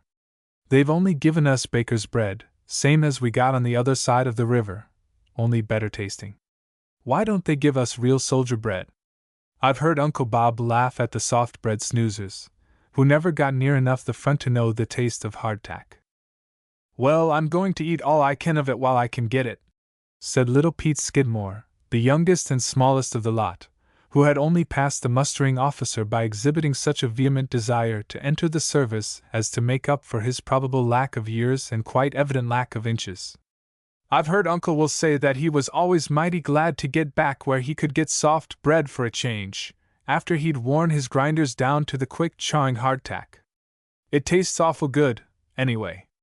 The government must pay big wages to the men it hires to do its cooking, philosophized Harry Jocelyn. Same as it does to its lawyers and congressmen and generals. No common men could cook grub that way. Nebbit took the cooks away from the Astor House and Delmonico's. The boys are certainly making up for lost time, complacently remarked Shorty, as, having taken off the edge of his own hunger with a plateful of pork and beans and a half loaf of bread, he stopped for a moment to survey the havoc that his young charges, ranged at a long, rough counter, were making in the commissary stores. They're eating as if this was the last square meal they expected to get till the rebellion's put down. Yes, laughed S.I., emptying his second cup of coffee. I used to think that we had appetites that'd browse a 5-acre lot off clean every meal, but these kids can distance us. If they live off the country, its bones LL be picked mighty white when they pass. That lean, lank Gid Mackle seems to be as holler as a sausage skin. Even that wouldn't give room for all that he's stowing away. Harry Jocelyn S. runnin' nose and nose with him. There ain't the width o' their forelocks difference. Harry's yelled for more beans at the same second that Gid has. In fact, not one of them has lagged. They're a great gang, I tell you, but I wouldn't want to board any one of them for 6 bits a week. Maj. Oglesby came up. Sir Clegg, said he, the quartermaster says that he's got a train load of ammunition to send forward, but he's scarce of guards. I thought of your squad. Don't you think you could take charge of it? I don't imagine there is much need of a guard, for things have been pretty quiet down the road for some weeks. Still, it isn't right to send off so important a train without any protection. Only be too glad of the duty, sir, answered S.I., saluting. It'll give the boys something to think of besides hanging guerrillas. Besides, they're just crazy to get hold o' guns. Where can I get muskets for 'em? March them right over to that shed there, said the major, and the quartermaster will issue them muskets and equipments, which you can turn over again when you reach Chattanooga. Goodbye. I hope you'll have a pleasant trip. Remember me to the boys of the old brigade and tell them I'll be with them before they start out for Atlanta. Pretty slouchy business that, given these kids guns before they've had any drill at all, don't know even the fastens, let alone the manual of arms, remarked Shorty doubtfully, as they marched over to the shed. They'll be shooting holes through each other's heads and the tops o' the cars, and waste more ammunition than a 6-mule team can haul. They'll make a reg'lar 4th o' July from here to Chattanooga. Don't be worried about them boys, S.I. reassured him. Every one of 'em is used to handlin' guns. Then, we can keep the cartridges ourselves and not issue any till they're needed, which they mayn't be. The boys were in a buzz of delight at getting the guns they had so longed for, and C's first duty was to end an exuberant bayonet fencing match between Gid and Harry, which was imitated all along the line. Stop that, he called. Put your minds to learnin' to load and shoot first. It'll be some time before you get a chance to prod a rebel with a bayonet. Rebels are as wild as crows. You'll be lucky to get as close to 'em as the other side of a 40-acre field. But supposin' a rebel runs at you with his bayonet, expostulated Harry Jocelyn. Oughtn't you to know how to ward him off and settle him? The best way's to settle him just as he comes over the hill, half a mile away, with an ounce o' cold lead put where he lives. That'll take the pint off'n his bayonet mighty certainly. S.I. and Shorty showed the boys how to put on the belts carrying the cap and cartridge boxes, and gave them a little dumb show instruction in loading and firing, ending with exhibiting to them a cartridge, and the method of tearing it with the teeth and putting it in the gun. Now give us some cartridges, clamored the boys, and let us do some real shooting. No, said S.I. We'll keep the cartridges ourselves, and issue them to you when the enemy comes in sight. Nice time to give out cartridges then. grumbled Harry Jocelyn. When we see the rebels we want to begin shootin' instead o' both airin' you with questions. You wouldn't kill many coons if you had to run back to the house for your powder and lead after you saw the coon before you could shoot him. Well, you can't have no cartridges now, said S.I. decisively. We're not likely to see any coons before we get to Murfreesboro. Then we'll see how things look further down the road. Take off your bayonets, all o' you, and pile into them rear cars there. Stow yourselves around and be as comfortable as you kin.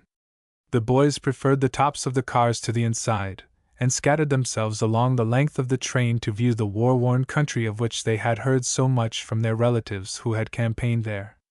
S.I. settled himself down in the car to read the morning papers which he had gotten in Nashville, and Shorty, producing a pack of new cards, began a studious practice, with reference to future operations in Chattanooga. The train was slowing down for the bridge near Laverne, when there came a single shot, followed by a splutter of them and loud yells. Exceedingly startled, S.I. and Shorty sprang up, seized their guns, bounded to the door, and looked out. They could see nothing to justify the alarm. There was not a rebel, mounted or unmounted, in sight.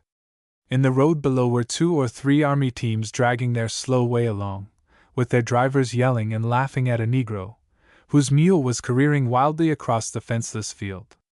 The Negro had been apparently jogging along, with a collection of plunder he had picked up in an abandoned camp strung upon his mule, when the latter had become alarmed at the firing and scattered his burden in every direction. The rider was succeeding in holding on by clinging desperately to the mule's neck. S.I. set his gun down and clambered up the side of the car. "What's all that shootin' about?" he demanded of Harry Jocelyn.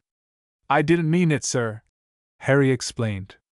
"I was just aiming my gun at things I see along the road, just trying the sights like. A turkey buzzard lighted on a stump out there, and I guess I must have forgot myself and cocked my gun, for it went off. Then Gid, seeing me miss, tried to show he was a better shot, and he banged away and missed, too, and then the other boys, they had to try their hands, and they belted away, one after another, and they all missed. I guess we didn't count as we outhervy done on the goin' forward o' the train, because we all struck much nearer than we expected to that nigger on a mule, and scared his mule nigh out o' his skin. We really didn't intend no harm." "Where did you get cartridges?" demanded S.I. "Why, that box that Alf Russell got was half full. He tried to keep 'em all hisself, and intended to shoot 'em off, one by one, to make the rest of us envious. Alf always was a pig in school, and never would divide his apples or doughnuts with the other boys. But we see them almost as quick as he did, and Gid and me set down on him suddenly, as he was lying on the roof, and took away all his cartridges, and give 'em around to the rest o' the boys, one apiece." "Are they all gone now?" "Yes, sir, every one shot away," answered Harry regretfully.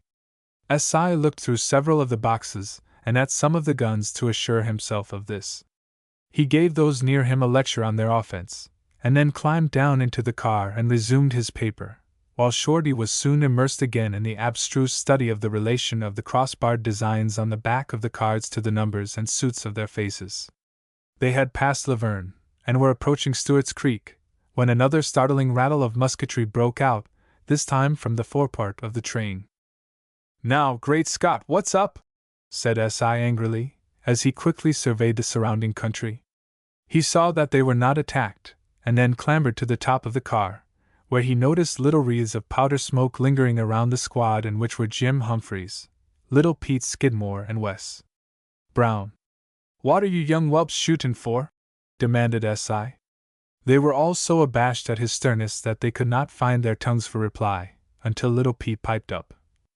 "Why, we've been talkin' to the train men, and they said they was shot at once about a year ago, from that swamp back there, and we got some cartridges from them, and we thought we saw something moving in there, though Jim Humphreys said it was only burned stumps that we took for men, and them other boys back there had been shootin' off their gun and tryin' 'em, and we thought we could too." "You little brats," said S.I. "Didn't you hear my orders about firin' before we started? If another boy shoots without my orders, I'll tie him up by the thumbs. Got any more cartridges? Give me every one of 'em." The boys all protested that every cartridge was gone. S.I. assured himself of this by examination, savagely scored the train men for giving them ammunition and threatened trouble if any more was, and having relieved his mind returned to his paper in the caboose car. The train ran onto a switch where there was another carrying a regiment going home on veteran furlough. Si and Shorty knew some of the men, and in the pleasure of meeting them and in hearing all the news from the front forgot that their boys were mingling with the others and being filled full of the preposterous stories with which veterans delight to stuff new recruits. Finally the whistles gave notice that the trains would move. Si got his boys back on the cars, and renewing his caution about taking care of themselves, holding on tightly and looking out for overhanging branches, returned with Shorty to their car and their occupations. "We're comin' to Stewart's Crick, Shorty," said Si, looking up from his paper. "Recollect that hill over there? That's where they had that battery that the colonel thought we was goin' to git. Great Scott, the mud and briars in that old field!" "Yes," said Shorty, negligently, with his eyes fixed on the backs of the cards. "But that's ancient history. Say, I've got these marks down fine at last. They're just as plain as A, B, C, you see, when that corner o' the square comes out clear to the edge it's clubs, every time, and there's just as many spots as there is of lines."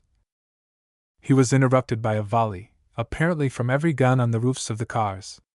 Then a chorus of shrill, treble, boyish yells, and next instant another volley. The two sprang to the door and looked out. Not a sign of a rebel anywhere. Si went up one side of the car, Shorty the other. They ran along the tops of the cars, storming at the boys, kicking them and bumping their heads against the boards to make them stop. When they succeeded, Si sternly ordered every one of them to leave the roofs and come down into the cars. When he had gathered them there he demanded, "Now I want to know at once what this means." Little Pete Skidmore again became the spokesman of the abashed crowd.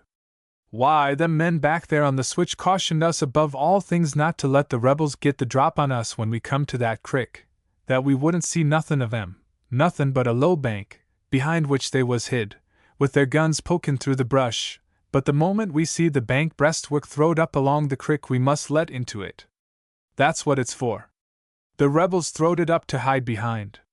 Them men said that the brush back there was as full o' rebels as a hound o' fleas, and that we must let into 'em the moment we see the bank, or they'd get the drop on us.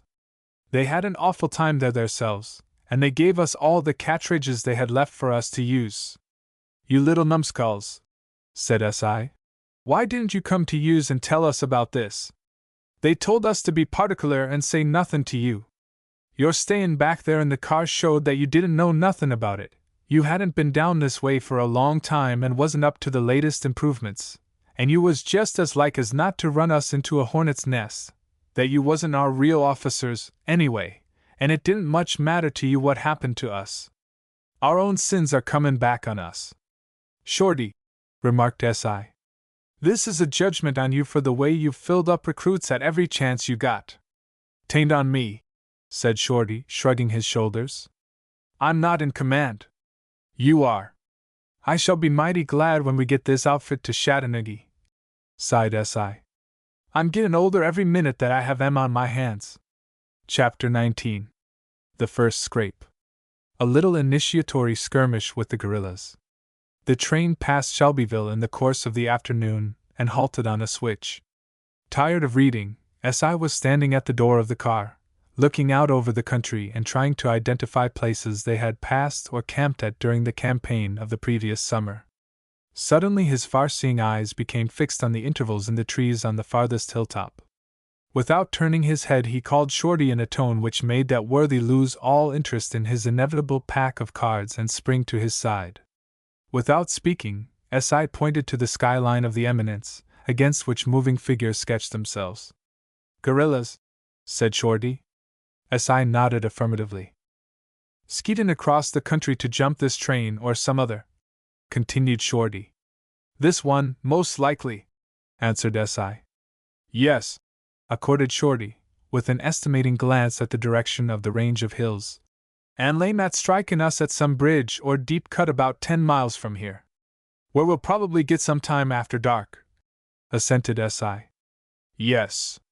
Let's talk to the conductor and engineer." The train had started in the meanwhile, but presently the conductor came back into the caboose. He had been a soldier, but so severely wounded as to necessitate his discharge as incapable of further field service. "I hardly think there's any danger," said Conductor Madden. "Things have been very quiet this side of the Tennessee River ever since last October, when Crook, Wilder, and Minty belted the life out of old Joe Wheeler down there at Farmington and Rogersville.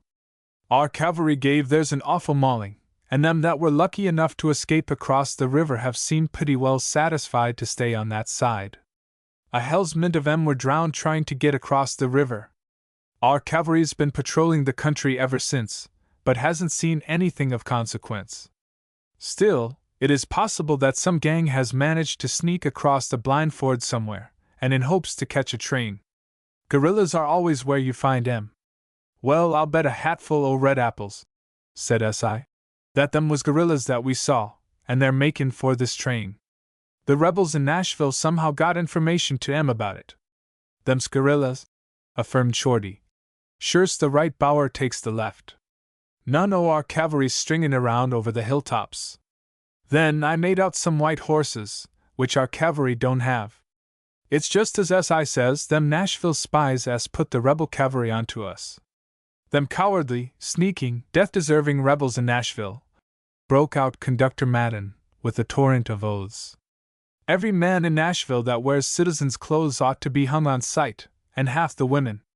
They don't do nothing but lay around and take the oath of allegiance, watch every move we make like a cat does a mouse, and send information through the lines. You can't draw a ration of hardtack, but they know it, and they're looking down your throat while you're eating it. They hain't got the gravel in their craws to go out and fight themselves, and yet they've cost us 100 times as many lives as if they had. Why does the general allow them to stay there? He ought to order rocks tied to the necks of every blasted one of 'em and fling 'em into the Cumberland River and then pour turpentine on the infernal old town and touch a match to it. That's what I'd do if I had my way. There's more brimstone trouble to the acre in Nashville than in any town on the footstool, not barring even Richmond." "Nashville certainly is tough," sighed Shorty. "Specially in gamblers. Worst tin horn crowd that ever fumbled a deck or skinned a greenie out o' the last cent o' his bounty. Say, S.I., do you remember that tin horny that I cleaned out o' his hole piled down there at Murfreesboro, with them cards that I'd clipped with a pair o' scissors, so's I'd know 'em by the feel, and he never ketched on till his last shinplaster was gone, and then I throwed the pack in the fire? Well, I seen him down there at the depot smellin' around for suckers. I told him to let our boys alone or I'd snap his neck off short. Great Jehoshaphat, but I wanted a chance to get uptown and give some o' them coal-deckers a whirl." "Well," said Conductor Madden, after some deliberation, "I believe what you boys say. You're not the kind to get rattled and make rebels out of cedar bushes. All the same, there's nothing to do but go ahead. My orders were to take this train through to Chattanooga as quick as I could. I can't stop on a suspicion." "No, indeed," assented S.I. and Shorty. "There's no place to telegraph from till we get to Bridgeport, on the Tennessee, and if we could telegraph they wouldn't pay any attention to mere reports of having seen rebels at a distance. They want something more substantial than that." "Of course they do, and very properly," said S.I. "Is your engineer all right?" "Game as they make 'em, and loyal as Abraham Lincoln himself," responded the conductor. "Well, I believe our boys 's all right. They're green, and they're friskier than colts in a clover field, but they're all good stuff, and I believe we can stand off any ordinary gang o' guerrillas. I'll chance it anyhow. This's a mighty valuable train to risk, but it ought to go through, for we don't know how badly they may need it. You tell your engineer to go ahead carefully and give 2 long whistles if he sees anything dangerous." "I'll go and get onto the engine with him," said Shorty. "Wait a little," said S.I. "We'll get the boys together, issue 'em cartridges and give 'em a little preparation for a light, if we're to have one." The sun had gone down and the night was at hand. The train had stopped to take on a supply of wood from a pile by the roadside. Some of the boys were helping pitch the heavy sticks onto the engine, the rest were skylarking along the tops of the cars in the irrepressible exuberance of animal spirits of boys who had had plenty to eat and were without a care in the world. Harry Jocelyn had been giving exhibitions of standing on his head on the running board. Gid Mackle had converted a piece of rope he had picked up into a lasso, and was trying to imitate the feats he had seen performed at the last circus. Monty Scruggs, the incipient lawyer, who was proud of his elocutionary talents, had vociferated at the woods they were passing. Rienzi's address to the Romans, the last sigh of the Moor, Absalom, the Battle of Waterloo, and similar staples of Friday afternoon recitations. Alf Russell, the embryonic doctor, who sang a fine tenor, was rendering Lily Dale with much impressment, and little Pete Skidmore was skipping the flat hillstones over an adjacent pond. "Tention!" shouted S.I.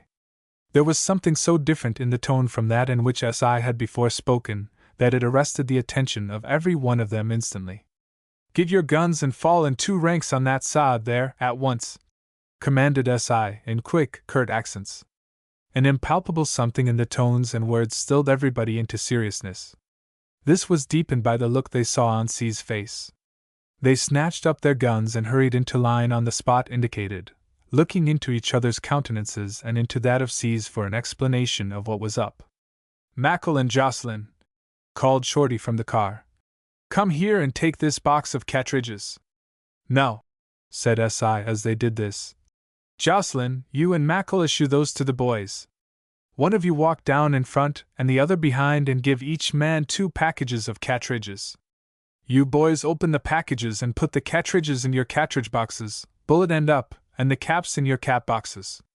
The boys followed his directions with nervous eagerness, inspired by his words and manner, and then fixed their anxious gaze upon him for further impartment. S.I. walked down in front, in the rear of the line, superintending the operation.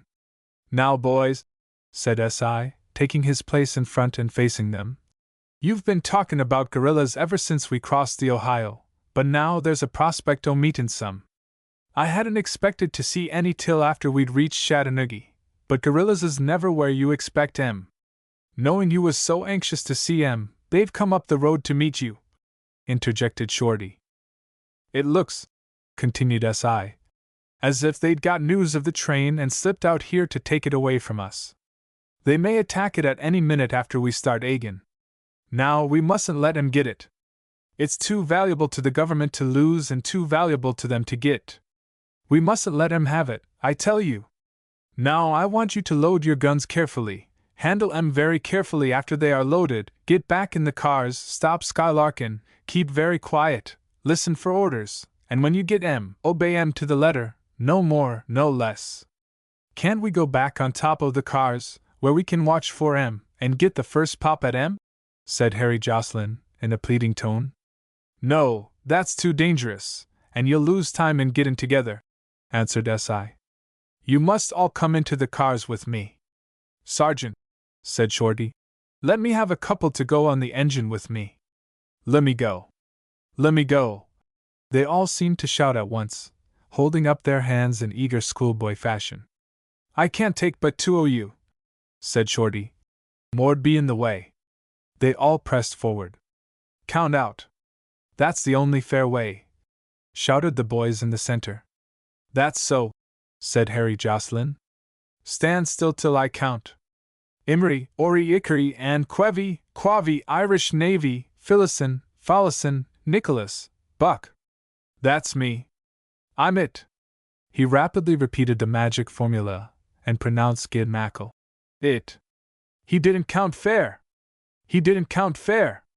"He never counts fair," protested the others, but S.I. hustled them into the cars and the train started.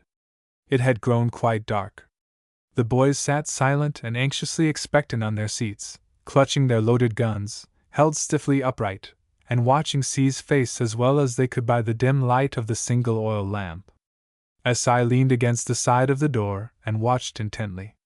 Only little Pete Skidmore was unrepressed by the gravity of the situation.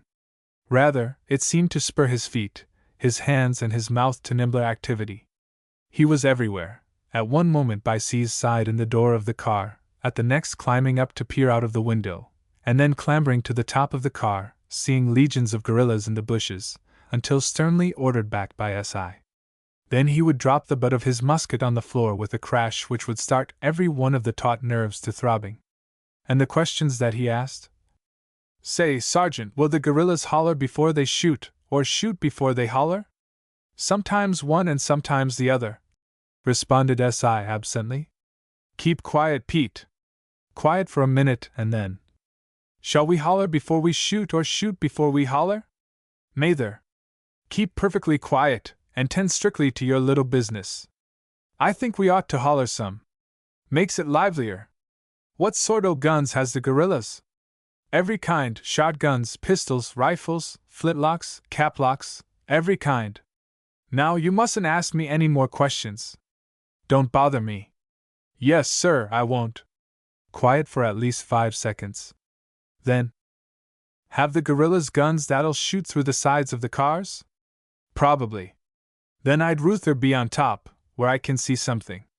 Can they shoot through the sides o' the tender, and let all the water out and stop the engine?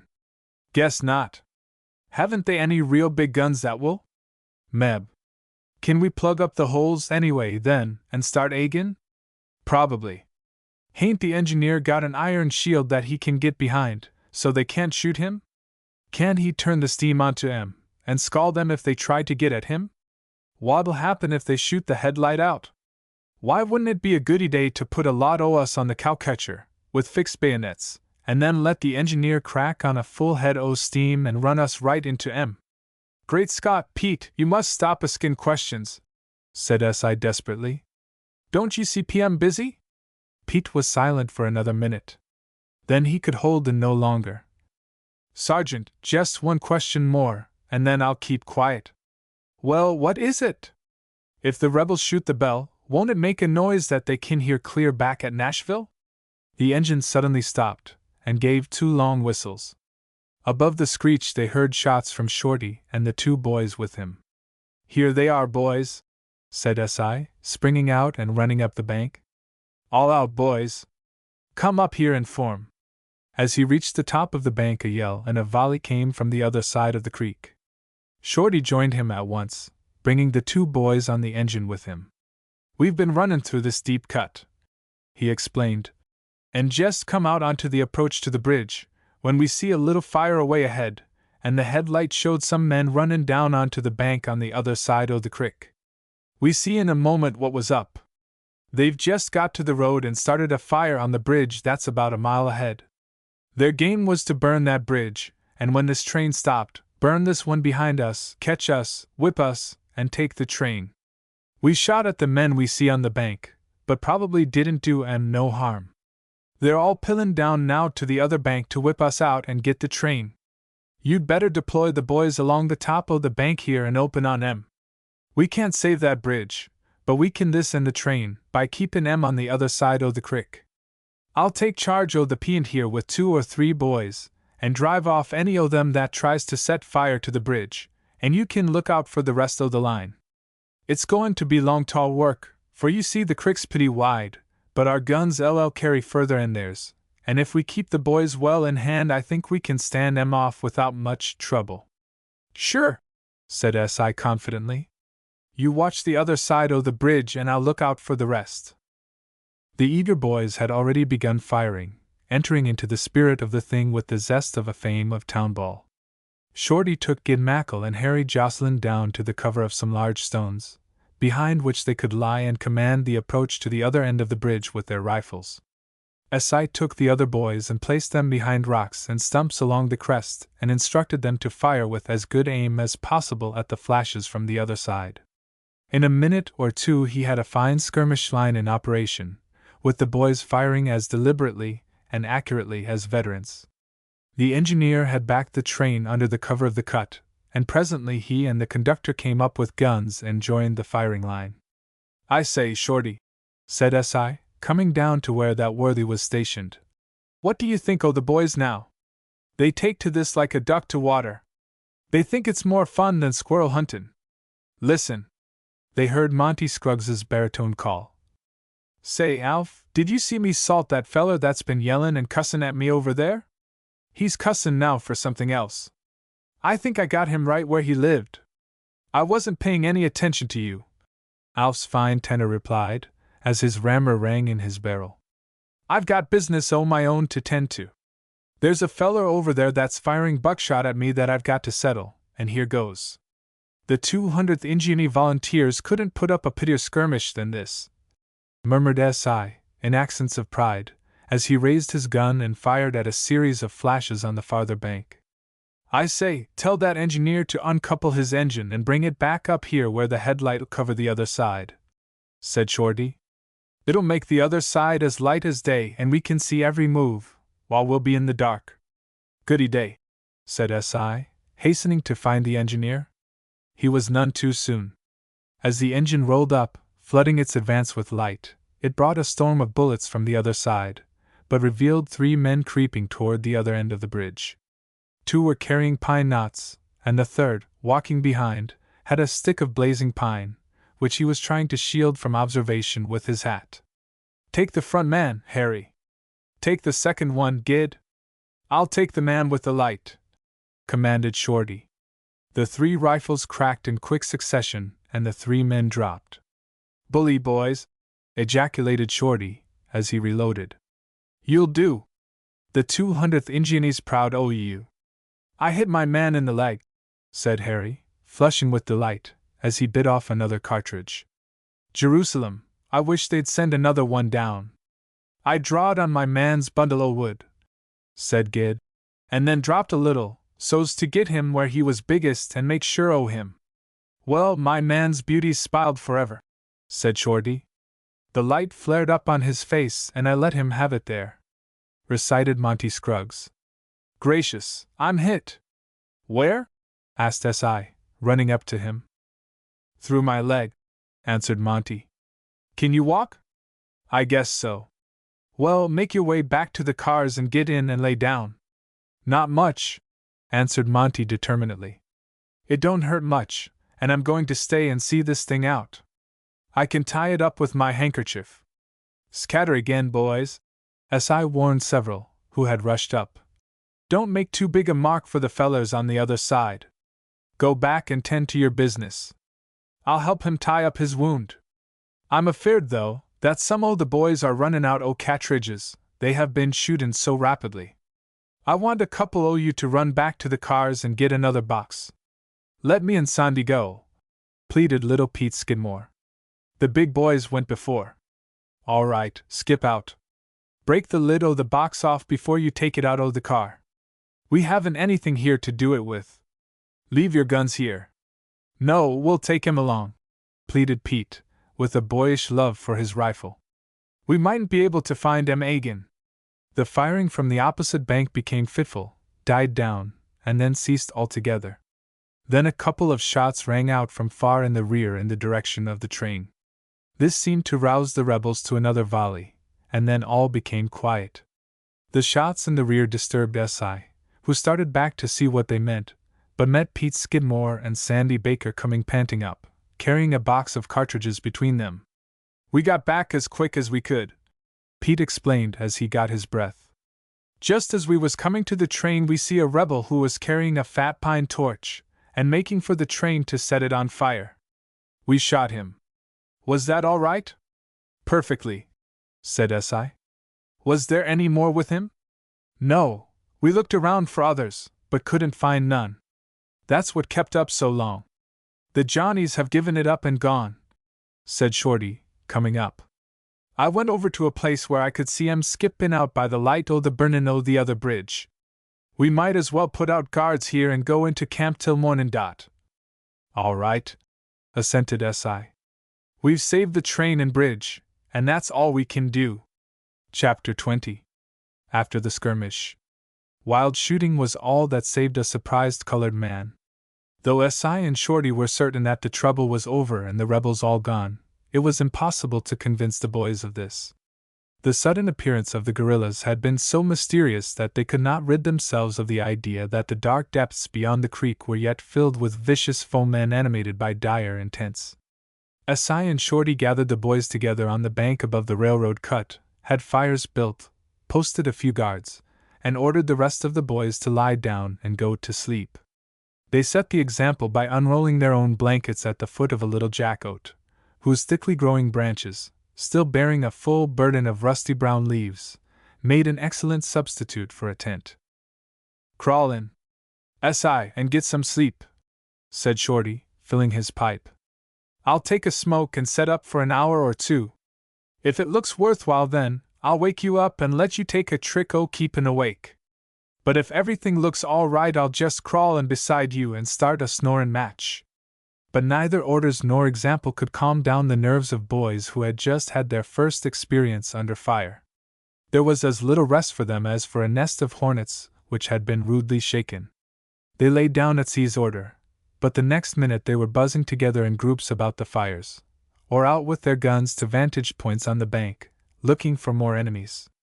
Their excited imaginations made the opposite bank of the creek alive with men, moving in masses, squads, and singly, with the sounds of footsteps, harsh commands, and of portentous movements. 2 or 3 times Shorty repressed them and sharply ordered them to lie down and go to sleep. Then he decided to let them wear themselves out, braced his back against a sapling near the fire, pulled out from his pocket the piece of Maria's dress, and became lost in a swarm of thoughts that traveled north of the Ohio River. He was recalled by Harry Jocelyn and Gid Mackle appearing before him.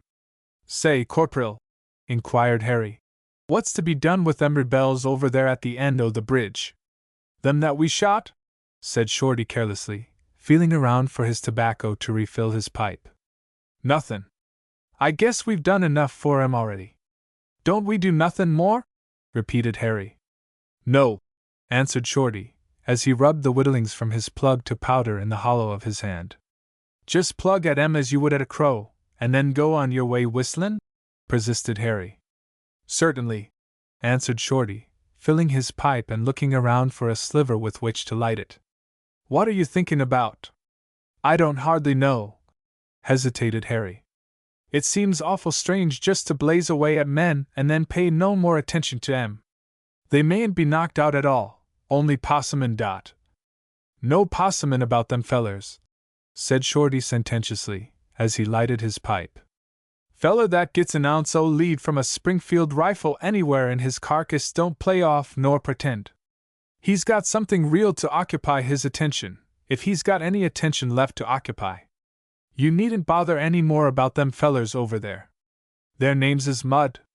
They're now only part o' the real estate on the other side o' the crick. They're suddenly become no good for poll tax, only to be assessed by the acre. So you're sure they can't do more harm to the bridge? No more'n the dead leaves on the banks." "But I thought," persisted Harry, "that when a man's killed something had to be done, coroner's inquest, corpse got ready, funeral, preacher, neighbors gather in, and so on." "Well, you needn't bother about any obsequies to them fellers over there," said Shorty sententiously, as he pulled away at his pipe. "You done your whole share when you done the heavy work o' providin' the corpses. Let anybody that wants to put on any frills about plantin' 'em. If we have time tomorrow mornin' and nothin' better to do, we may go over there and dig holes and put 'em in. But most likely we'll be needed to rebuild that bridge they burnt. I'd rather do that, so's we can hurry on to Chattanooga. Buzzards'll probably be their undertakers. They've got a contract from the Southern Confederacy for all that work. You lay down and go to sleep. That's the first duty of a soldier. You don't know what may be wanted o' you tomorrow, and you should get yourselves in shape for anything, fightin', marchin', or workin' dot." "And shan't we do nothin' either to that man that we shot when he was tryin' to set fire to the train?" asked little Pete Skidmore, who as Sandy Baker had come up and listened to Shorty's lecture. "He's still layin' out there where he dropped, awful still. Me and Sandy took a piece o' fat pine and went down and looked at him. We didn't go very close. We didn't like to. He seemed so awful quiet and still." "No, you let him alone," snapped Shorty impatiently.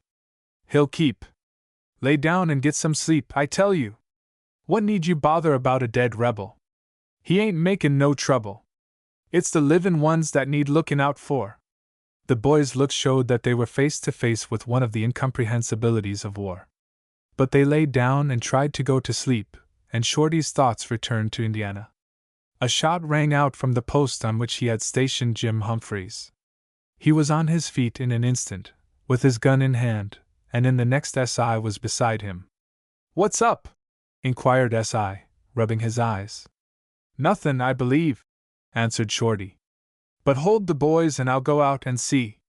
He strode forward to Jim's side and demanded what he had shot at. I saw some men trying to cross the creek there, replied Jim, pointing with his rammer in the direction of the opposite bank. There, you can see 'em for yourself. I don't see no men, said Shorty, after a moment's scrutiny. There they are. Don't you see that white there? Said Jim, capping his musket for another shot. That white, said Shorty contemptuously, is some water birches. They was there when you came on guard, for I noticed 'em, and they hain't moved since. You seen 'em then, lookin' just as they do now. You're a fool to think you can see anything white in a rebel. 'Tain't their color. I don't care, half-whimpered Jim. Gid Mackle, and Harry Jocelyn, and Alf Russell, and Pete Skidmore, and even Sandy Baker, have all shot rebels, and I hain't hit none. I don't have half a show. Be patient, Shorty consoled him. Your 3 years is only begun. You'll have lots o' chances yet. But if I catch you shootin' at any more white birches, I'll tie you up by the thumbs. Shorty returned to the fire. Si bade the boys he down again, and took his own blanket. Shorty relighted his pipe, took out his never-failing deck of cards and began running them over. Jim Humphreys's shot had given new restlessness to the boys. They did not at all believe in Shorty's diagnosis of the situation. There must be more men lurking over there whence all that murderous shooting had come only a little while ago. Jim Humphreys was more than probably right. One after another of them quietly slipped away from the fire with his gun, and made his way down to Jim Humphreys's post, which commanded what seemed to be a crossing of the creek. They stood there and scanned the opposite bank of darkness with tense expectancy. They had their ears tuned up to respond to even the rustle of the brown, dry leaves on the trees and the murmur of the creek over the stones. They even saw the white birches move around from place to place and approach the water, but Shorty's dire threat prevented their firing until they got something more substantial. There's rebels over there, sure as you're born, murmured Jim to them, without turning his head to relax his fixed gaze nor taking his finger from the trigger of his cocked gun. Wish they'd fire a gun first to convince that old terror of a corporal, who thinks he can tell where rebels is just by the smell. S.H. Jim, I hear a hoss's hoofs, said Harry Jocelyn. S.H. So do I, echoed Gid Mackle. They all listened with painful eagerness. Hoss's hoofs and breakin' limbs, sure's you're a foot high, whispered Harry. And they're comin' down the hill this way. That's right. They're a'most to the crick now, assented Gid. I'm going to shoot. No, I've got the right to a first shot, said Jim. You fellers hold off. Bang went Jim's gun, followed almost instantly by the others. Hi, dear boys, I's done found you at loss. Whoopee! Called out a cheery voice from across the creek, and a man rode boldly down to the water's edge, where the boys were nervously reloading. Now, Jim Humphreys, what in blazes are you banging away at now? Angrily demanded S.I., striding up. At a cotton-tailed rabbit or a sycamore stump? The woods is full o' rebel cavalry comin' across the crick, gasped Jim, as he rammed down his cartridge. There, you can see 'em for yourself. What for you come dis-away, boys? Continued the voice of the man on horseback. I done los you. I thought we done agreed to go over by Simpson's Hill, and I jine you dar. I went dat away, and den I hear you shootin' over dis-away, and seed yo fire, and I cut across to git to you. What you get so many guns, and sich big ones? Sound like soldier guns. I done beard dem way over da, and I. Hold on, boys, sternly shouted Shorty, springing in front of them and throwing up their guns. Don't one o' you dare shoot! Hold up, I say! Hello, you there! Who are you? Who's me? Said the Negro, astonished by the strange voice. I's Maja Wilkinson Sam, Massa Patrol. I's got a pass all right. The old Maja done told me I could go out coon huntin' wid Colonel Oberly's boys tonight, but I done missed them. Come ashore here, boy, commanded Shorty, and be thankful that you're alive. You've had a mighty narrow squeak of it. Next time you go out coon huntin', be sure there's no Yankee and rebel soldiers huntin' one another in the neighborhood. Coons have a tough time then. Yankee soldiers! Gasped the Negro, as he was led back to the fire, and saw the blue uniforms. Lawdy massy, don't kill me.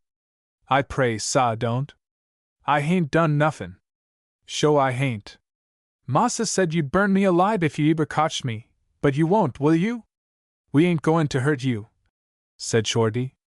Sit down there by the fire and get the goose flesh offen you. Then turning to the boys he remarked sarcastically. Fine lot o' marksmen you are, for a fact. Half a dozen o' you bangin' away at 100 yards, and not comin' close enough to a nigger to let him know you was shootin' at him. Now will you lay down and go to sleep? Here, S.I., you take charge o' this gang and let me go to sleep. I've had enough o' them for one night. During the night a train came up, carrying a regiment of entirely new troops.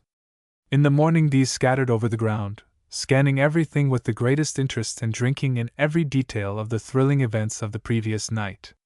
It's just killin', said S.I. to Shorty, to watch the veteran airs our boys are puttin' on over those new fellers. You'd think they'd fit in every battle since Bunker Hill, and learn Gen Grant all he knows about tactics. Talk about the way the old fellers used to fill us up, why, these boys lay away over everything we ever knowed. I overheard Harry Jocelyn laying it into about 40 of them. No man knows just what his feelin's will be under fire until he has the actual experience, says he. Now, the first time I heard a rebel bullet whistle, and his face took on a look as if he was trying to recollect something years ago. Yes, laughed Shorty. And you should hear little Pete Skidmore and Sandy Baker lecturing them greenies as to the need o' lookin' carefully to their rear and beware o' rebels sneakin' round and attackin' their trains. Hold on. Look through this brush. There's Monty Scruggs explainin' the plan o' battle to a crowd of 'em. He don't know we're anywhere around. Listen and you'll hear something. The enemy had reached the ground in advance of us. Monty was elucidating, in language with which his school histories and the daily papers had familiarized him, and had strongly posted himself along those heights, occupying a position of great natural strength, including their own natural cussedness. Their numbers was greatly superior to ours, and they had prepared a cunning trap for us, which we only escaped by the vigilance of Corporal Elliott and the generalship of Sir Clegg. I tell you, those men are a dandy team when it comes to running a battle. They know their little biz, and don't you forget it for a minute. The enemy opened a galling fire, when Corporal Elliott gallantly advanced to that point there and responded, while Sir Clegg rapidly arrayed his men along there, and the battle became terrific. It was like the poet says. Oh, come off, Monty, called the more prosaic Gid Mackle. You know we didn't have no artillery. If we'd had, we'd a blowed 'em clean off in the hill. The whistle summoned them to get aboard and move on. Chapter 21. Chattanooga at last. Lost in a maze of railroad trains. What's the program? S.I. inquired of the conductor, as the boys were being formed on the bank, preparatory to entering the cars. I suppose it's to go over there and put in a week o' hard work rebuildin' that bridge. Have you got any axes and saws on the train? How long is the blamed old bridge, anyway? Not much it ain't, responded the conductor. If you think the army's goin' to wait a week, or even a day, on a bridge, you're simply not up to date, that's all. The old Buell and Rosecrans way o' doin' things is played out since Sherman took command. Your Uncle Billy's a hustler, and don't let that escape your mind for a minute, or it'll likely lead you into trouble. You'll find when you get down to Chattanooga that nobody's asleep in daylight, or for a good part o' the night. They're not only wide awake, but on the keen jump. The old man can see 4 ways at once, he's always where he ain't expected, and after everybody with a sharp stick. In Buell's time a burnt bridge 50-foot long stopped us for 2 weeks. Now that bridge'll likely be finished by the time we get there. I've just been over there, and they were layin' the stringers. Why, how in the world did they manage? Asked S.I. Oh, Sherman's first move was to order down here duplicates for every bridge on the road. He's got 'em piled up at Louisville, Nashville, Murfreesboro, and Chattanooga. The moment a bridge is reported burned, a gang starts for the place with another bridge, and they're at work as soon's it's cool enough to let 'em get to the abutments. I've seen 'em pullin' away the burnin' timbers to lay new ones.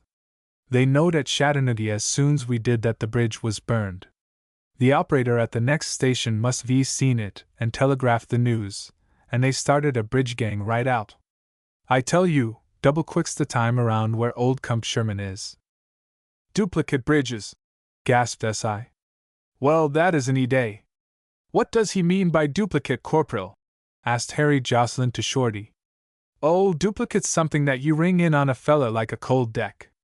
I don't understand, said Harry. Why, hem, duplicate's the newfangled college word for anything that you have up your sleeve to flatten a feller when he thinks he's got you euchred. You want to deal the other feller only left bowers and keep the right bowers for yourself. Them's duplicates. If you give him aces, have the jokers handy for when you want 'em. Them's duplicates. Duplicates S. Sherman's great lay, learned it from his old side partner, Unconditional Surrender Grant, just as strategy was old McClellan's. There's this difference: Sherman always stacks the deck to win himself, while McClellan used to shuffle the cards for the other feller to win. Still, I don't understand about the duplicate bridges, persisted Harry. Why, old Sherman just plays doublets on the rebels. He leads a king at 'em and then plumps down an ace, and after that the left and right bowers. They burn one bridge and he plumps down a better one instead. They blow up a tunnel and he just hauls it out and sticks a bigger one in its place. Great head, that Sherman. Knows almost as much as old Abe Lincoln himself. Do you say that Sherman has extra tunnels, too, to put in whenever one is needed? Asked Harry, with opening eyes. Oh, sir, replied Shorty carelessly. You seen that big iron buildin' we went into to get on the cars at Louisville? That was really a tunnel, all ready to be shoved out on the road when it was needed.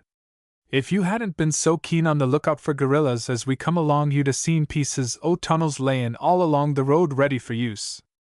As the train dashed confidently over the newly completed bridge, the boys gazed with intense interest and astonishment at the still smoldering wreckage, which had been dragged out of the way to admit the erection of the new structure. It was one of the wonders of the new, strange life upon which they were entering. The marvelous impressiveness and beauty of the scenery, as they approached Chattanooga, fascinated the boys, who had never seen anything more remarkable than the low, rounded hills of southern Indiana. The towering mountains, reaching up toward the clouds, or even above them, their summits crowned with castellated rocks looking like impregnable strongholds, the sheer, beetling cliffs, marking where the swift, clear current of the winding Tennessee River had cut its way through the granite walls, all had a deep fascination for them. Then, everywhere were strong entrenchments and frowning forts, guarding the crossings of the river or the passages through the mountains. There were populous villages of log huts, some with canvas roofs, some roofed with clapboards, some with boards purloined from the quartermaster's stores. These were the winter quarters of the garrisons of the fortifications. Everywhere men were marching to and fro, and long trains of army wagons struggling through the mud of the valleys and up the steep hillsides. My, what lots o' men! Gasped Harry Jocelyn. We won't be once among such a crowd. Wonder if Sergeant Klegg and Corporal Elliott can keep us from being lost? Trust Corporal Elliott, said Gid, returning to his old partisanship of the taller veteran. He knows his business every time. Not any better'n Sergeant Klegg, responded Harry, taking up the gauntlet for his favorite. Long-legged men are very good in their way, but they don't have the brains that shorter men have. Nature don't give no man everything. What she gives to his legs she takes off his head, my dad says. That's just because you're a duck-legged snipe, answered Gid wrathfully. Do you mean to? Don't make any slurs at me, you spindle-legged sandhill crane, retorted Harry. This was enough. Blows came next. It was their way. Gid Mackle and Harry Jocelyn had been inseparable companions since they had begun going to school, and they had scarcely ever let a day pass without a fight. The moment that S.I. and Shorty appeared within their horizon, they had raised the issue of which was the best soldier, and made it a matter of lively partisanship. S.I. and Shorty had been on the eager lookout for the indications of the position of the army, for places that they could recognize, and for regiments, brigades and divisions they were acquainted with, so they did not at first notice the squabble. Then they pulled the boys asunder, shook them and scolded them for their conduct. New emotions filled C's and Shorty's breasts. They had been away from their regiment so long that they were acutely homesick to be back to it. Such is the magic of military discipline and association that their regimental flag had become the center of their universe, and the real people of their world the men who gathered around it. Everything and everybody else was subsidiary to that thing of wonderful sacredness. The regiment. They felt like wanderers who had been away for years, and were now returning to their proper home, friends, associations, and vocation. Once more under the flag, life would become again what it should be, with proper objects of daily interest and the satisfactory performance of everyday duties. They really belonged in the regiment, and everywhere else were interlopers, sojourners, strangers in a strange land. They now sat together and talked of the regiment as they had formerly sat around the campfire with the other boys and talked of their faraway homes, their fathers and mothers, brothers and sisters and sweethearts. They had last seen their regiment in the fierce charge from the crest of Snodgrass Hill. The burning questions were who had survived that terrible day?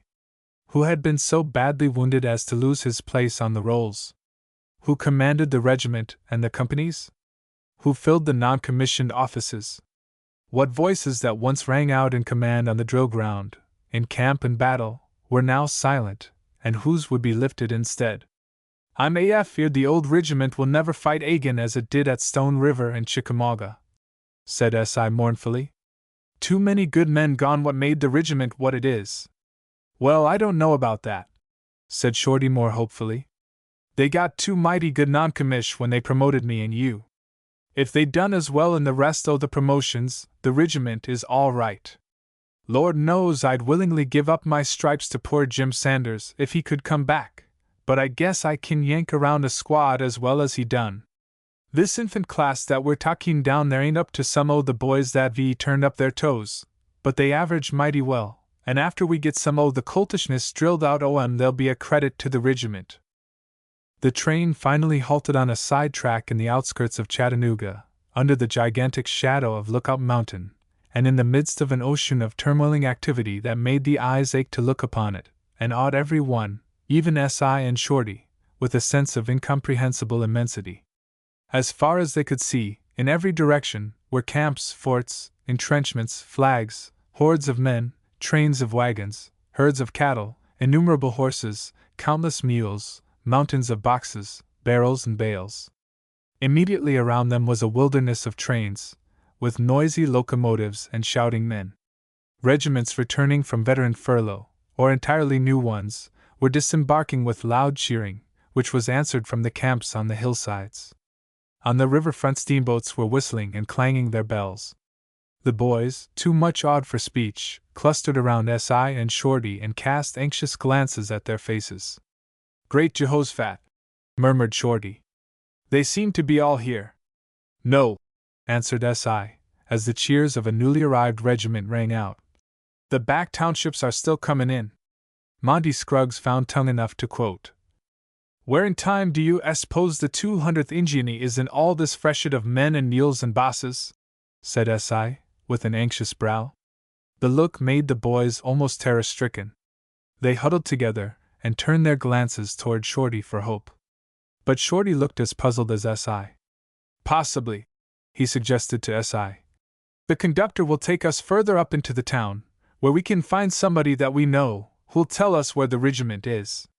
No, said the conductor, who came back at that moment. I can't go no further with you. Just got my orders. You must pile right out here at once.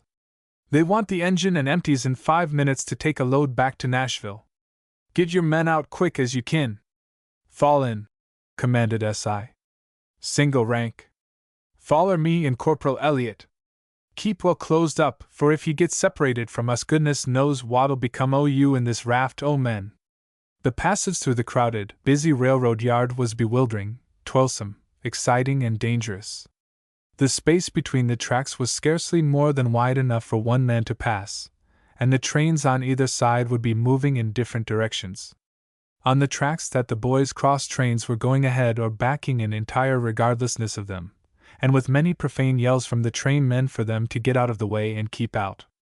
S.I. only kept his direction by occasionally glancing over his shoulder and setting his face to walk in the direction away from Pulpit Rock, which juts out from the extremity of Lookout Mountain. At last, after a series of hairbreadth dodges, SI drew up his squad in an open space where the tracks crossed, and proceeded to count them.